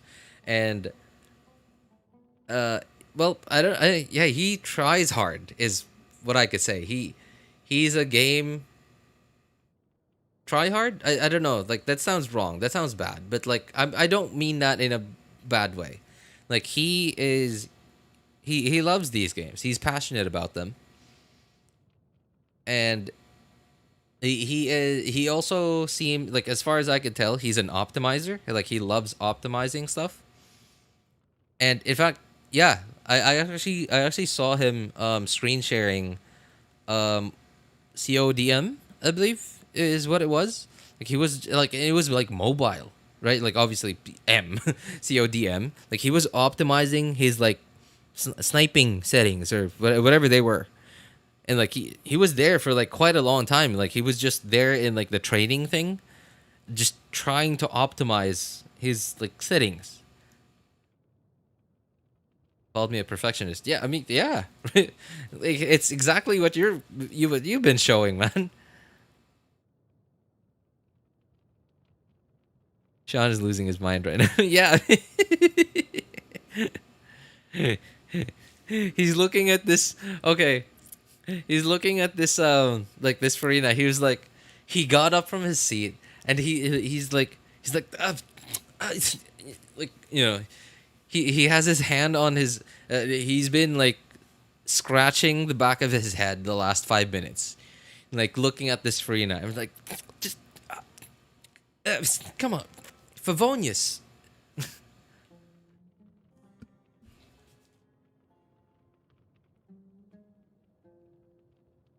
This Farina can't burst every rotation. Like, oh, just replace it. He's so anxious because it's right there. It's right there. Like, there's hardly anything to do on this Farina. Like, just switch the weapon out for Fab Sword or Flivson, and and I think that's making him way more anxious because it's right there. That's all he has to do. If I remove the weapon, who do I use it on? Well, if you're not interested in Chiori at all, it's a pretty good sword on Alhaitham, like I mentioned earlier. I don't know who else it's good on though. Who else is it good on? Low base attack, high crit damage.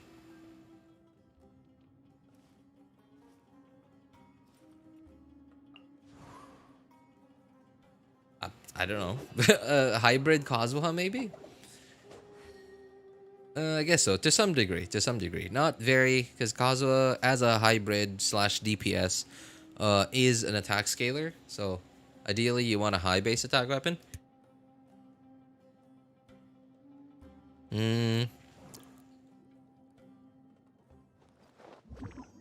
Sword.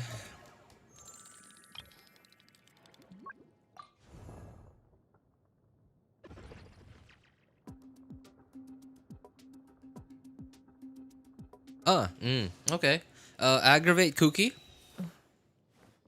I mean, it's not perfect because like the passive's kind of useless, but aggravate Kuki to a certain degree. Kaching. Yeah, aggravate Kaching. Again, to a certain degree, because I believe what is Uraku passive? Normal attack, skill damage. Okay, yeah. So Kaching to a certain degree. Kaching to a certain degree. Especially if you have a shielder on. Which is unlikely on Kaching, but at least you get something.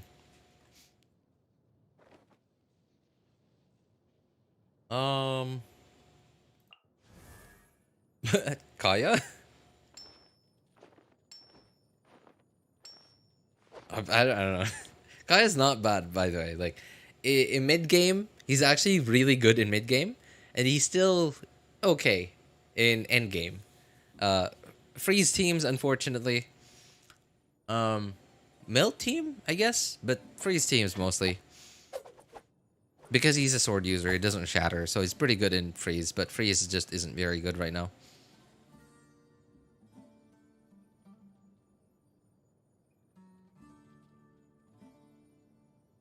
Pretty good on who? Because who snapshots?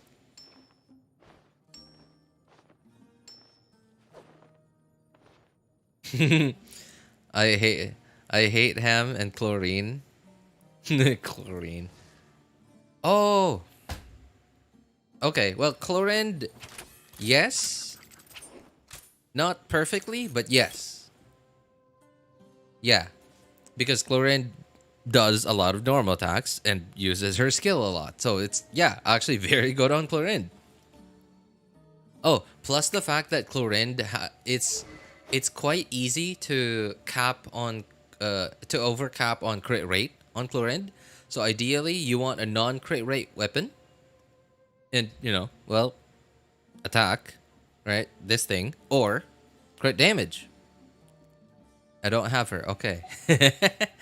Well, I think your best bet at this point is Alhaitham. Because you said, okay, you don't have Alhaitham. You probably have Kaching. But even if you do have Kaching, I wouldn't recommend building Kaching just because you have Uraku. Right? Just because you have Uraku, I wouldn't recommend building Kaching.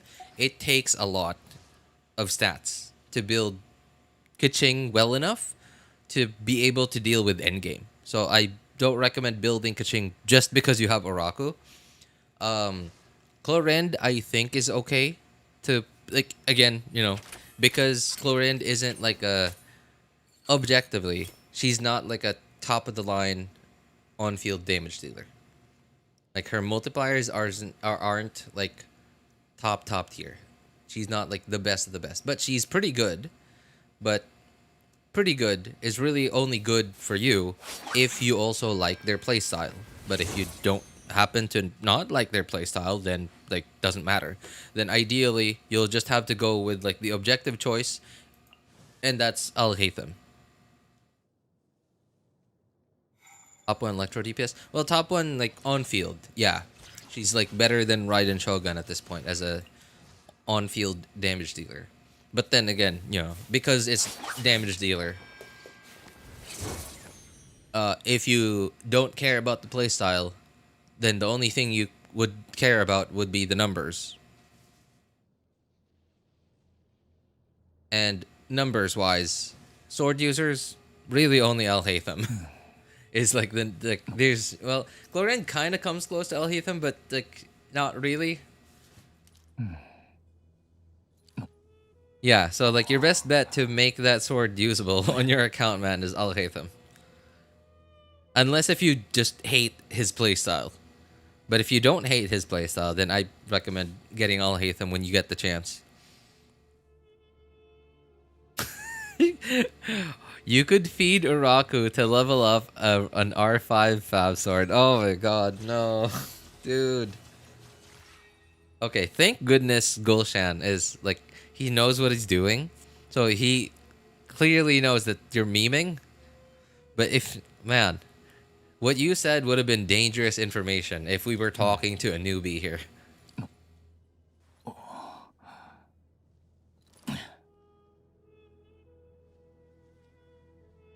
He knows what he's doing. Yeah, I mean, like, to a certain degree, right?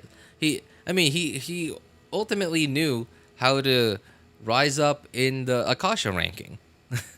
Right? He knew what he was doing. He wasn't making his he wasn't trying to make his Farina the most optimal Farina. He was trying to go up the Akasha rankings. Sean's about to come out of the screen. Gulshan, man. Okay. You see what Marisa you see you see what Maisa said? Yeah, wrong person. By the way, like, Maisa's been referring to wrong person as Sean. You better watch out, man. You better watch out. You better not cry. You better not pout. I'm telling you why.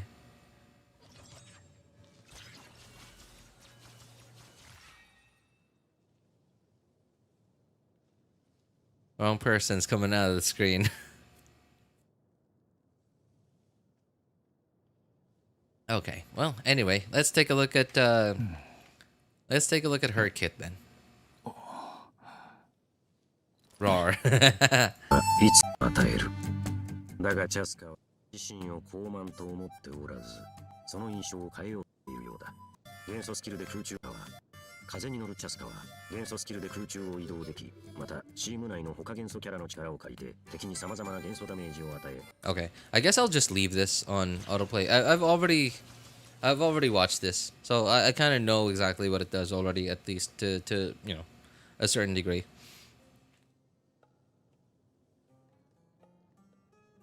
The voice Al Haytham making is not helping. What? The voices? Sorry, what voices? Oh, okay. All right. Okay. All right. All right. Settle down, Maisa. Settle down. Okay. There's the filter thing there. Okay. There. All right. So let's yap about Chasca then, since that's what this stream is titled.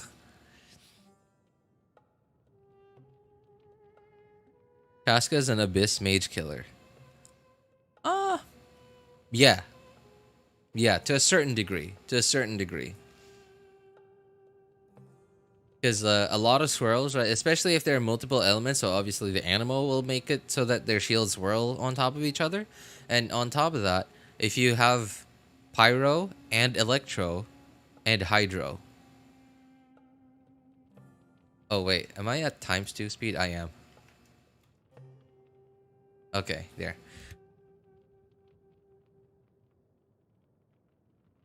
Right? So you're able to use multiple elements to break the shields. So it's just, yeah, Abyss Mage killer.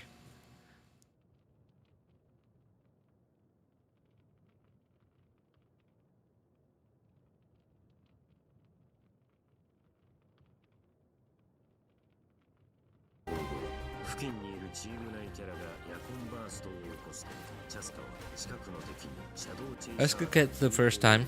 I didn't bother learning beforehand. Her design just turned me off so much. I didn't even care. Really? I mean, like, to me, her design isn't that attractive. Like, even like the fact that she's like the first adult elf in Genshin, like, I don't know what it is. Like, there's something about her design that just turns me off. And not, maybe not to as strong a degree as like wrong person, but like, yeah, there's something about her design that doesn't turn me on, man. Like, it's not attractive to me, despite like me, having a thing for elves and Chasca being the first adult elf character model we have in the game. I don't know why. There's something about it, and I can't put my finger on it.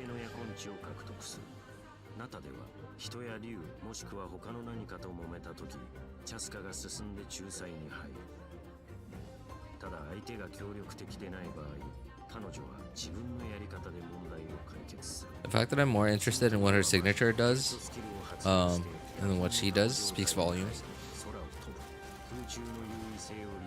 I mean, I have to say, I look at her kit, and I think about it, and I don't see it's unique, right? But is it really all that unique? It's just another charged shot character, right? It's like Ganyu with more elements. Ganyu with more elements and resistance, interruption resistance built in. That's really all I see, and can fly. Like Ganyu, 4 or 5 feet above the ground, with interruption resistance and more elements, and not very good AOE. That's basically what I see. Because okay, again, let's go back to the to the footage of her doing charged attacks, right? Or like, right? And try and like look at how long this wind up is to get max charge, right? It's about as long as a normal like charged attack.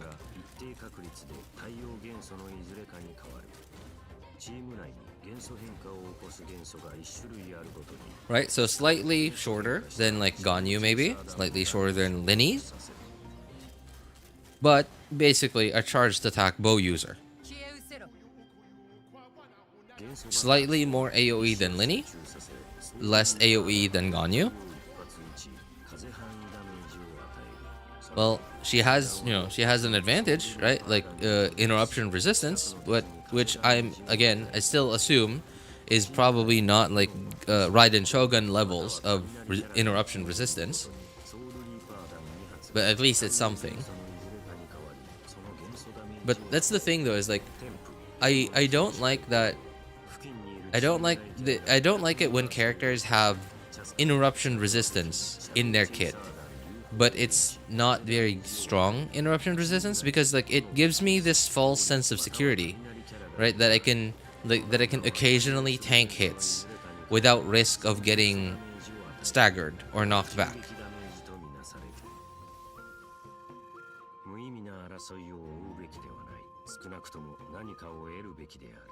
This is Morgana best of slot. Morgana best of slot. Wait. Morgana best of slot, but no crowd control. Let me think. No. Yeah, there's no crowd control, because like ideally you don't want any other non-petch elements, right? You want all the other teammates to be petch characters. And so with Morgana, let's say Ganyu, Mona, or Farina. Ganyu, Mona, or Farina, and second cryo unit like Shinha. you have no crowd control.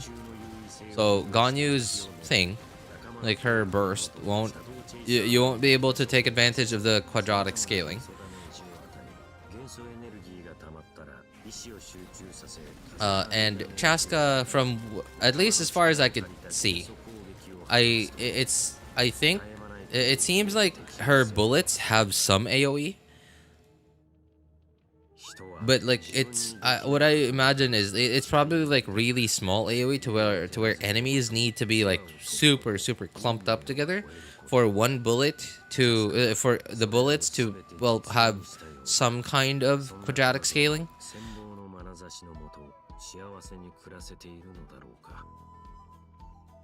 Talking about the weapon. Oh, really?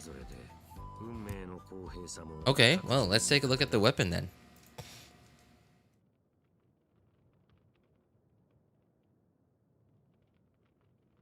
Also an on-fielder, so yeah, right. Should I pull for Zhongli? Well, I'm gonna tell you the same answer I gave NDG earlier, Gulshan. The answer I gave NDG earlier is, well, his question was different from yours. Like he was asking Nibilette or Zhongli. So if you want Zhongli, try and ask yourself, do you find yourself, like, think back to your gameplay in Genshin. Do you find yourself often in a situation where you're so annoyed that you keep getting staggered and hit or or dying because of like some of the hyper aggressive enemies in the game? Like the consecrated beasts and some of the Pokemon trainers from Sumeru. Yeah, right. Like if yes, then sure, go for Zhongli. But if you like look back onto your experience of Genshin so far, and you've hardly, if ever, remember yourself being in that situation, then I don't think you need Zhongli.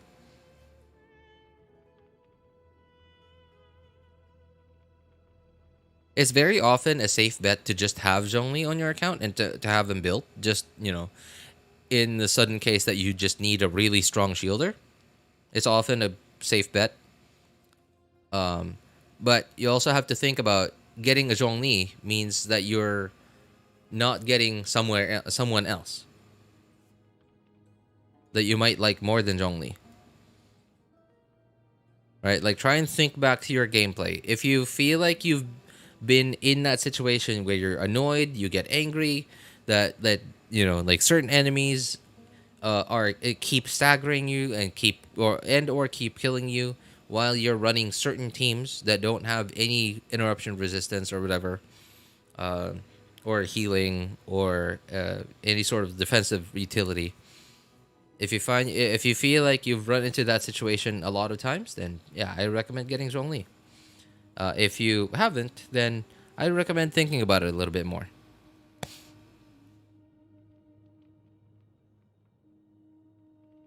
I don't think the swirl buff can come from teammates. I think it's got to be from the user. Ganyu, probably not. Probably best. Okay. That is very Chasca-esque. The design. All right, so yeah, it's a mid base attack 5-star at 608. Because low base attack is 545. High base attack is 674. And like highest base attack is 741. I don't think we have a bow yet at 741 base attack at level 90. I think it's only polearm and claymore. Yeah, polearm and claymore so far. Shunha's and Eula's. For 12 seconds after triggering a swirl reaction, attack increases by 24% in... Okay. This swirl thing, the attack percent, that's clearly from the user. When one half or more parties... one half or more characters in the party are different elemental type from the equipment character. The damage dealt by the equipment character charged attacks is increased by 20/48%. It'll burst damage by 10/24%. Okay, so yeah, like just looking at this passive, it's like they're clearly trying to incentivize us to uh put Chasca in a team that has 3 Petch characters in it.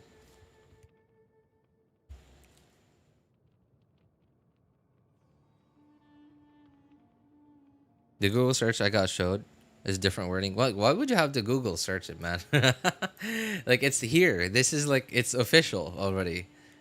Just go to the source.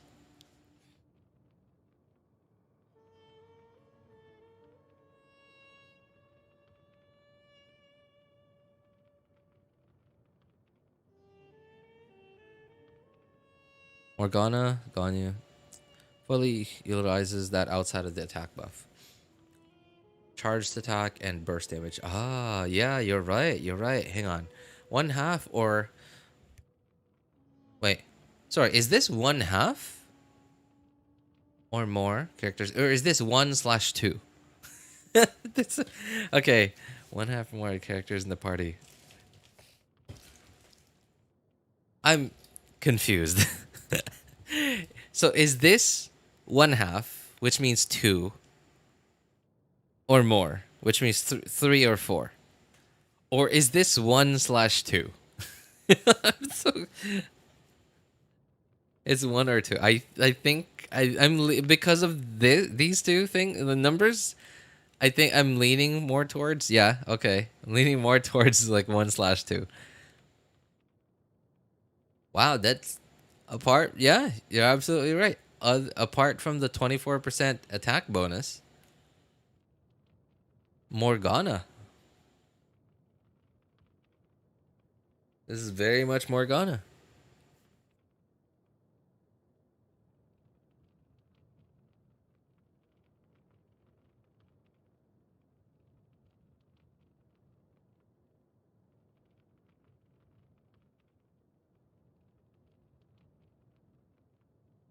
Let's go. I'm not stupid. RJ, are you proud? Yeah, of course, man. Of course. I'm proud of all of you, man. 1 character equals 1 effect. 2 characters equals bigger effect. And like the difference is pretty big too. So they really want us to be playing Chasca in a team that has at least 2 Petch characters in it.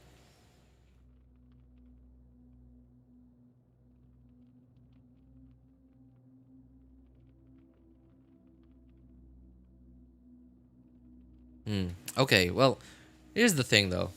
I could see that this is a mid base attack 5-star, which means Chasca is a character that's probably going to take advantage of the higher base attack, which tells me Chasca is probably an attack scaler. And the thing with attack scalers in Genshin is, especially like not attack scalers in general, but like attack scalers relative to HP and defense scalers in the game.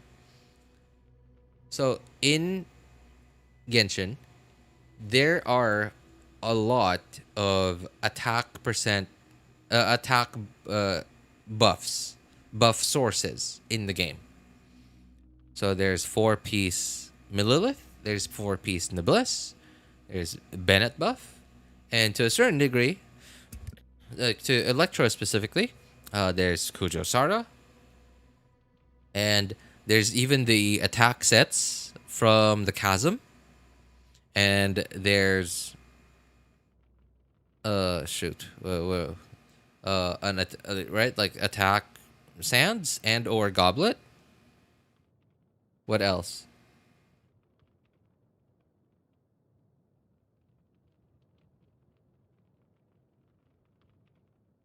Right, like there are a lot of potential sources for attack buffs in Genshin, and the problem with that is because they know that we can potentially give attack scaling damage dealers so much attack, they have to tune down attack scaling characters' multipliers lower, like their base multipliers. So so what I'm trying to say is an attack scaler let's say if we copy and paste Neuvillette, right? If we take the original Neuvillette and we copy and paste him, but we make him into an attack scaler, right? We take the second Neuvillette and we make it into an attack scaler. And of course, switch out all the gear for attack gear instead of HP. Now, I can't prove this because I don't know, I don't do Genshin math myself, but I reckon the HP scaling Neuvillette with, let's say, no buffs whatsoever, no buffs, no nothing, just solo Neuvillette. I reckon that the HP scaling Neuvillette is going to do more damage than the attack scaling Neuvillette. Because the attack scaling Neuvillette's multipliers will have been tweaked low enough so that the attack scaling Neuvillette with a lot of the attack buffs that are available in the game will equalize how much their damage ceilings will be with the HP scaling Neuvillette. So the fact that this is giving us so much damage percent, an attack buff already, tells me that Chasca probably doesn't have very high multipliers, like on her own. And okay, why is that important? Now, I don't... Okay, there are so many weapons in the game now that I don't have all of them, like, you know. I can't, like, think of all of them off the top of my head. But what I imagine is the difference between having Chasca's signature weapon and not having it is probably going to be pretty big. So a Chasca at C0 with her signature weapon is probably gonna feel like, wow, this character is pretty good, not bad, right? Like, and that's with like an average end game build, not like Dolphin really good build or like Whale, Giga Whale build, but like just average end game, right? Maybe like 70-160 crit ratio or something, or like 65-180 crit ratio, right? With C0 Chasca with her weapon. And I'm looking at like all this damage buff that you get from her signature weapon. What I imagine Chasca to be is probably gonna make you feel like, oh, pretty good character. But like C0 Chasca without her signature weapon, you're gonna need quite a bit better, like an artifact set that is quite a bit better than just average endgame, but actually like pretty good endgame artifacts to make her feel a little, like just a little bit worse than average endgame build with the signature weapon. Tune down her multipliers. She has so much reaction damage, not to mention reactions getting a buff too. She does, but it's also RNG based, right? Okay, so let's go back to here. Like, look at this footage of her spamming her charge shots. Right, look at this. Okay, no, not that one. Nope. All right, is it here? Okay, there it is. Okay, there. Look at the team members. Farina, Beneficial, right? And the order in which the bullets were loaded in: Pyro, Electro, Hydro. In the same footage, she does a charged attack again. Hydro this time. Starts with Hydro, Electro, and then Pyro. Right? So like, what does that tell us? And that was in the same exact footage, same exact team. That tells us it's RNG based. And briefly explain her kit. Okay, so sorry, I have to be careful because I've And I didn't mean to. I didn't mean to. But I've heard of people talking about her kit, and so I sort of know like exactly how it works. Like look at this, right? First in, last out. All right, right. So basically, I'm trying to think like what I should avoid saying. Okay, you know what? I'm just gonna talk about it from here. All right, you use her skill.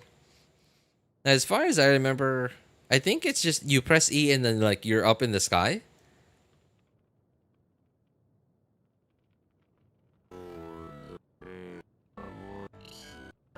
発動すると終了する。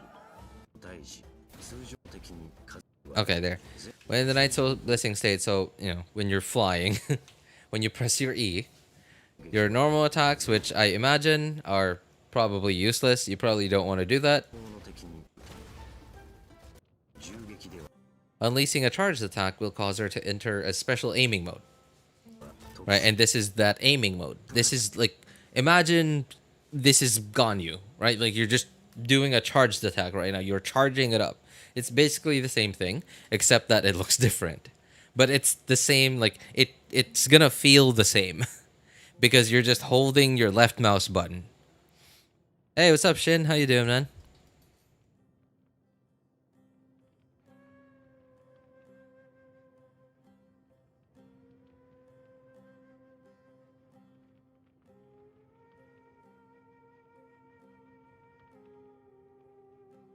And right, so you have to and okay. 特殊な照準 Now it happens way too fast for us to see.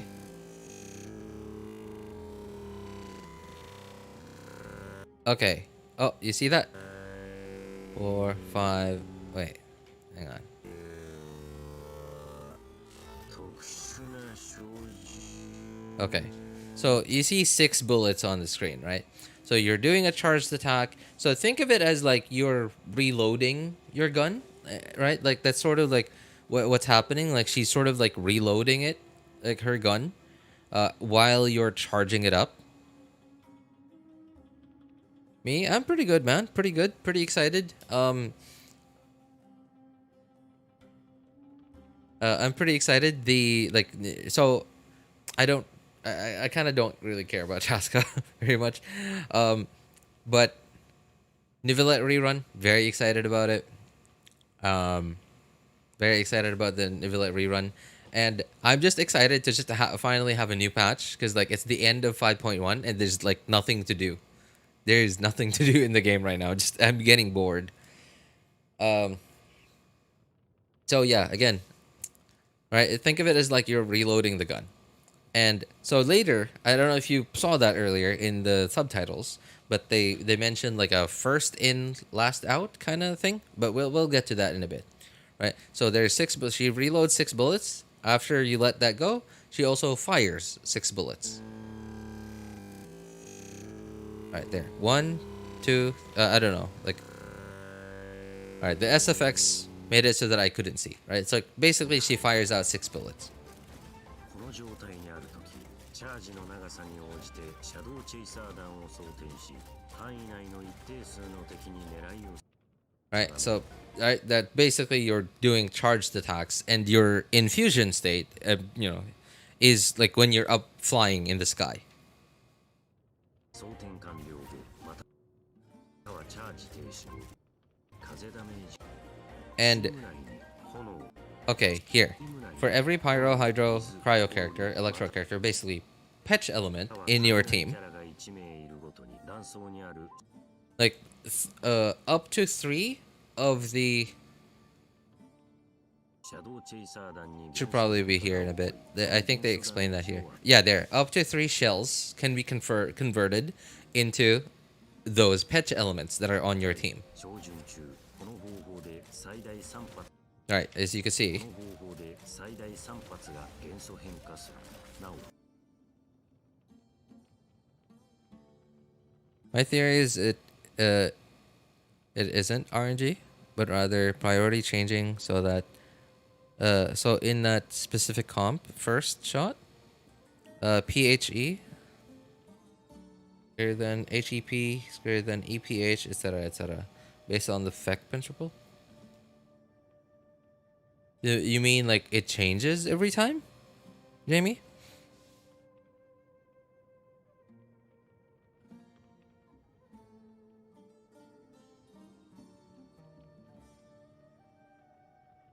She gives cat vomiting rainbow vibes. I don't know much. I'm kind of a new player. Oh, really? Okay. Well, what do you think of Genshin so far, Shin? Off topic. I got 400 views on my video. Hey, nice, nice. Congrats, man. Congrats. That's a pretty big deal. Like, especially as you're just starting off. I mean, I don't even get 400 views anymore nowadays. I mean, like, although I don't upload videos, I just stream. But yeah, nice, man.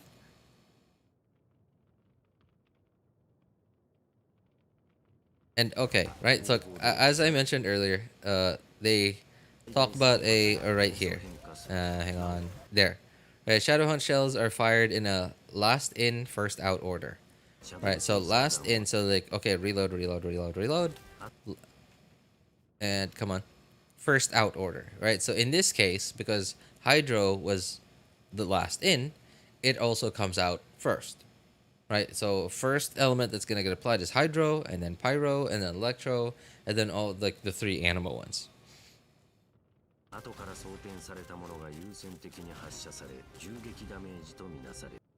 And shell damage is considered charged attack damage, right? So, and by shell, he's talking about like the bullets, right? So that's what they're talking about, right? So Chasca is basically just another charged attack user, but it just looks different than most other characters because she's flying on a gun.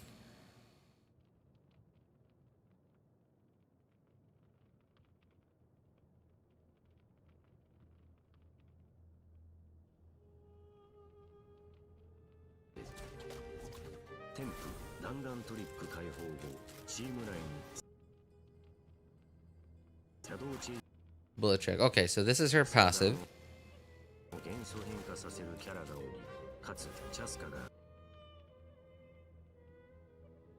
Third letter. Oh, okay, okay, okay. So this is basically.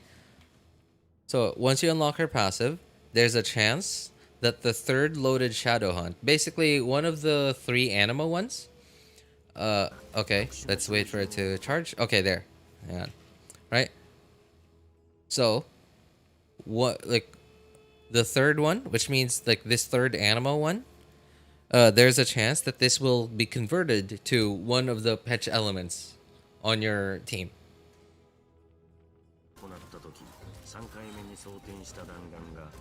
So you can, so by the like the skills base mechanic, up to 3 will be converted to patch elements. But the passive makes it so that there's a chance that there's a fourth one that gets converted into a patch element. Are you explaining game theory or something? Well, this is a new character that's going to be coming out in a couple of days from now. And, well, basically I'm trying to see, and well, we're brainstorming is essentially is what we're doing. We're brainstorming is like whether or not, well, I'm trying I'm trying to explain it to wrong person. I don't know, like I'm surprised. Wait, wrong person, you haven't watched this yet? Okay, well, you did mention that she's the first character that you didn't care to learn how they work.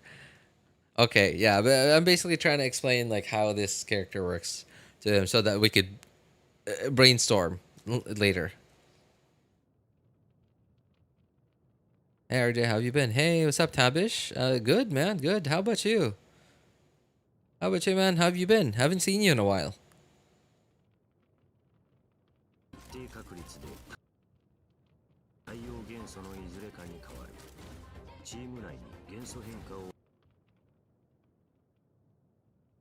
One stack of spirit. Okay, what is this? Converted shells.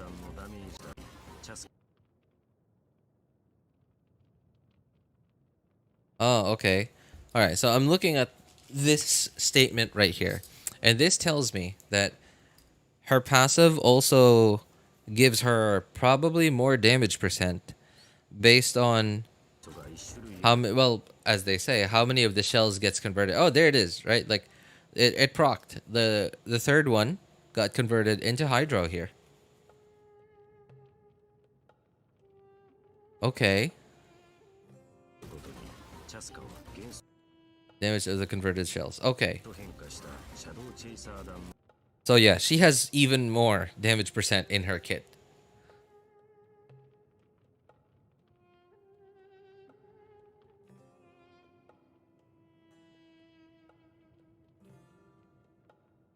By the way, off topic. But today I unlocked this abyss thing, and I was only able to clear 3 stages. But I got a character. Oh yeah, you got Xiangling, dude. Yo, Shin. Xiangling's one of the best characters in the game, especially once you get her to C4.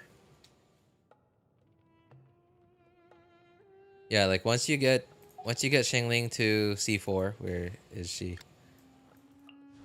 Right, this constellation right here makes her really good.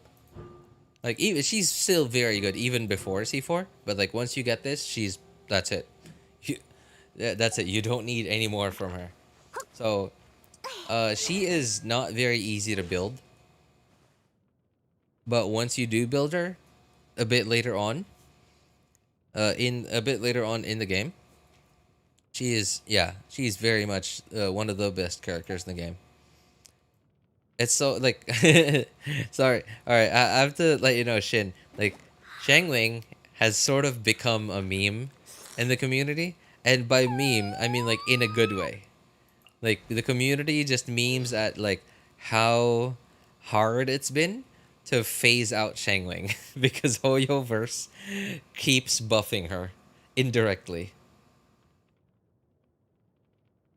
I mean, it makes sense. Since she's an attack crit build. Yes, that's true. That's true. It makes sense, right? Because yeah, like if you look at her weapon, right? Her weapon gives you like a lot of damage percent, right? Like this is damage percent, this is damage percent, and it makes sense because like you kind of don't want to run an elemental goblet on her because you're dealing multiple types of elemental damage.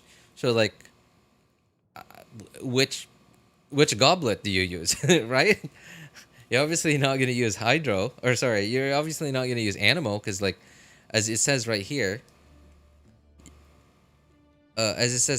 you get more, you increase the damage of the converted shells. So ideally, you want to prioritize the shells that are not Animo. And so in that case, like, okay, which element should you prioritize? I think you could go with the damage goblet if you're going for a mono elemental team. But what is there? Oh wait, maybe you could.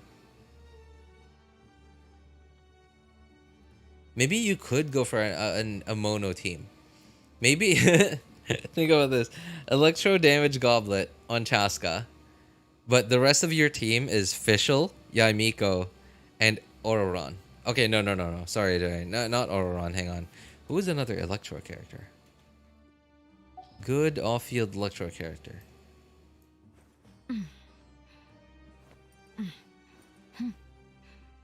Beto? No. Beto would be not a very good match. Lisa? Maybe? The Death Shred? Sure, I guess. Even Kuzasara to some degree.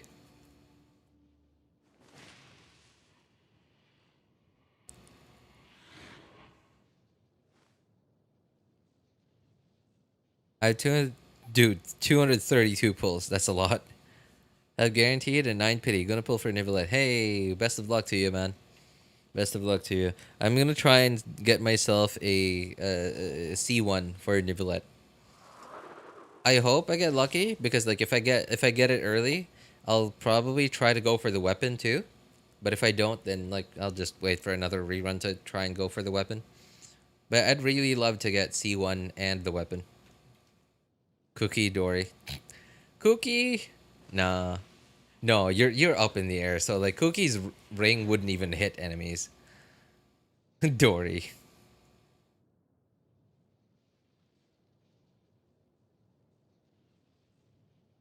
I also have the character that is on your screen, the 5-1. The 5-1? Sorry, which one? Um, which one, Shin? Also, so you said you're the 5-star one. Well, all of these are 5 stars, so I don't know which one.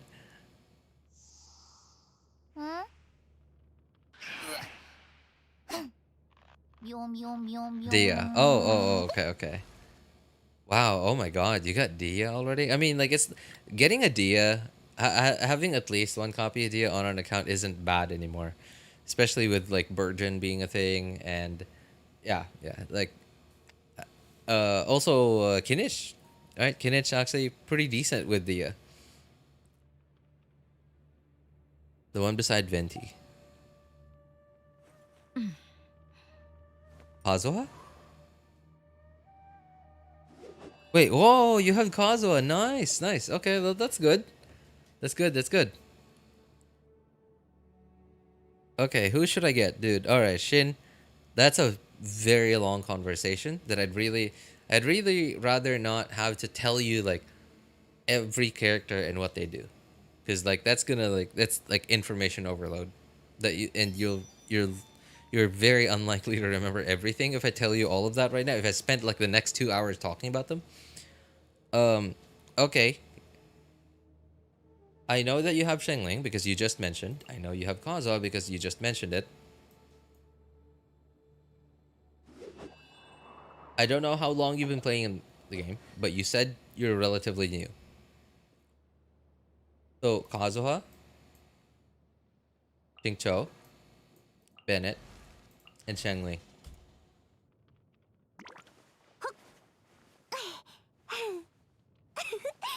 You already have Shengling. If you have Bennett and or Xingqiu, and or if you get them in the future, get them. Like build them. Do not ignore those characters. And yes, wrong person's right. Wrong person's right. While Nahida is here, drop everything you have to try to get Nahida. Nahida is gonna open up so many doors for you. She's gonna open up so many doors for you. Movies to watch. First movie that came to mind, Tavish. I'm sorry, I don't know what you like, but watch Idiocracy. Movie. Idiocracy. I highly recommend watching that. I don't know what you're into, but yeah. I joined the game when this character was on the banner. I reached adventure rank 5. I did one wish, got this character, then XYZ reasons. I quit the game and now I started. Wait. Banner. I joined the game when this character was on banner. I reached adventure rank 5. You quit. Okay, so when this character was on banner, Kazuha? Well, that could be anywhere from now to like 2+ years ago. Okay. By the way, in case you're all right, in case you don't know like how these banners work yet, so not every banner is a new character. So Nahida, for example, this is a rerun, right? So this is not the first time Nahida's been here. This is not the first time Hutao has been here. So every now and then we get new characters, but most of the time, at least for now, we get a lot of rerun 5 stars. So Kazuha was here recently ish. Well, not super recently, but recently ish.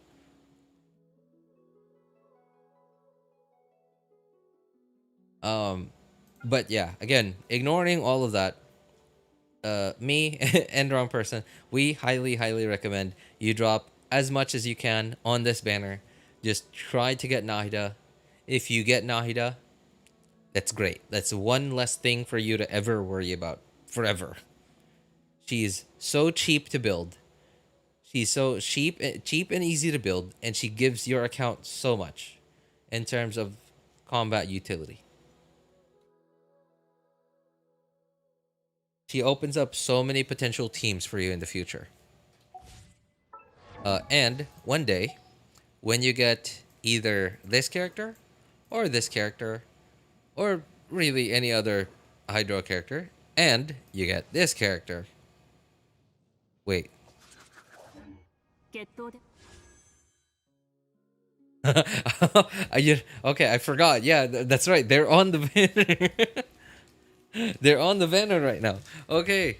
Okay. So, also have this character. Okay, so that's Kuki. All right, that's Kuki Shinobu. You have Kuki Shinobu. Ideally, you want to get her to at least C2. Like, she's still fully functional at C0, but ideally, you want to get her to C2. It just makes her feel a lot more comfortable to play. 敵と戦って And so again, like I said, I highly recommend you drop everything you can drop into this banner. Try to get Nahida, try to get Xingqiu, try to get Kuki to C2.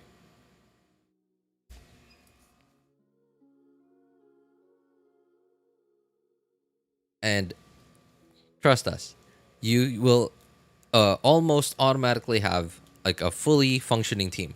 Just Nahida, Kuki, Xingqiu, just those three. That's a fully functional team already, and it's like super cheap to build. So, and it's not only cheap to build, like it is still like really good in like very late end game. Like even like I still use that kind of team. So I don't use Xingqiu specifically. I use someone similar to Xingqiu, which is Yelan. But yeah, Nahida, Kuki, Xingqiu, that's a team right there. Right? Or Xingqiu, Bennett, Shengling, that's another team right there too. And I believe you're seeing a pattern. I believe you're seeing a pattern here.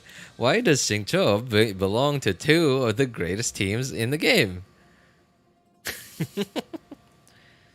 Well, that's a long story.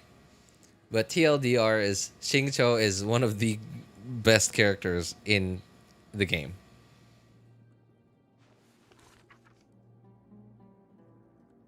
One other YouTuber recommended me this thing. What thing?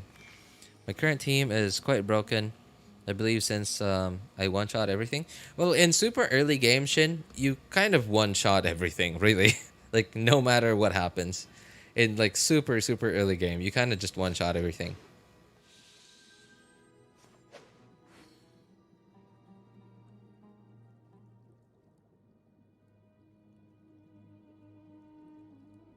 Xingqiu cheats ICD. He does kind of cheat ICD, yeah. Like Xingqiu is not so like reason why Shengling is so broken is because no ICD, right? But like Xingqiu does have ICD, but because of how his rain swords work, it's a cheat. It it cheats the ICD system.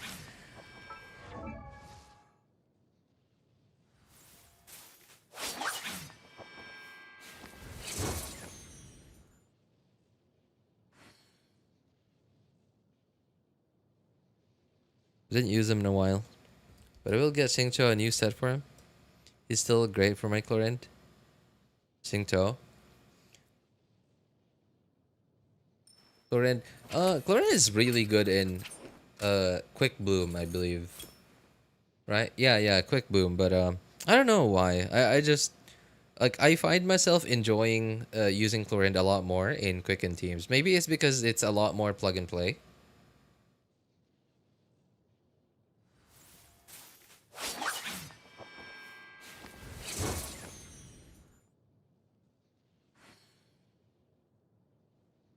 I have my characters showcase. Would you like to see them if you don't mind?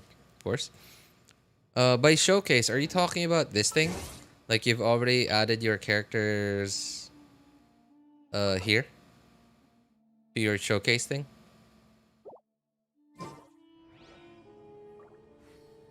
Yeah. Oh, okay. Okay, cool. Drop your UID, man, in chat, and then I'll take a look. At least I'll have a better idea of which characters you have or don't have. His rain swords were even nerfed in 1.0.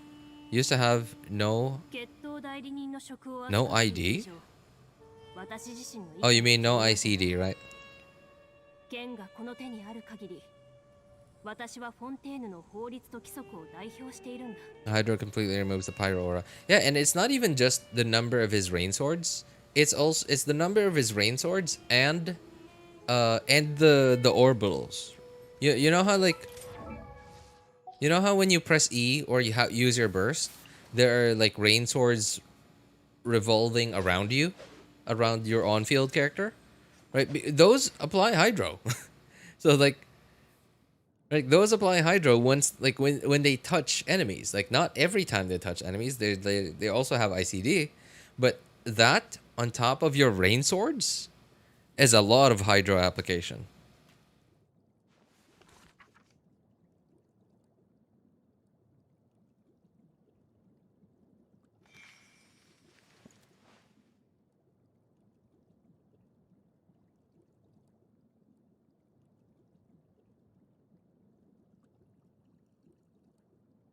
Wow, Shin has a lot of characters. for for an AR-23. All right, hang on. Let me show this.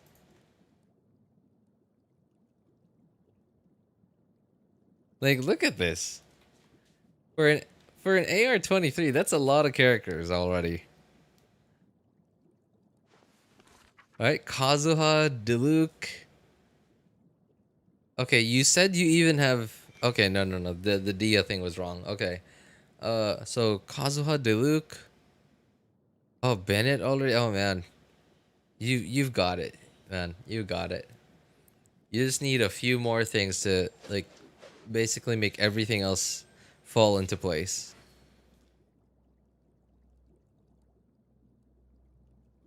Also, his skill slaps booty for so hard for no reason. Yeah, right. Like, there was even a time where people were like, making like Xingqiu nuke a thing.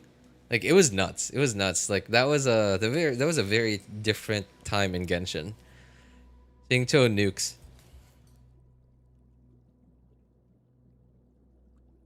I got my first 5-star AR-54. He's like AR-23. Like hardly anyone leveled has Diluc and Kazuha already, man. This guy's got it, man. I'm sorry for you, Sean. In C4, also one of the rare multiplicative damage percent in the game. Oh yeah, that's right, right? Yeah, like it's a like his C4 is insane. Like it is like another like 50% multiplier. Like on top of everything else already. It's not damage percent, it's like it's just another multiplier.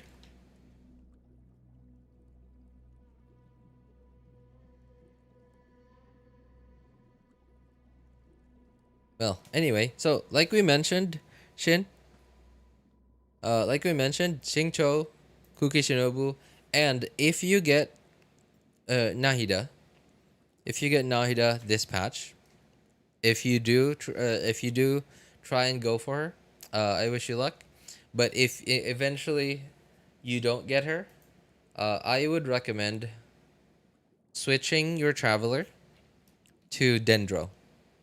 And I don't know if you know how to switch elements already, but so you put Traveler into your team, and you swap to your, let's say this is Traveler. You swap to your Traveler, and then you go to like each nation, like to a different nation, and then like just interact with the one of the statues over there and say resonate with element name. Right. So this is Sumeru. I don't know if you've gone to Sumeru yet, but you can go to Sumeru already. Like, even if you literally just started the game, like you could just walk all the way to Sumeru. And I'm pretty sure the easiest statue, the 7 in Sumeru that's available, is this one. There is a little tunnel that you can go through from here, somewhere here. You can go out through here, and then just basically climb up a little hill and then like interact with this and like switch your traveler to Dendro. and then just give him as much energy recharge as you can. And then pair that up with Xingqiu, pair that up with Kuki Shinobu, and bing bang, there you go. Right, give Kuki as much elemental mastery as you can. Xingqiu, give him as much energy recharge as you can for now, and same with Dendro Traveler. And that's it. You got a team. Throw Kazuha in there. You got crowd control.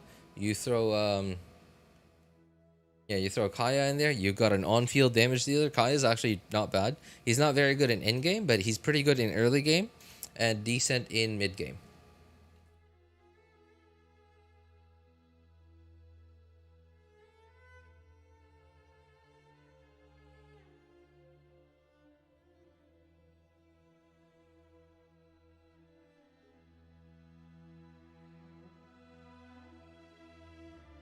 Recently defeated the dragon. Okay, so you are somewhere towards the end of the Mondstadt Archon quest. And you're just about to head into Liyue. Yeah, but don't worry. Like I said, in case you don't get Nahida before the banner goes away, because like, remember, these banners, they go away after a certain amount of time. This one is about to end in a couple of days from now, which means we won't be seeing Nahida and we won't be seeing Hutao in quite some time until their next reruns. And because, it's a gacha game, this game's been out for like 4 years at this point. This game has released quite a few new characters already, which means character reruns are just gonna keep taking longer and longer.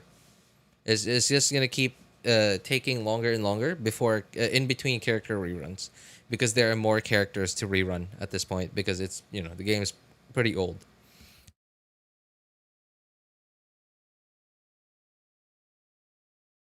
I remember playing for 18 hours the first day and got 200 pulls in 2 days. 200 pulls, jeez. Well, that was like Genshin day one, and how time flies.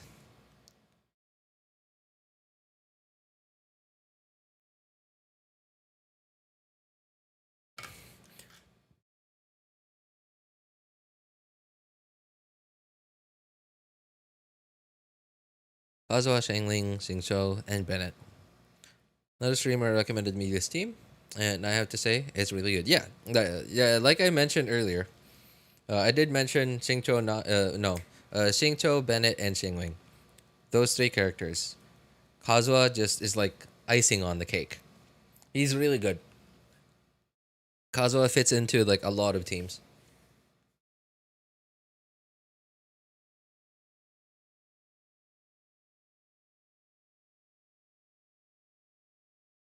I was very hyped. Waited 3 years to play Genshin. You waited 3 years? What do you mean? Like you heard about Genshin 3 years before it came out?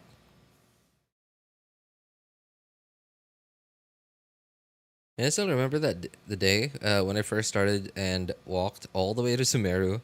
The music nostalgia along the way now brings tears to my eyes. Oh, man. You're going to start a nostalgia train here. You're going to start a nostalgia train here, man. Is Gaza an average character? Which is good, just because I have 4 star. I have got 4 stars. No, okay. Alright, here's something you have to learn about Genshin Shin. 4 stars or 5 stars, for a lot of the new characters, they count. But a lot of the old characters, they kind of don't matter. They kind of really don't matter. A lot of the old characters, not all of them, but a lot of them. In this case, Xingqiu, Bennett, Shangling are 3 of the best characters in the game. Not best 4 stars, but best characters in the game. Right? So it's not about whether you have 4 stars or 5 stars. Some of the older 4 stars were just completely broken. So, Xingqiu, Bennett, Shangling, Sucrose, Fischl, Sucrose, Fischl, those are some of the old, like, the very, like, the 1.0 4 stars, and they're to this day still some of the best characters. Not best 4 stars, but again, best characters in the game. There have been a couple of additions to like the best characters in the game that are 4 stars.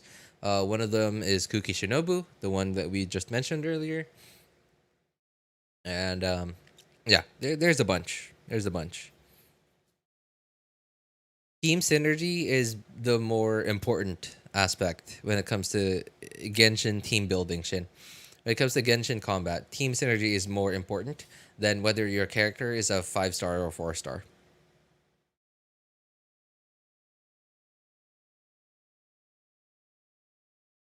Didn't play Genshin before since Potato Phone. After 6 years, I bought a new one. After 3 years from Genshin launch, I had the chance to play. Ah, oh, right, right, right. Okay.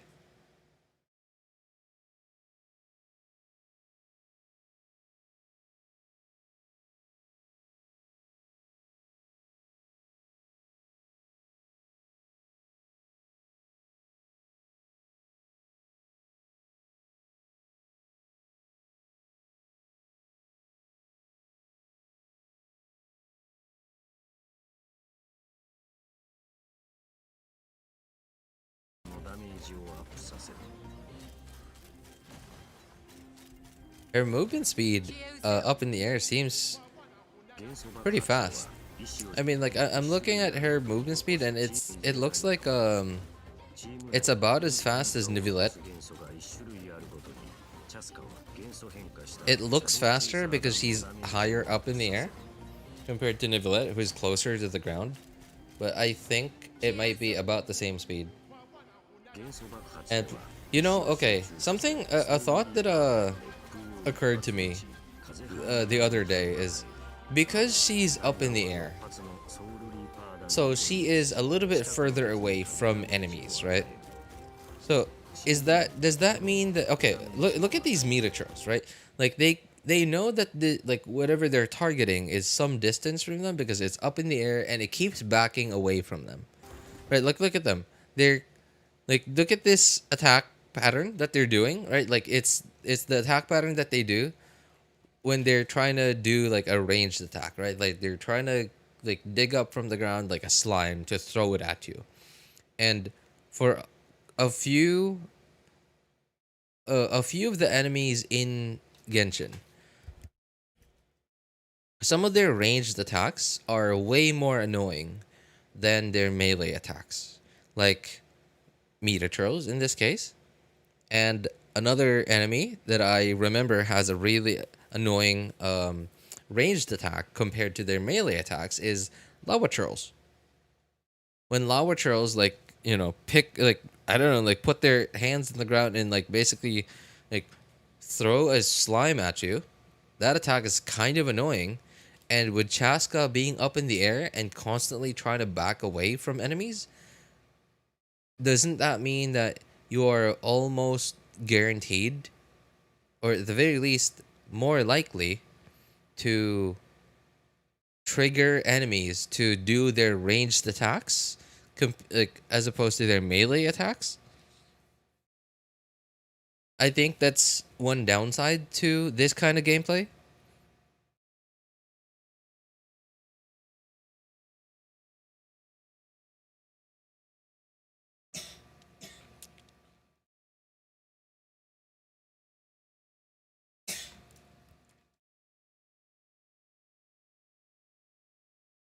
You kind of get up and sacrifice a shot. So you do 2 instead of 3. Rare occasion, you can do 4. With a special bar, maybe 17 shot? With a special bar? Sorry, what special bar? Oh, you mean phlogiston? The phlogiston bar?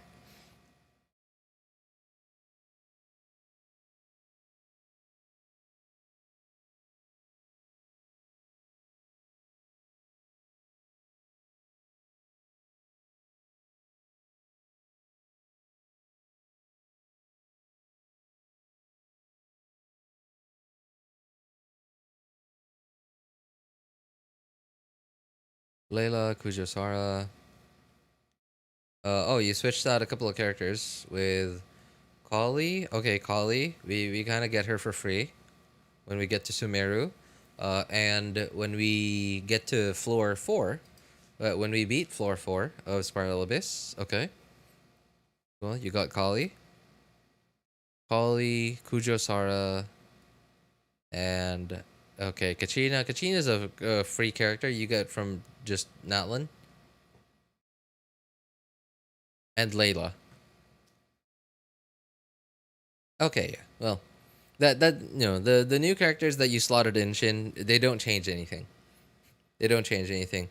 It's still the like so cause like the current team that you're running right now, and if you get Nahida, that would be Nahida, Xingqiu, and Kuki Shinobu.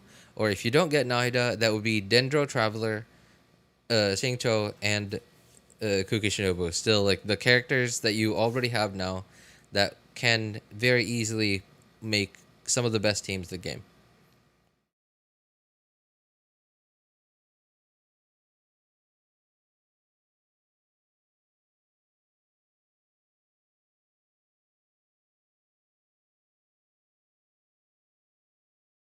If the enemies don't have any range, Chasca might bully.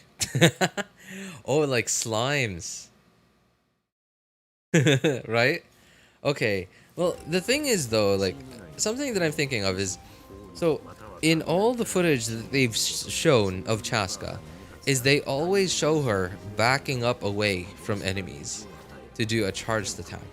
So I think like it's very possible that maybe she can't aim down.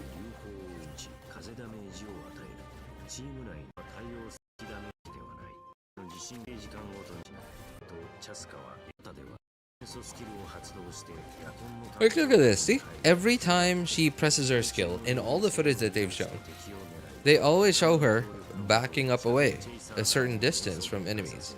So, like, does this mean you're going to be constantly, like, backing up away from them? Like, I guess you kind of already do that with Nivelette to a certain degree.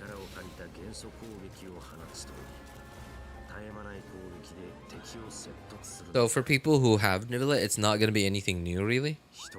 自分にできないことに対して期待を抱く。竜を手なずけること、空を飛ぶこと、運命を超えること。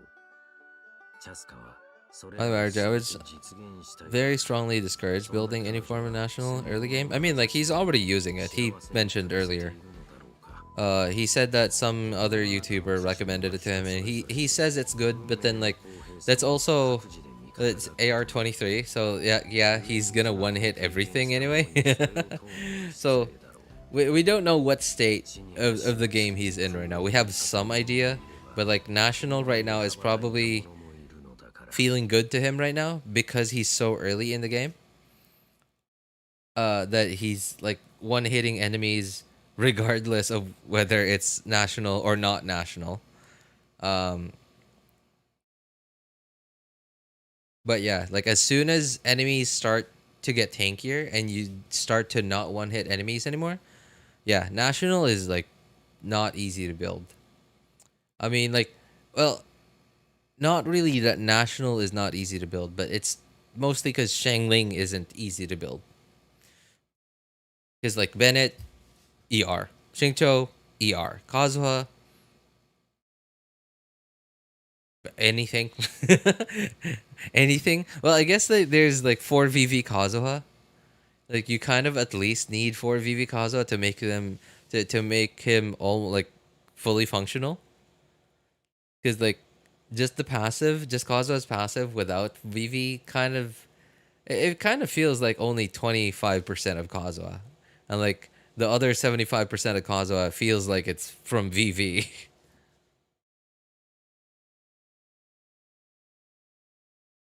I'm kicking butt from day one. That's kind of how the game makes you feel, Shin. Yeah. Um, typically, you start off one hitting everything. As soon as you start to get into like AR 30, AR 35, 40, that's when you start to not one hit stuff. And that's when you start to realize, wow, okay, I gotta spend resources to build these characters.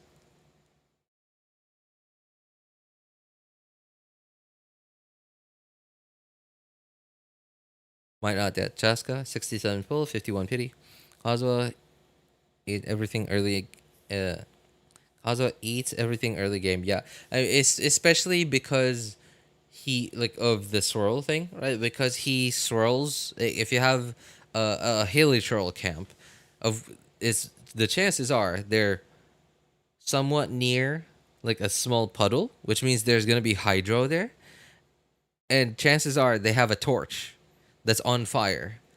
So it's very highly likely that once you press E on Kazuha, you're swirling hydro and pyro onto each other, thereby vaping those hilichurls. So yeah, Kazuha eating up everything early game, very true. Also difficult to optimize because like a lot of national users don't NA every time to proc the swords. That's true. It's true. Yeah, yeah. Oh, another thing too is, while you can get by without Four Emblem, but once you start to get to the point where you feel like your Shangling can't get any more damage without getting a better set, and the better set for Shangling is 4-piece Emblem, which is in Inazuma, which is unlocked until you finish the Liyue Archon quest. So yeah. Plus the fact that you won't even be able to farm artifacts at period. Well, at least not efficiently. At least not efficiently until you get to AR 45.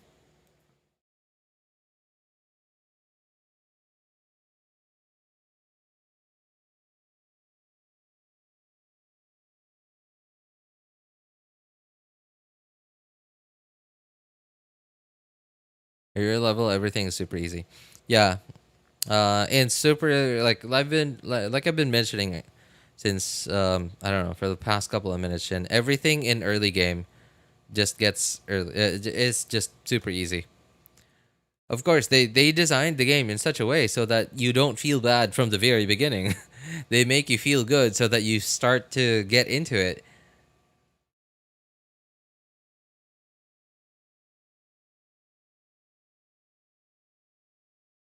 They want players. They made it so that the first couple of hours of Genshin, you feel like a god. You feel like everything feels satisfying. You're one hitting enemies. You get character this, character that, like from all the freebies that they give us. And yeah, because they want you to feel good playing this game for a certain number of hours of gameplay, because for quite a lot of players, once they've put in a certain amount of players, like of course different players will have different thresholds for this, but like different players have different thresholds of how many hours they put into a game before they start to feel like before they start to feel sunk cost fallacy. Right, before they start to feel sunk cost fallacy, they'll start to think like, oh man, I've already gone this far in the game, I might as well keep going. And then they keep going, and then they keep going, and then they just eventually will never be able to leave anymore.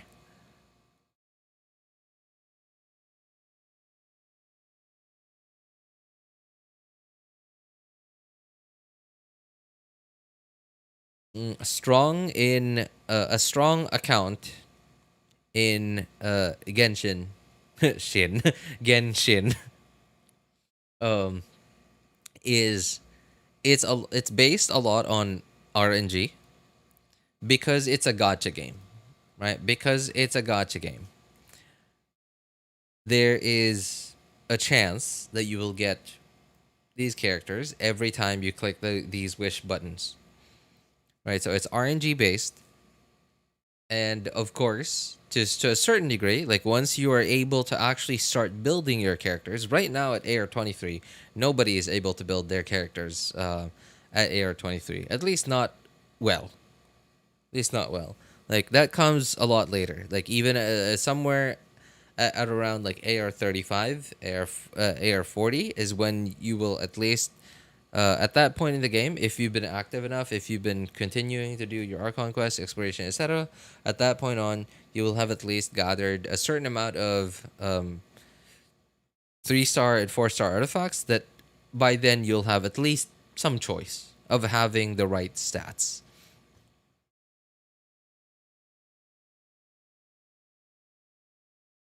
What is RNG? So RNG, randomly generated, random number generated. Right. Basically, gacha games speak for a chance, based on chance, based on luck. Yeah. I've already bought Wilkin. Might as well spend $10,000. Yeah, and not only that, but building characters. Like one day, like once you get to AR 45, AR 50, you're gonna start to build your characters, and you're gonna start to farm these things.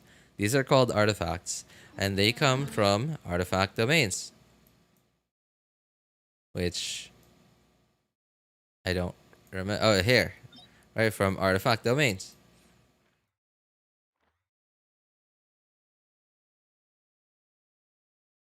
All right, there, there it is. I couldn't think of the off the top of my head where they were. All right. They come from artifact domains, and why I mentioned AR 45, because I technically you can start farming for it. I don't remember when. I think you can farm like immediately, but it's just so inefficient to farm it before AR 45, because when you get to, oh, by the way, I keep mentioning AR 45. I'm sorry. AR, AR, adventure rank, AR, AR 45. I keep mentioning AR. So adventure rank 45 is when you get to adventure rank 45, every 20 resin that you spend on an artifact domain, like you spend on one 20 resin run in an artifact domain, when you're AR 45 or higher, will will mean that you're guaranteed one 5-star artifact every 20 resin that you spend. This thing is called resin. This is one of the most important resources in the game. It is also a time gated resource. Well, money to some degree, to a certain degree, but it's, right, but mostly time based, because as you can see right there, replenished in X amount of minutes, fully replenished. By fully replenished, this will be at 200 by 200 in this amount of time. Replenished in, meaning this is how long it's going to take for you to get your next one resin. One resin regenerates every 8 minutes. I have 200 of that resin. Yeah, because you haven't used any of it yet. And there's kind of not much to use resin on very early on in the game. The only thing that I think is worth using resin on in super early game, like where you are at right now, is probably Mora ley lines, Mora and XP books. That would be these things, like these like cloud looking things. Those are what we are known as ley lines, and they're in every region of the game.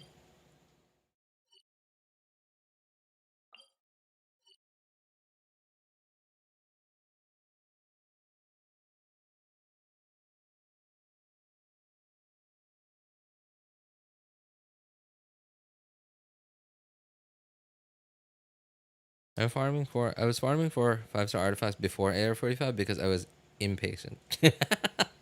Oh man. I think I did try before AR 45. I don't remember, man. Like way that part in time was like way fuzzy in my memory, man. I just had no idea what I was doing at the time. Daily lanes. After I finish my 200, what will happen? Well, nothing. This is a, oh, okay. Well, hey, Shin, it sounds like, you know what? You're you're talking right now, and it sounds like this is your very first gacha game. I mean, like you sound like me when I started, because like Genshin's my very first gacha game too. I had no idea like how this kind of game works. So, in case What's a gacha game? This is a gacha game.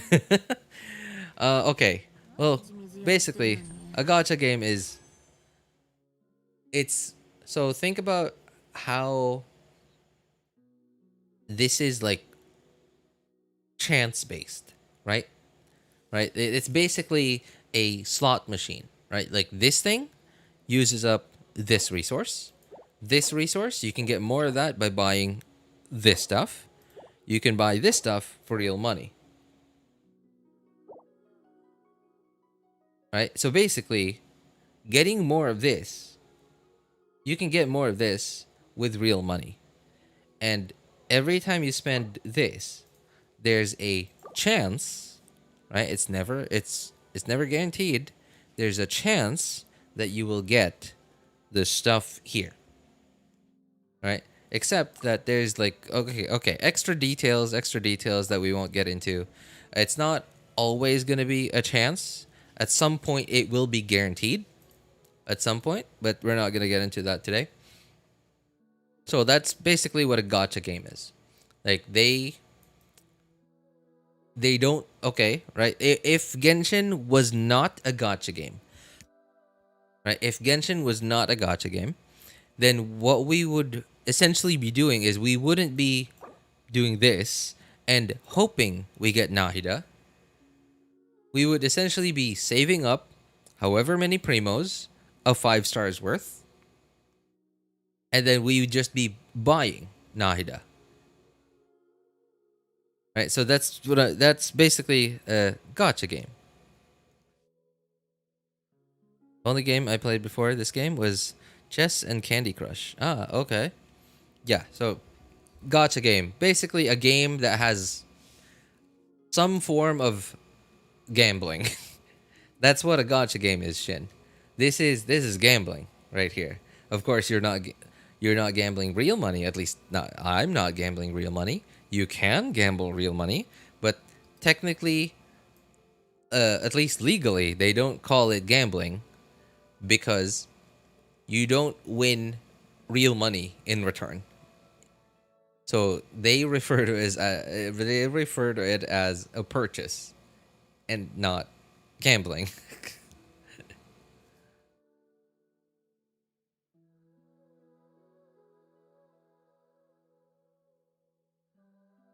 14. I'm using the 14 Pro. That's a pretty big upgrade, man. Pretty big jump up. Samsung A series, going from a Samsung A series to an iPhone. Man, that's a pretty big bump.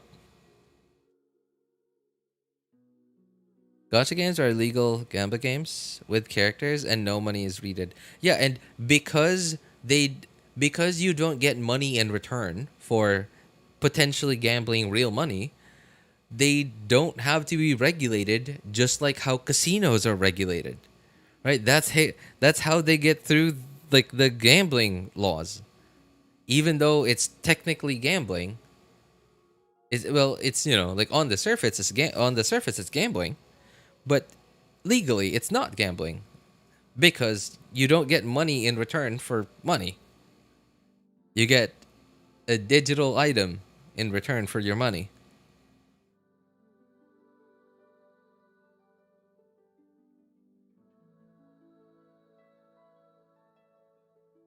As an iPhone user, iPhone's a downgrade.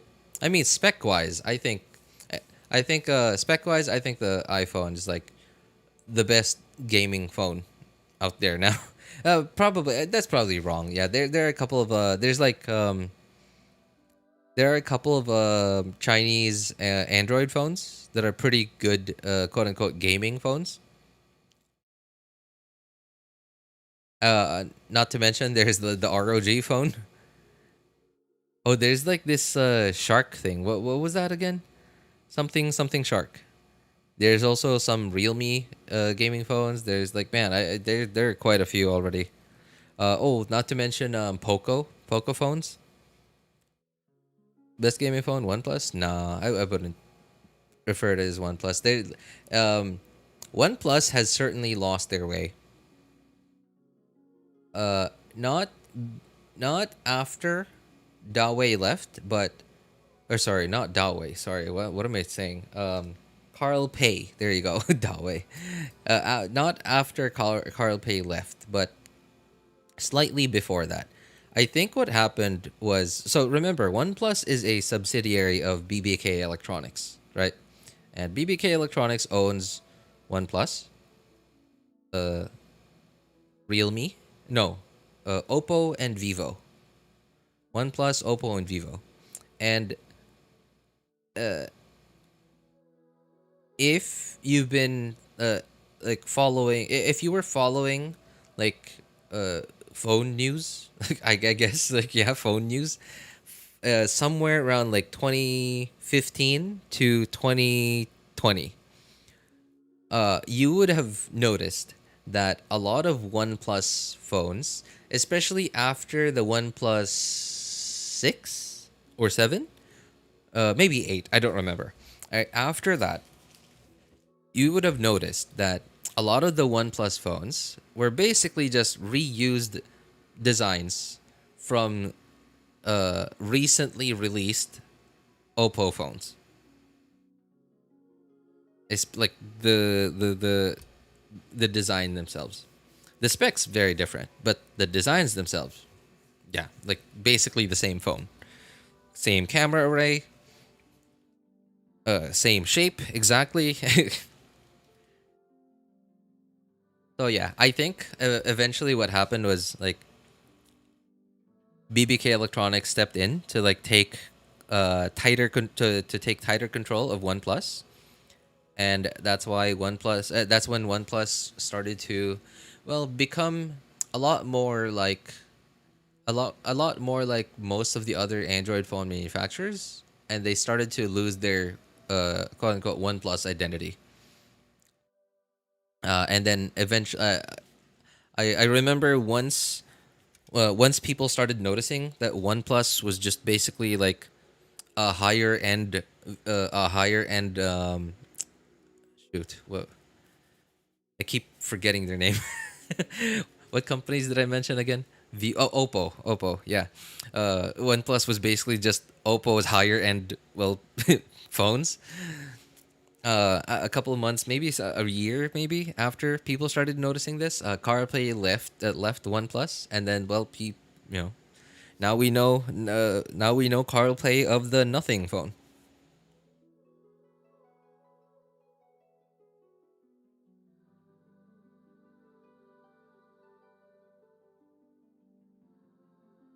You gotta admit, if most Gacha didn't have a pity system, 80% of players would quit. Ah, yeah, absolutely. Also, if Gacha games did not have a pity system, then they would have a much harder time defending it. Like if so, like so remember this whole for a couple of years ago when there were like class action lawsuits happening like all over the place saying that like, oh, this game is gambling, so this should be regulated as gambling, right? And then like EA literally came out with a, like, put like a literal slot machine in like FIFA, I believe. I don't know, I forgot which game it was, but like it was like such a slap in the face, man. They were like, "Ha, nothing you can do about it. It's a, it's a slot machine, but it's not gambling."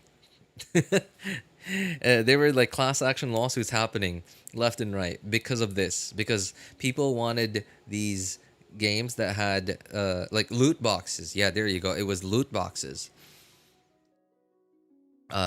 They wanted these games that had the loot box system, or like this gambling system in gacha games. Well, essentially the entire gacha industry. They wanted them to be regulated in the same way as casinos were regulated. But their defense was, it's not gambling because you're not getting money in return for your money. You're getting an item. So it's not gambling, it's a purchase you're making, right? And gacha games having a pity system, you're buying, right? Because it's not going to be a chance forever.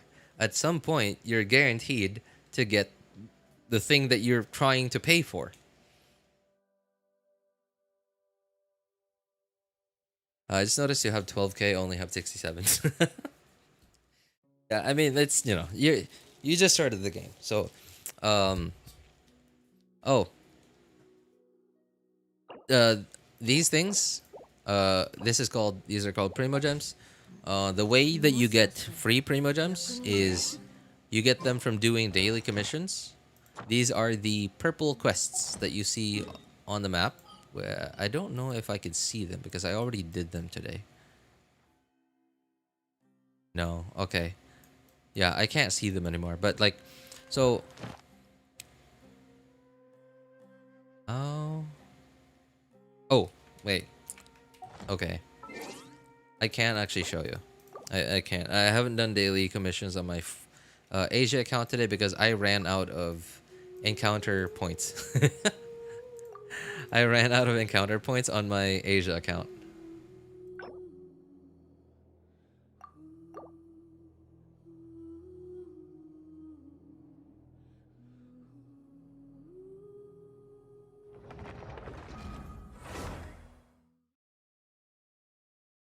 Okay, boss, I have to leave now. It's 2:18 a.m. here. Oh, all right, all right. Hey, thanks for stopping by.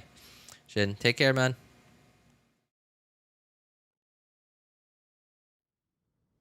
Played for 7 years. I had a pity at 500 pulls. And the pity doesn't carry for the next banners. Banners change every week. What? 500 pity at 500 pulls. The pity doesn't carry for the next banners. Banners change every week. What kind of gacha game is that? Jeez.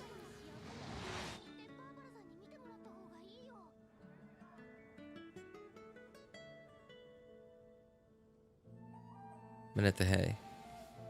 Tomorrow's a very busy day. Gotta clean up the whole house. The whole house, huh? Yikes. That's not a great time, man. I don't know what it is about cleaning and stuff. Cleaning's always like boring and tiring. But hey, thanks for coming by, man.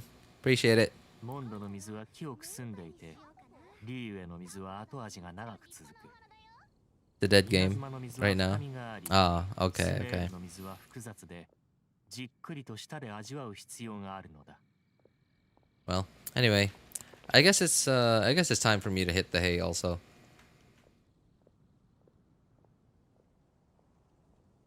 Yeah, I guess I've said what I've wanted to say. I think Chasca is gonna be an okay character, but I think she's gonna be more along the lines of like a Linny maybe. Yeah, I think that's kind of where she's gonna be at. She's gonna be pretty decent C0, no signature weapon. She's gonna be pretty good C0 with the weapon. She's gonna be quite good at C1 or C2 with her signature weapon. Just like, you know, because like they want their players who spend money on this game to feel good, of course, right? But she's not gonna be. I don't think she's gonna be exceptional. But again, I could still stand corrected if they somehow give her really high multipliers, which I doubt because they've given her so much damage percent already from her weapon passive to her own passive. There's a lot. She's getting a lot of damage percent already, so I don't think they're gonna give her very high multipliers. Of course, I don't think they're gonna give her low multipliers either because she's a 5-star after all. But yeah, anyway, she's an on-field damage dealer. Seems to have little to no off-field capabilities, so yeah. And the thing with on-field damage dealers is they're very subjective. If you like their playstyle, then go use them. If you have the characters that go well with that character, then sure, you could pull for it if you like their playstyle. Anyway, that's going to be it for me for today, guys. For those of you who need help building your characters, accounts, and making a decision on which banners to pull for, feel free to join our Discord server. Links are in the description of all my videos, VODs, and streams, and in the pinned message in YouTube chat. If you want my personal opinion, you can ping me over there. My name is Elvis Einstein. Of course, you can ask for other people's opinions too. Thank you guys so much for coming by, hanging out, and being awesome people. Have a good day, good afternoon, good evening, and take care, everybody. Bye, everyone. Thanks again. Bye.